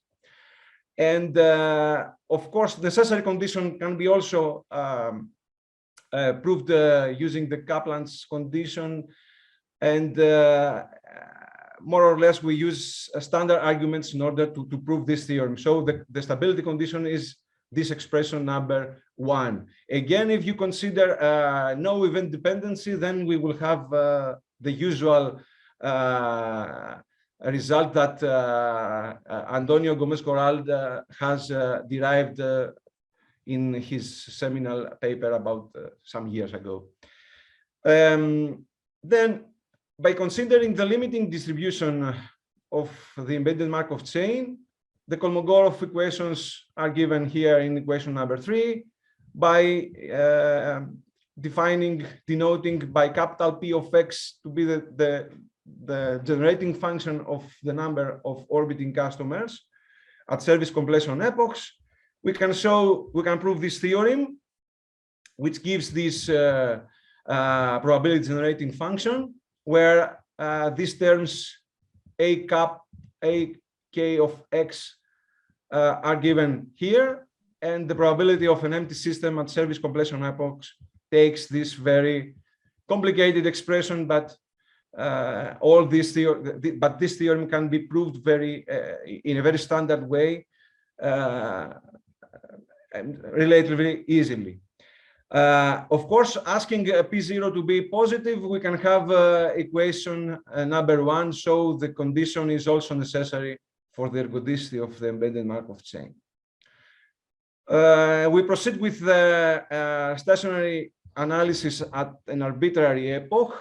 So we can have we can denote these probabilities for our system. Of course, we are interested in the steady state counterparts of these probabilities. So, for example, P of K1J RT is the probability that the server is busy at time T. There are J customers in orbit. The last realized event is capital EK, and the remaining service time lies in this interval.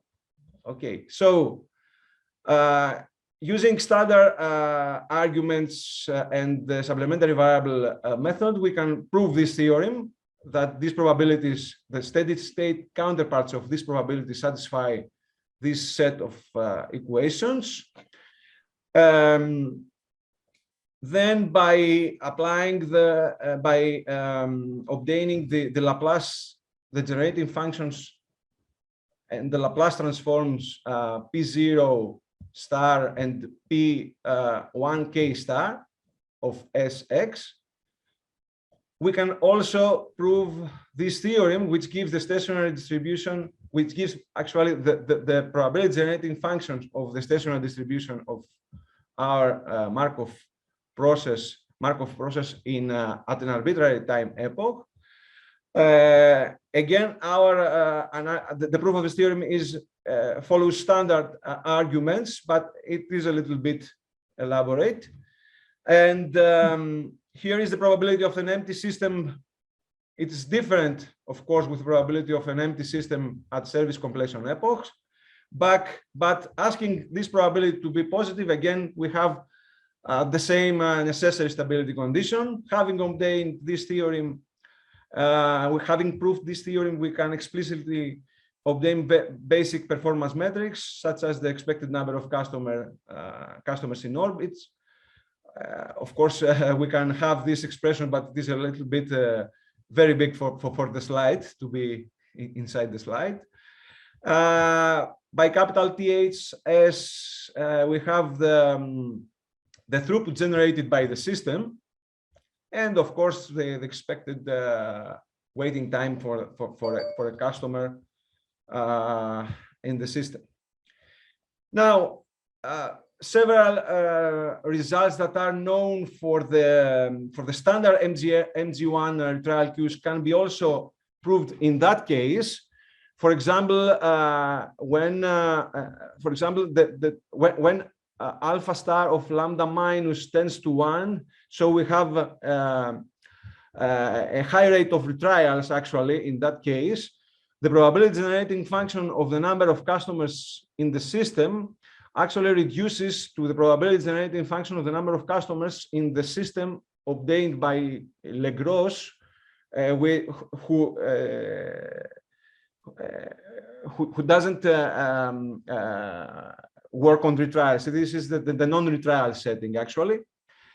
However, we have to note here that in order to prove this convergence actually, we have to take into account this setting. So if we assume high rate of retrials, it means actually that the retrial rate becomes a standard queue. So lambda r should become equals to lambda minus, because there will be no retrial for that customer actually. So the first customer that will arrive during the service of a former retrial customer sees the last event that he may seize is the departure of the previous one. So that's why lambda r should be equals to lambda minus, and all the other lambdas should be equals to lambda plus.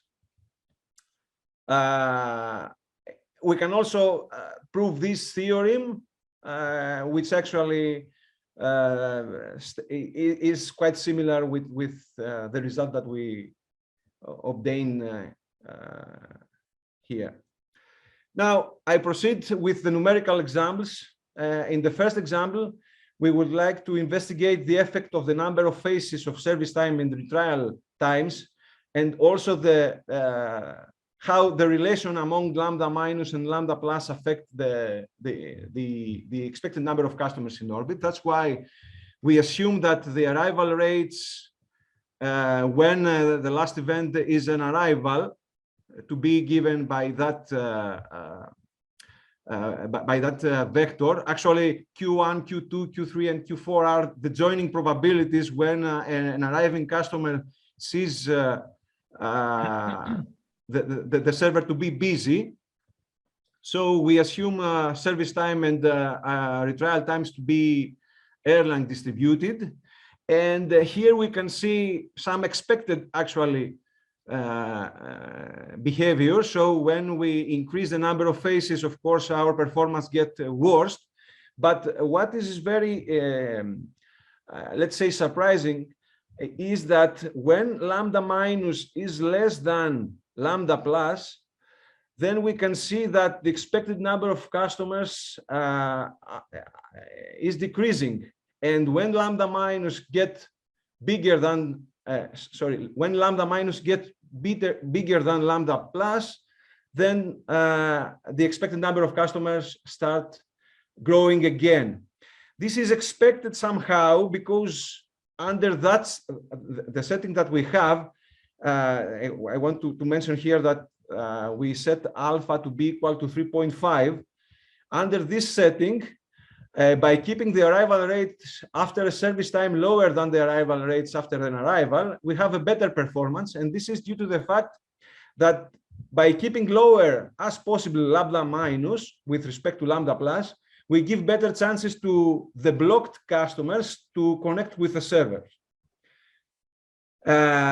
So the customers feel more comfortable to arrive after an arrival and connect with the server as retrial customers. However, this situation is because we have this alpha a little bit large. And this is realized in this figure when we reduce this alpha from 3.5 to 1.5. And then we have this situation which is, let's say, more common. So we increase lambda minus, then the expected number of customers start increasing. So when we decrease alpha, so the retrial customers, they don't have enough chances to get to the server. So in this situation, we lose the advantage that we have previously. And in that figure, we can see also the effect of the number of phases for the retrial time distribution. Again, we have we can see that the performance of our system is decreasing when we increase the number of phases, since the retrial customers have longer delays to get to the server. So it is expected that this behavior. The final example, in the final example, we would like to determine the joining probabilities, the optimal joining probabilities for the vector Q that maximize the throughput generating by the system, subject to constraint on the maximum attained service level on the expected number of customers and the stability conditions. We also provide these constraints. So we expect Q2 to be lower than Q1 because in this setting, the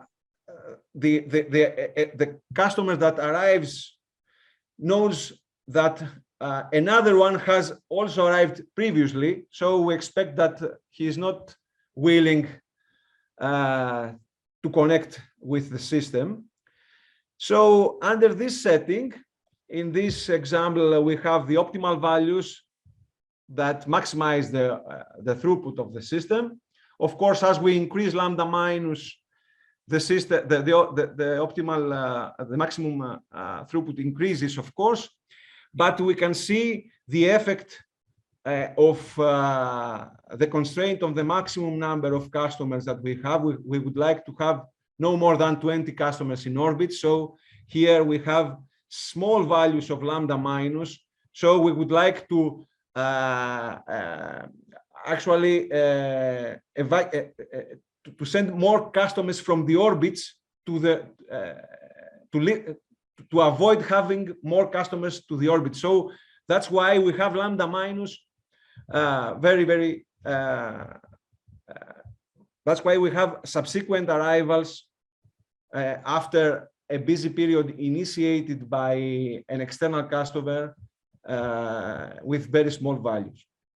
And in the last table, we can see the effect of the number of phases of retrial times distribution on these optimal values.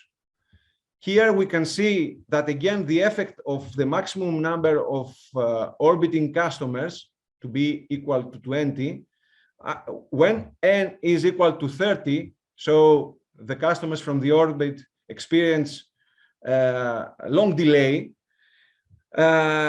We don't want to have external arrivals after an arrival of an external customer that occupies a busy server. So that's why here we have very small values in these extreme values of n. And when n is relatively low, then we can have some positive values from the optimal Q1 and Q2. So this is our completed work. I will go to the future work and see that and say that it is very important in my perspective to investigate the admission control policy and to formally prove that this event dependency is a result of a strategic behavior of the customer. I think that it is worth to investigate the possibility of obtaining the performance metric using the QMCD method recently introduced by Baron, Antonis, and Manu. What about the event-dependent retrials or services to investigate waiting time and busy period, and considering linear retrial policy to also allow blocked customers to retry for service. That's all. Thank you very much. Okay, thank you very much, Johannes. Any questions from the audience? Nobody? Yes. Yes. Please go ahead. Hello, Ioannis. Hi, Tuan. Hi, thanks for your nice talk. So in the last slide, in your future work, you mentioned that you want to obtain some performance measure by the methods of barons. So I wonder what kind of performance measure do you want, because you already analyzed. Of course. It is an alternative methodology that I would like to see if works, because in this work by Baron, Antonis, and Manu, the authors investigate a state-dependent orbit queue, retrial queue, and they provide the basic performance metrics using another methodology, which is somehow more algorithmic, let's say, and I think that it is worth investigating if this methodology can also work for my model, because actually in my model refers also to a state-dependent, let's say, queuing system. So I wonder if it is possible to obtain the metrics using that method. That's why I put it as a future work. Okay. Also, another comment is that you obtain the queue length distribution in the airports after the service, right? Right after the service. Yes, at service completion epochs. Service completion airports. So from that, you can connect with the distribution at the arbitrary time point. Yes, it is possible, but I found that it is more, for me, it is better to work with the supplementary variable method. Of course, it is possible to obtain the probability, the stationary probabilities at arbitrary epoch using the stationary distribution at service completion epoch. But I found it more easier for me to work it with. Okay. Okay, I other have questions? also a question. Yes. Please go ahead. Yanni, very nice talk. Thank you for your presentation. Regarding the method introduced by Baron, Manu, and me, I think that it can be applied because it's an alternative of the supplementary variable method. So if one applies, then the other applies. The route is different, but they are almost interchangeable. I have also some question regarding your optimization problem, which is interesting with this one. I would like to know if there are some references that assume this point of view for optimization. So to maximize throughput, subject to a constraint about the mean queue length, or is it the first time that you introduce this thing? No, because in the seminal paper by Legros, the author gave something similar, but he didn't make any numerical results on this optimization problem. And alternatively, instead of doing that, he applies, he uses Markov decision processes to obtain optimal policies. So this is what I saw first, and I thought that it might be interesting to keep with this optimization problem. And of course, I set as a future work to see if I can also find some optimal policy in order to reject, in order when to reject or admit arriving customers. So okay, but if you find some reference, other reference that uses this viewpoint or a similar, so maximizing throughput subject to a queue length constraint, I am very interested to send me just you know, the reference. Okay, of course. And because I study a related problem. And the other thing is that in the optimization problem, I think you set as a restriction some ordering between the queues. Isn't true? Yes. Or yes? So this is my intuition, because I think that the second, because Q2 actually is the probability, for example, of the second customer to join the system when already knows that another one has also arrived.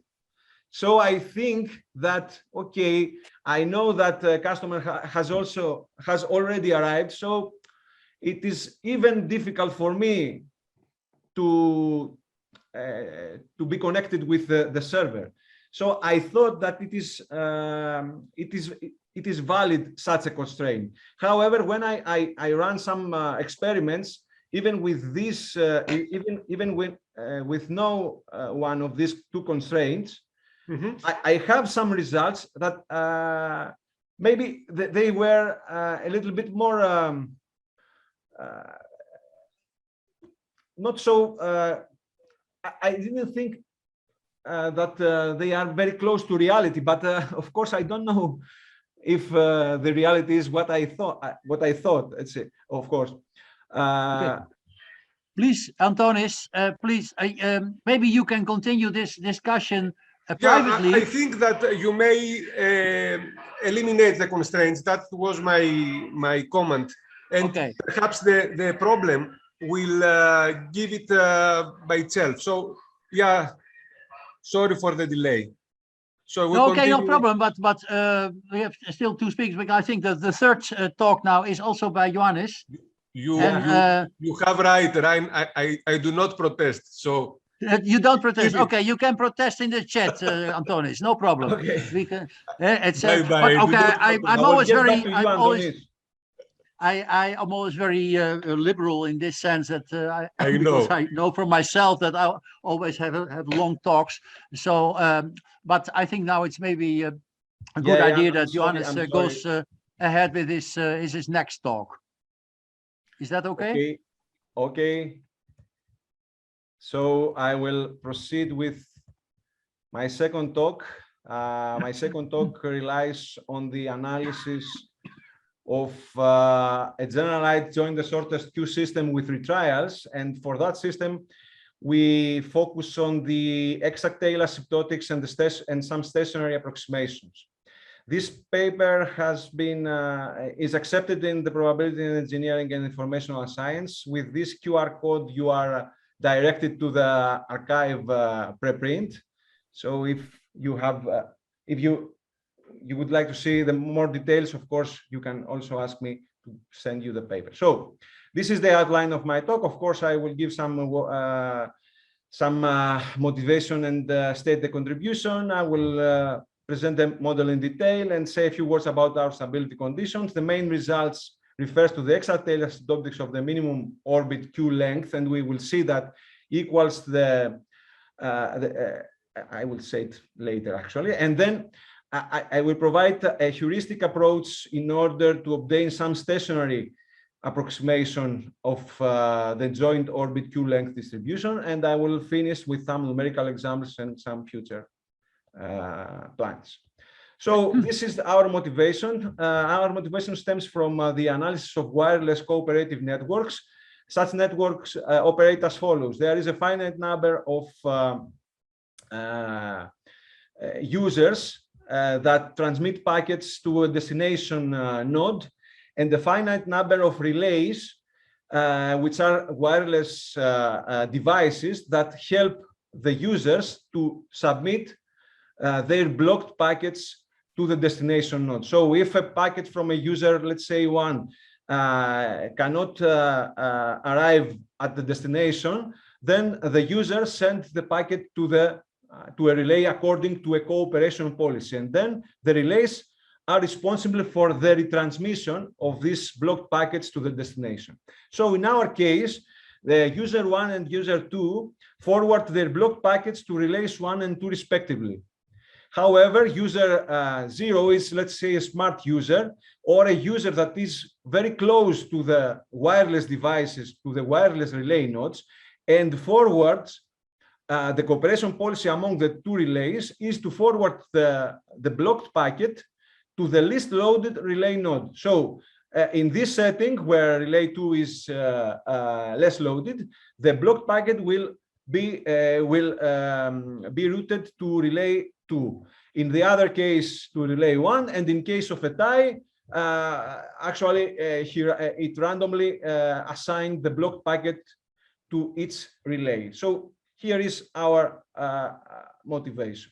So regarding our contribution, we would like to use this model as a vehicle to investigate the stationary and the asymptotic behavior of non-homogeneous Markov modulated random walks in quarter plane. So in two very recent papers of mine, we cope with the stationary analysis of the joint the shortest queue systems with retrials, but with no dedicated traffic. And we actually able to obtain this stationary distribution using the compensation method. However, the presence of the dedicated traffic makes this method to collapse. So our work seems to be the only analytic result in order to investigate the joint the shortest queue system with retrials and with dedicated traffic. So first of all, we obtained the exact tail asymptotics and show that the tail asymptotics of the minimum orbit queue length for fixed values of their difference, the queue difference, and the server state is exactly geometric. And we apply, we use a heuristic approach to approximate the stationary distribution, but unfortunately it is valid only when one of the orbit queue lengths are large. Actually, this method is very interesting because we cope directly with equilibrium equations, and we do not use generating functions or diffusion approximation. Finally, we say also a few words about the stability condition. So this is some related literature regarding the problem that I investigated. First of all, this first reference refers to the decay rate of Markov modulated actually join the shortest queue problem, but without retrials. Of course, here is the decay, two very important references regarding the decay rate of the generalized join the shortest queue system without retrials, of course, and this very important reference about the method that we use regarding the stationary approximation, which is the second main result of this work. So we consider a single server retrial system with two infinite capacity orbit queues. The orbit queues actually are the relay nodes for the wireless cooperative system that I described earlier. The single server can handle at most one job. We consider three arrival streams, Poisson streams with rates lambda m equals 0, 1, and 2. Service times are exponentially distributed with rate mu, common for all, the same for all Poisson for all streams of customers. Of course, an arriving job that finds the server free, it occupies the server and leaves the system after service. However, blocked jobs of the smart stream join the least loaded orbit queue. So we employ the join the shortest queue policy for this smart stream S0. and the block jobs for the dedicated streams, S1 and S2, are routed to the orbit queues 1 and 2 respectively. The retrial policy is that we consider is the constant retrial policy. So each service station tries to dispatch a blocked job to the server at the rate alpha mu alpha m, where m equals 1 and 2. So by setting NL of t the number of jobs stored in orbit L, C of t the number of jobs in the service station, so it is the state of the server. So this our system is described by capital X of t, which is a continuous time Markov chain. We denote the stationary probabilities Pij of k, where k equals 0 and 1, where 0 for an idle server, 1 for a busy server. We denote also by capital H of n this function, and in equations 1 to 7 we have the Kolmogorov equations for our system. Our aim is actually to solve this set of equations. So to proceed with the stability conditions, it is easy to see that our process is a non-homogeneous Markov modulated random walk in the quarter plane. To our best knowledge, we don't have any available results for the stability condition of such a process. However, by noting that orbit queues grow only when the server is busy, we are going to construct a new discrete time Markov chain embedded at the epochs at which the server is busy. So we consider the censored Markov chain at busy states. This censored Markov chain is a standard non-homogeneous Markov chain, two-dimensional Markov chain. And using standard Forster-Lyapunov arguments, we provide necessary and sufficient stability conditions for this censored Markov chain. Then we conjecture that the stability conditions for this censored Markov chain on the busy states are actually stability conditions for the original Markov process. We perform simulations, and simulations agreed with our conjectures. However, a formal proof of this of our conjecture is still missing, and it is something in progress. So we consider the uniformized discrete time Markov chain. Here is the matrix transition diagram of our process, and we can see that this is Markov chain has 6 regions of spatial homogeneity. It has 2 regions, 2 angles, one angle and the second angle, and 3 rays. Okay, the diagonal and the other 2 rays, and of course the point 0, 0. If you want to look what is going on between the levels, here is an instant of state transition between the levels when we are in the angle R1 and in the ray on the diagonal. So Lemma 1, in Lemma 1, we actually prove that the censored Markov chain at busy states is positive recurrent if and only if one of these 3 points hold, 3 conditions hold. And we apply this lemma refers to the censored Markov chain. So we perform simulations for the original Markov process, and we can see that this first case refers to the first condition, and we can see that we can see that the orbit dynamics are given here in these 2 figures, and we can see that under these conditions we have a stability for our system, and we can see that when rho is greater than 1, both orbit queues grow. So we have the system is no longer positively recurrent. Here in these figures we also have simulations for the other condition for condition number 2. So the condition that this F1 is negative or positive affects actually the stability of the original system. Here is the F1. So we conjecture actually that actually simulations indicate that the stability criteria of the censored Markov chain at busy states are actually the stability criteria for the original one. However, we do not have the formal proof. There are some works for the stability of models without retrials. However, in our case, we don't have any available result.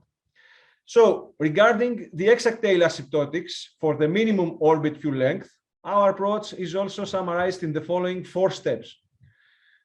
First of all, we consider the uniformized discrete time Markov chain and perform this transformation Z1 and Z2. So we have the minimum of the orbit Q lengths and the difference.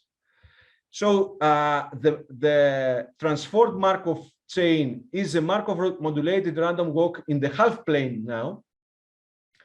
We will see the transition diagram in the next slide.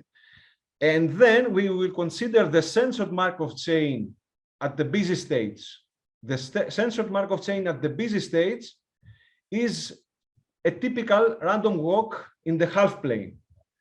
Then using known results from, for example, from Lee and Miyazawa in 2007, we show that the minimum orbit Q length for the busy states decays geometrically.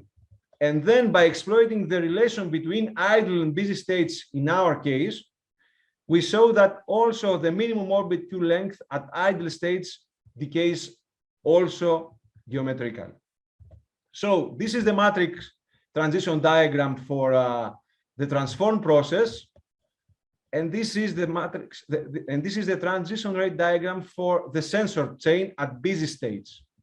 All these details about these transition probabilities are, of course, given in the paper. I was not able to provide it in the slides because it is somehow not doable, actually.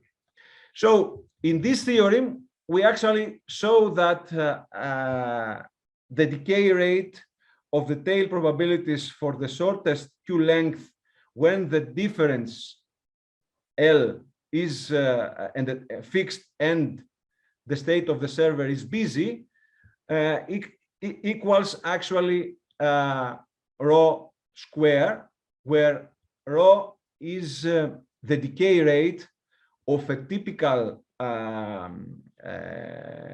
single orbit Q system, which I will describe it in the next 2 slides.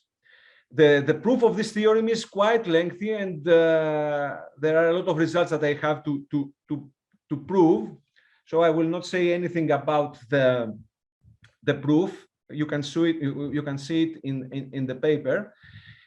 Here are the conditions of that are required for the proof of this theorem. This condition here is the so-called the strongly pooled condition, under which in order to show this theorem, to prove this theorem, we need the arrival rate of the smart stream to dominate the dedicated streams.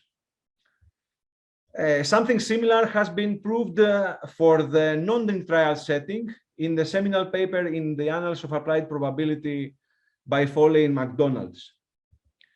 So having known the exact tail asymptotic properties for the busy states, using equation number 10, which is the equation which relates the states, the busy states and the idle states, we have corollary number 3, which shows actually that the decay rate is the decay rate of the minimum orbit Q length for the idle states is also rho square. Here, rho is the tail decay rate of a single orbit Q system where arrivals equals to lambda. Lambda actually is the sum of lambda 0, lambda 1, and lambda 2. And the retrial rate equals alpha 1 plus alpha 2 when there are at least 2 customers in orbits. So this means that when the number of customers in the system is very large, in the heavy traffic, let's say, in the heavy traffic, our system with 2 orbits can be approximated by a single orbit queue system. This is so-called the state space collapse property in the literature. So the second main result refers to the stationary approximations.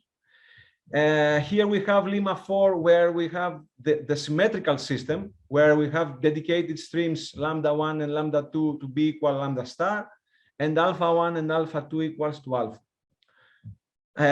This lemma shows actually these approximations when the number of customers in an orbit, at least in one orbit, are very large. And here is the lemma for the asymmetric case. Here, the proof is a little bit much more elaborate.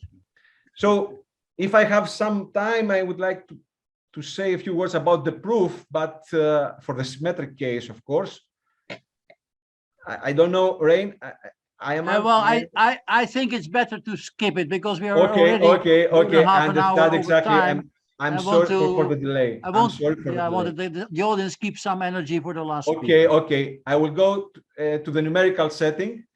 In this example, we actually validate the results that we obtain from the heuristic approach with the results obtained by the asymptotic methodology, by the asymptotic results that we derived earlier. So we would like to see what is going on with that difference, where this probability is actually the probability derived by the stationary approximations, and this probability can be derived from theorem 1 after the asymptotic analysis that we performed. Here we can see that these two values are actually very, very close to each other. So the heuristic approach, the results obtained by the heuristic approach agreed with the results obtained in the asymptotic analysis. In the second example, we focus on the ratio of the probability of having kappa plus k plus 1 customers in the system to the probability of having k customers in the system. And this probability of having k customers can be obtained using the stationary approximations. Here we have this figure where we can see that as k increases, this ratio tends to be equal to rho. Since this is expected, and it is also similar to the behavior that is similar behavior appears in the non-retrial setting for the typical join the shortest queue systems. And here we can see also that this ratio tends to rho when the difference among the retrial rates gets smaller. So for the symmetric case, this ratio tends very, very fast to rho. And here in this table, we can see also the effect of the dedicated traffic to the way this ratio tends to rho. We have fixed the total arrival rate equals to 0.06 in order to have rho equal to 0.1527. And here we can see that when we have no dedicated traffic, very, very fast, this ratio tends to rho. However, even when we have a very small increase in the dedicated traffics, the ratio does not converge to rho very, very fast. So the dedicated traffic plays a crucial row, a crucial. It's very crucial for the convergence. Something similar happens in this slide. I will skip and show this last slide, where simulations show that our system employ this state space collapse property. Here we can see that when lambda 0 is greater than the absolute difference of lambda 1 minus lambda 2, we have this behavior which says that in heavy traffic, our model collapses to a single orbit Q system. The only difference is that we have to prove it formally here, and this is a future work. And of course, a lot of work can be done in this setting, because this is the only work that deals join the shortest queue policy and retrial queues. And that's all. And thank you very, very much for the patience. And again, apologies, Rain, for.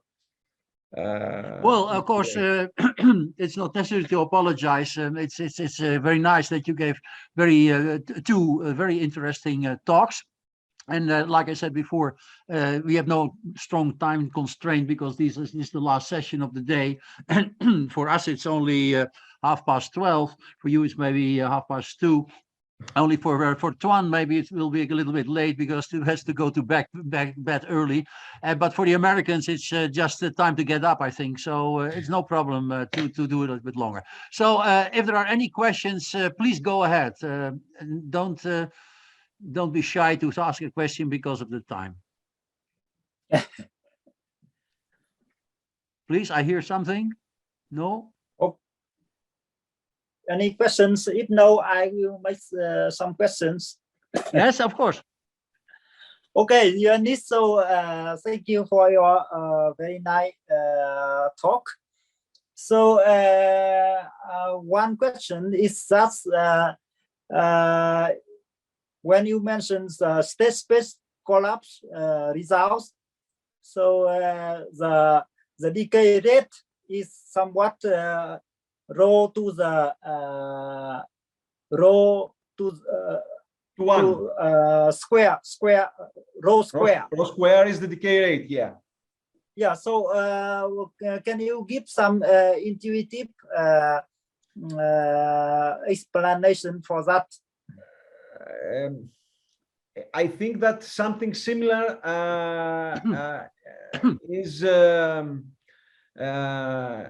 something similar applies for the non-retrial setting. And actually, I miss for the moment this intuition. For example, for the non-retrial setting,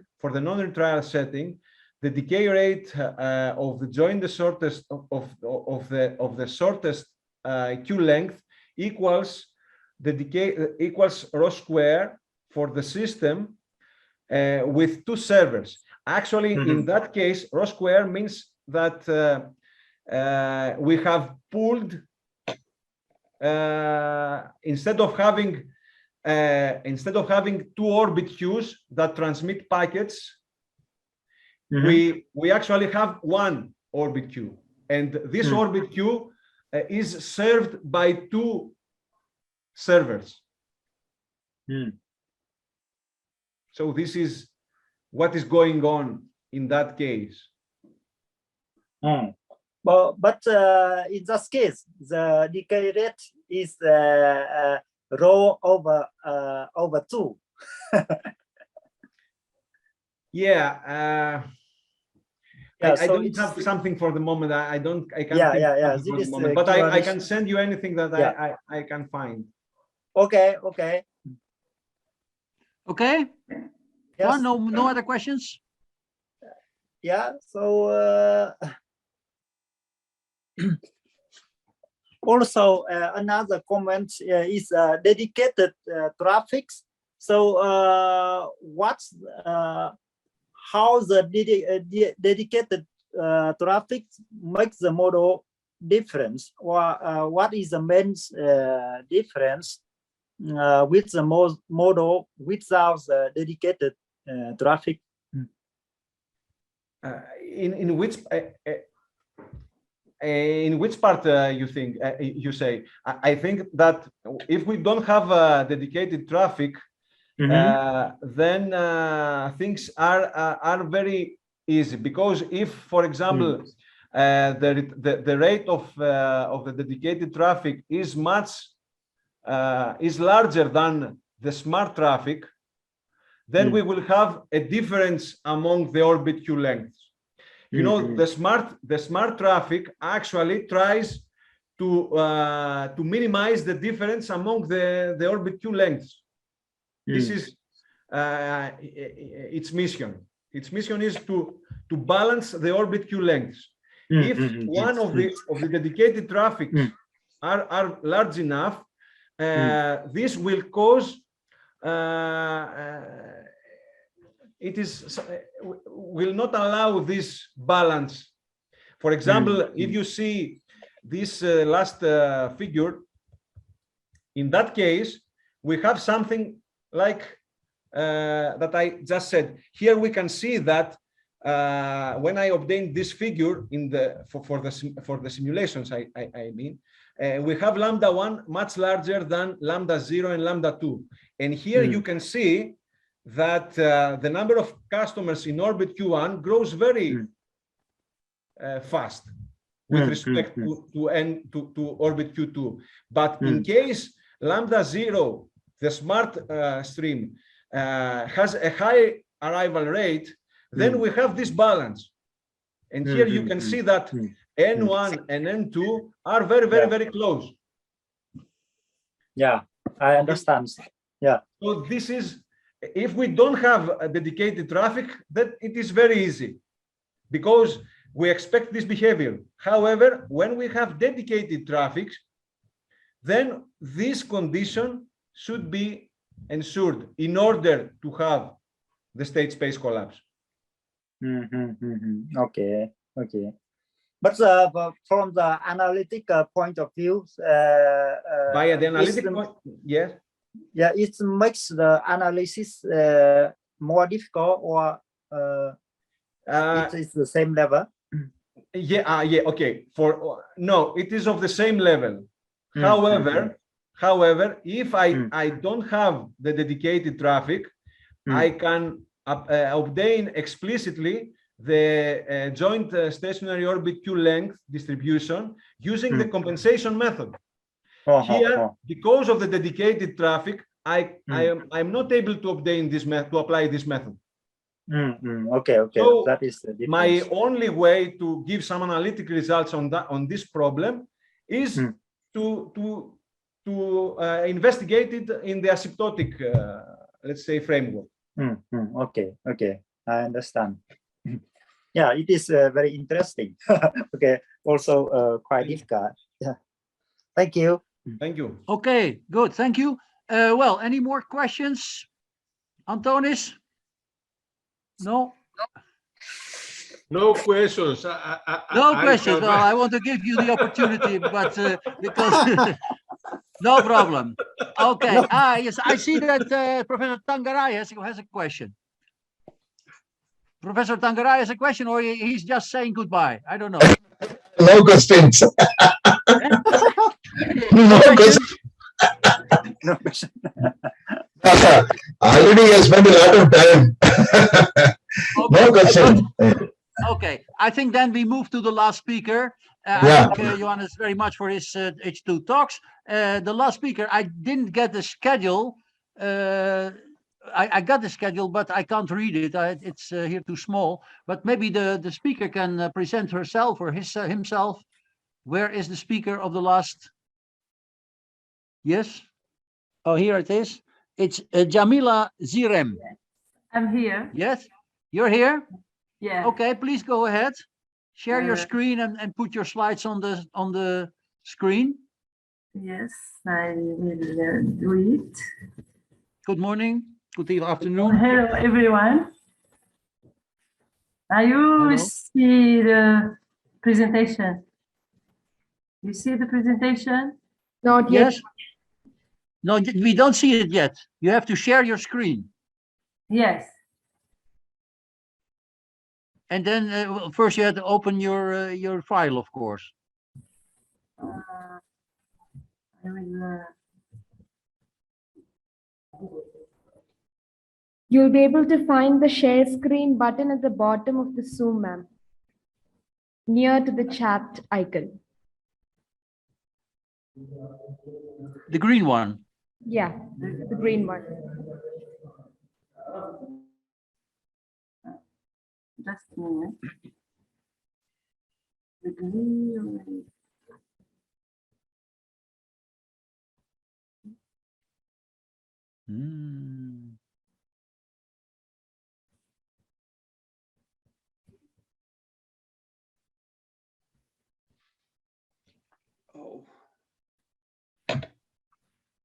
Can I start?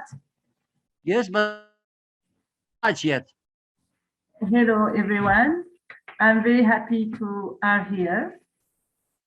I present my work, MXG1 model with callback. No, excuse me, we don't see your slides yet. You don't see? We don't see the slides. Did you do share screen? The green button below. You have to press that one, but first you have to open your PDF file. The green button, where is it? I don't see the green button. What do you see on your screen? You see your slides on your screen? Yeah. You see them large. You see them full screen. Maybe you do escape, and then you can see again the green button if you go down. Ma'am, if that is not possible, you can send your presentation to WRQ, CMS College at AC.in, so that we can present it from here.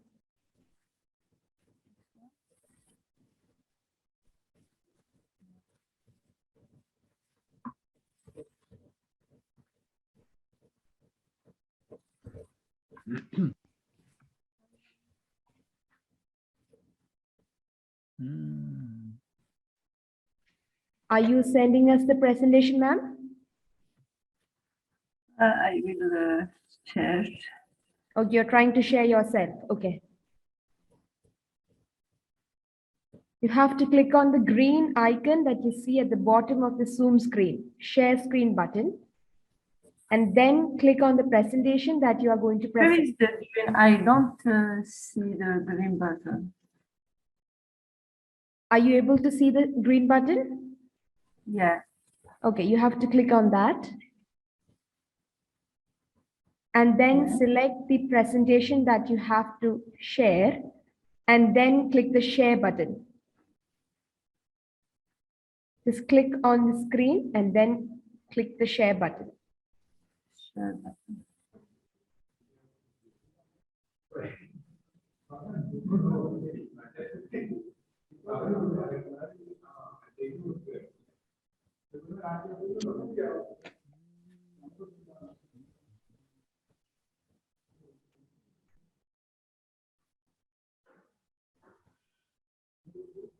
Are you able to do, ma'am?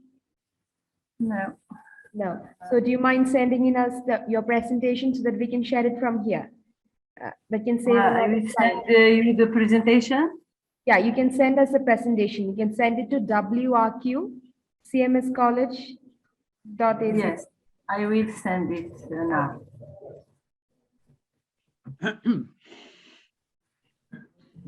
Okay. We have sent a mail to you. You can reply to that. Yes.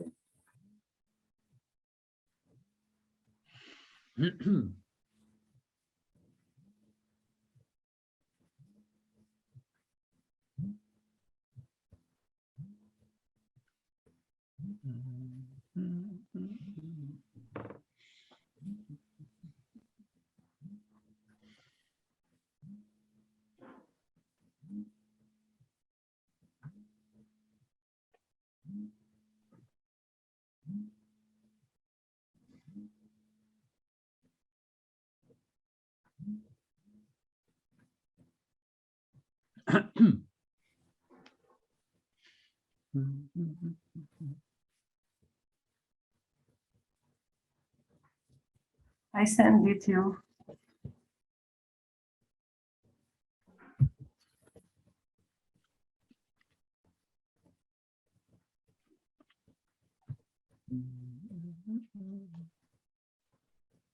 I sent the presentation.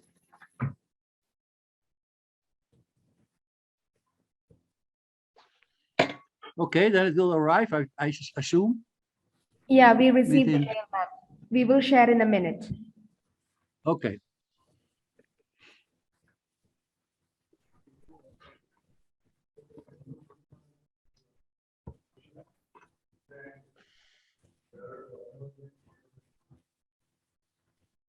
Ah, yes, I find the green button.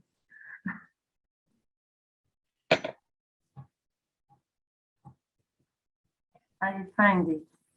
No, ma'am, we can share it from here. That will save a lot of time. It's okay. We are working on it now.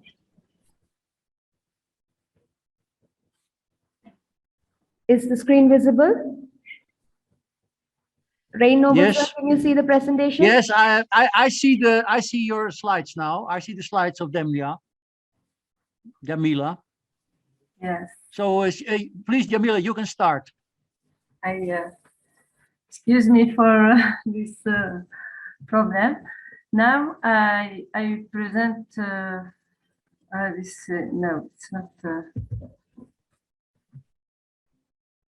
Just a minute. Yeah. I will present my work. The first slide, please.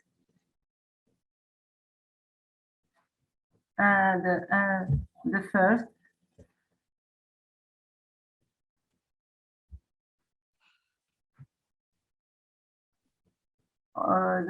The title of, yeah, I represent the model MHG1, model with callback, a reliable server, and impassion with two types of service. The next slide. We have this plan. We started with introduction, and then we describe our model. Then we study the state distribution, and we calculate some performance measure, and we finish with conclusion. Next. In different situations, the provision of optional service at the request of customers is very realistic, and it is provided to customer on demand after the completion of the first essential phase of service. Such system of optional service are economical and save time, as the customer can receive the different phase of the service from the same server, and these types of service can be carried out in many situations. We see the example of a health center where patients present themselves for regular routine examination, but some patients who are not satisfied with the regular examination due to a health problem, or doctors advise him ask an additional examination facilitated by the same doctor who wish to perform other examination, namely blood pressure check, etc. Next. Several research have contributed significantly to the development queuing of two types of service. Next.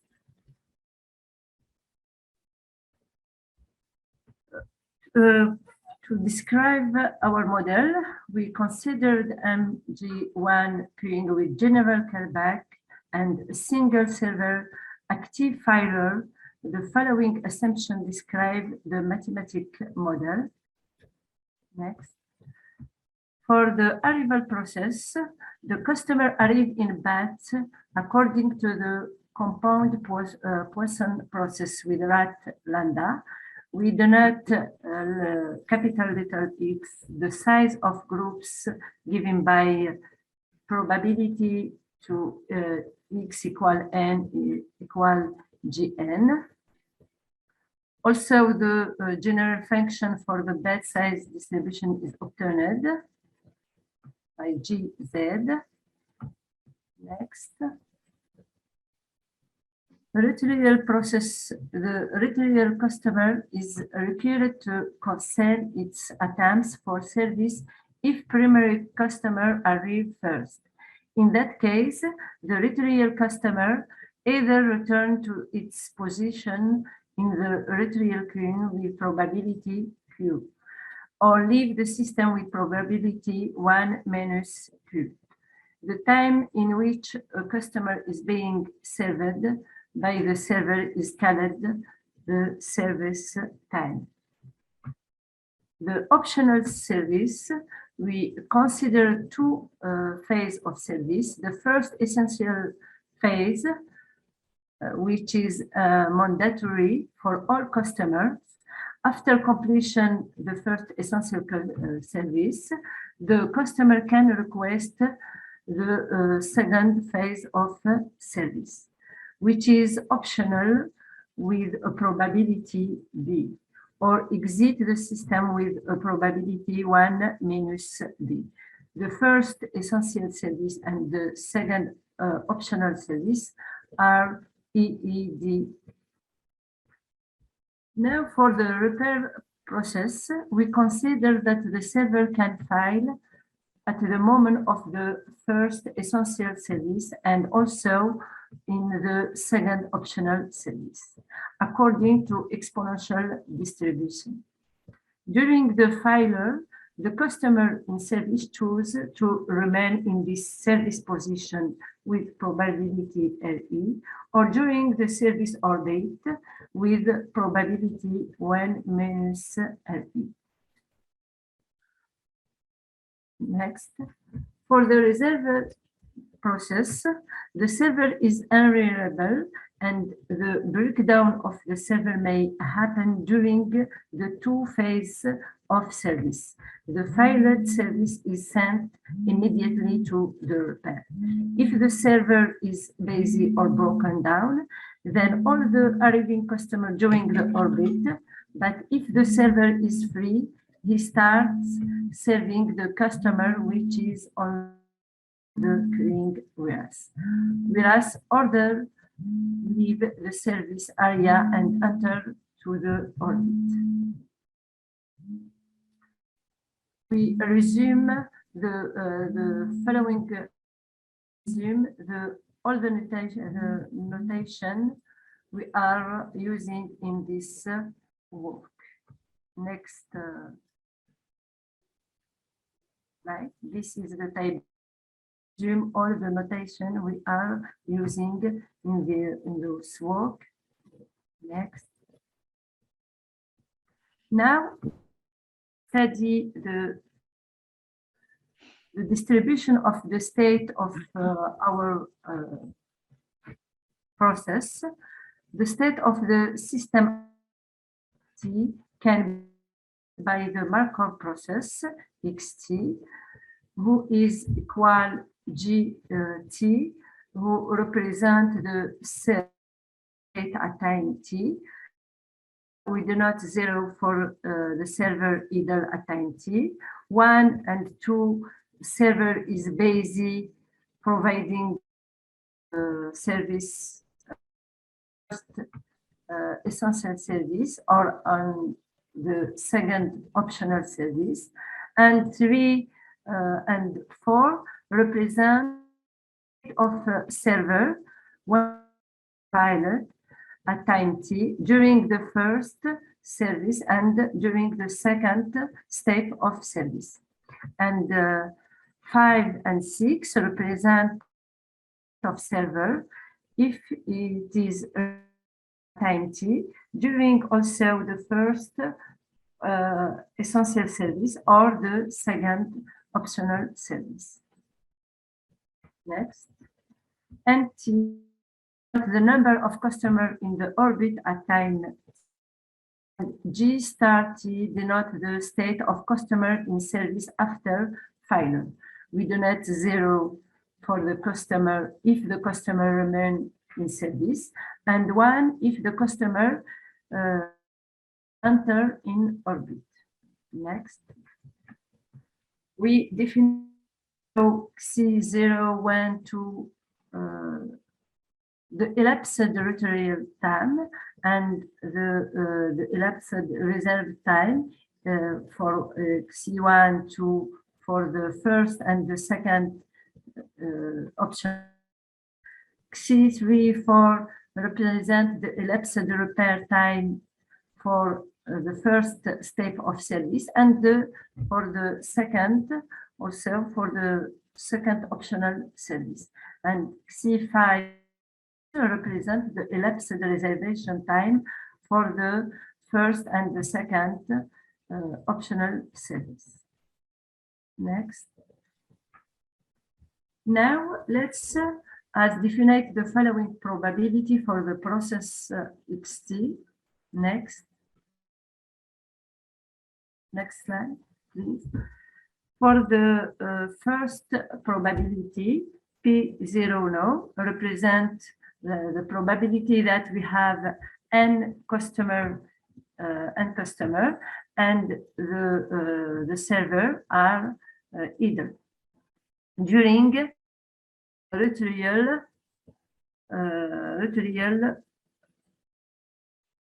times.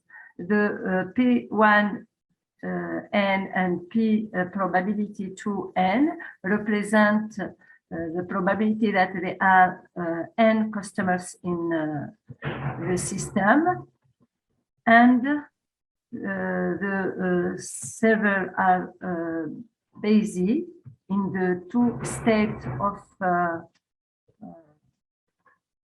the first and the second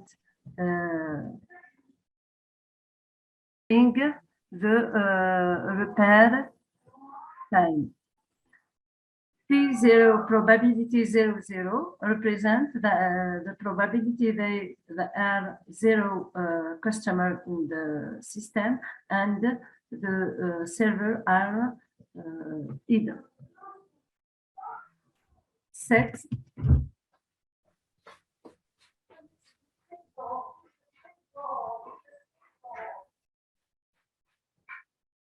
Next slide, maybe. Excuse me.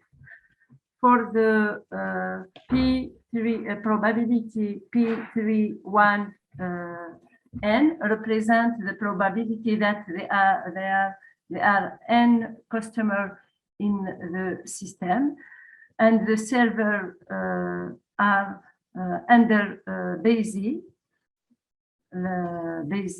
and during the rotorial of customer time. Also for the other probability. Next.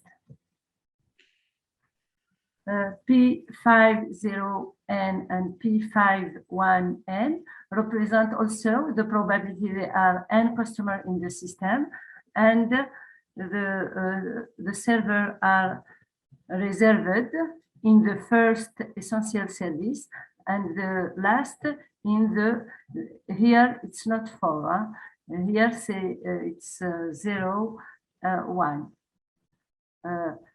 And the customer service during the rotorial time. Now, in this section, we developed the steady state equation for the considered model by treating elapsed rotorial time, elapsed service time of customer, elapsed repair time, and elapsed reserved time for the two steps, first essential service and second optional service as supplementary variable. Then we derive the probability density function for the service state and the probability density function for the number of customers in the system and orbit. The following theorem gives the explicit expression of some performance measure of the system study. Next. In the stability, if the stability condition is fulfilled, then there exist, we have the following steady state solution. P0Z done for the first equation. But we have in this theorem calculate the probability density function for all the state of the model. Next, also next, this is the probability density for next. Also, here the next, next, next, next. This is the abbreviation of the notation, the abbreviation we are when we are calculated the probability density function. We denote G and BZ, it is the denominator for all the equation in the last theorem. Next. Now we give the explicit expression of some performance measure of the system study. The results are summarized in the following theorem. P0 is the probability that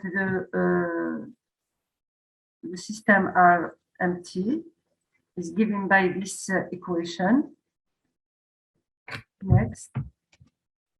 And the P1 represents the probability that the server is busy in the first essential service. And P2 also represents the probability that the server is busy in the second essential optional. Here it's optional service. And P30 represent the probability that the server is filed in the first essential service and customer remain at the service position. P31 also service, this is filed in the first essential service and customer enter in orbit service. P40 and P41 represent probability that the server is filed in the second optional service and customer remain at the service position or next slide or enter in the orbit service.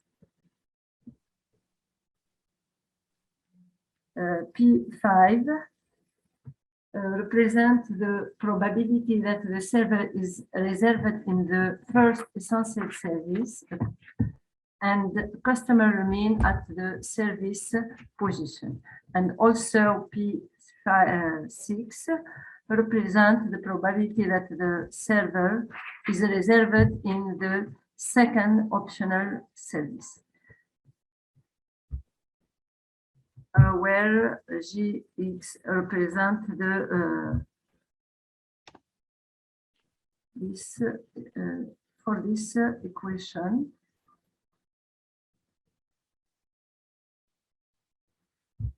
Now, in this work, we performed a detailed study of the queuing model with remainder bulk arrival, discouraged customer, and took phase of general low service and immediate reply. Using the supplementary variable method, we obtained some important performance measure, which is in the theorem 1 and theorem 2. Thank you for your attention. Okay, Jamila, thank you very much for your talk. Excuse me for my dead English. No problem, no problem. But we could understand and read your slides very well. So maybe we have some questions. Please Yes. go ahead. Yes. Yes, please. Who has a question? Nobody? Well, I would ask maybe, did you look also at the mean orbit size or so? Because I didn't see that. I saw only these probabilities that you fail, etc., etc. From the probability generating function, of course, you could also get Yes. the mean orbit size. Yes. I'm doing it. I'm not finished to calculate all the. So that's future work, but maybe. Yes. Yeah. I'm doing. Yeah.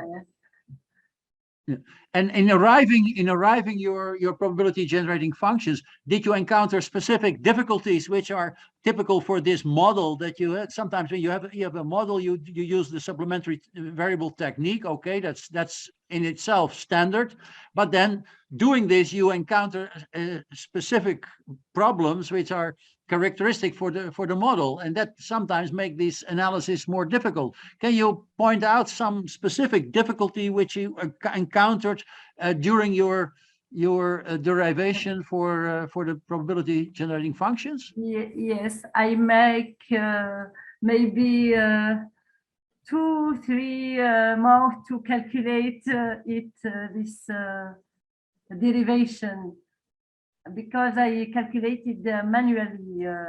I don't use any logiciel to calculate it. So you say it was a very tedious work. Yes. Yeah. But you didn't come up with a specific problem which had to, which needed some original idea to go forward. It was more very tedious, very complicated, and so very tedious work. Yes, it's very difficult to calculate, and of course, we have more problems. Yeah, I understand. It's a very complicated model, of course. Okay, thank you very much. And if there are no other questions, I think that we can close the session. I want to thank all the speakers, Alexander Dudin, Ioannis Dimitriou, and also Jamila, which I didn't see in real. I only saw her name. Well, we spent 1 hour and 15 minutes more than on the schedule, but I think that's not a problem, because with this we end the second day, and I give the words to the organizers. Thank you. Thank you. Thank you, sir. Thank you, sir, for chairing the session and for your time.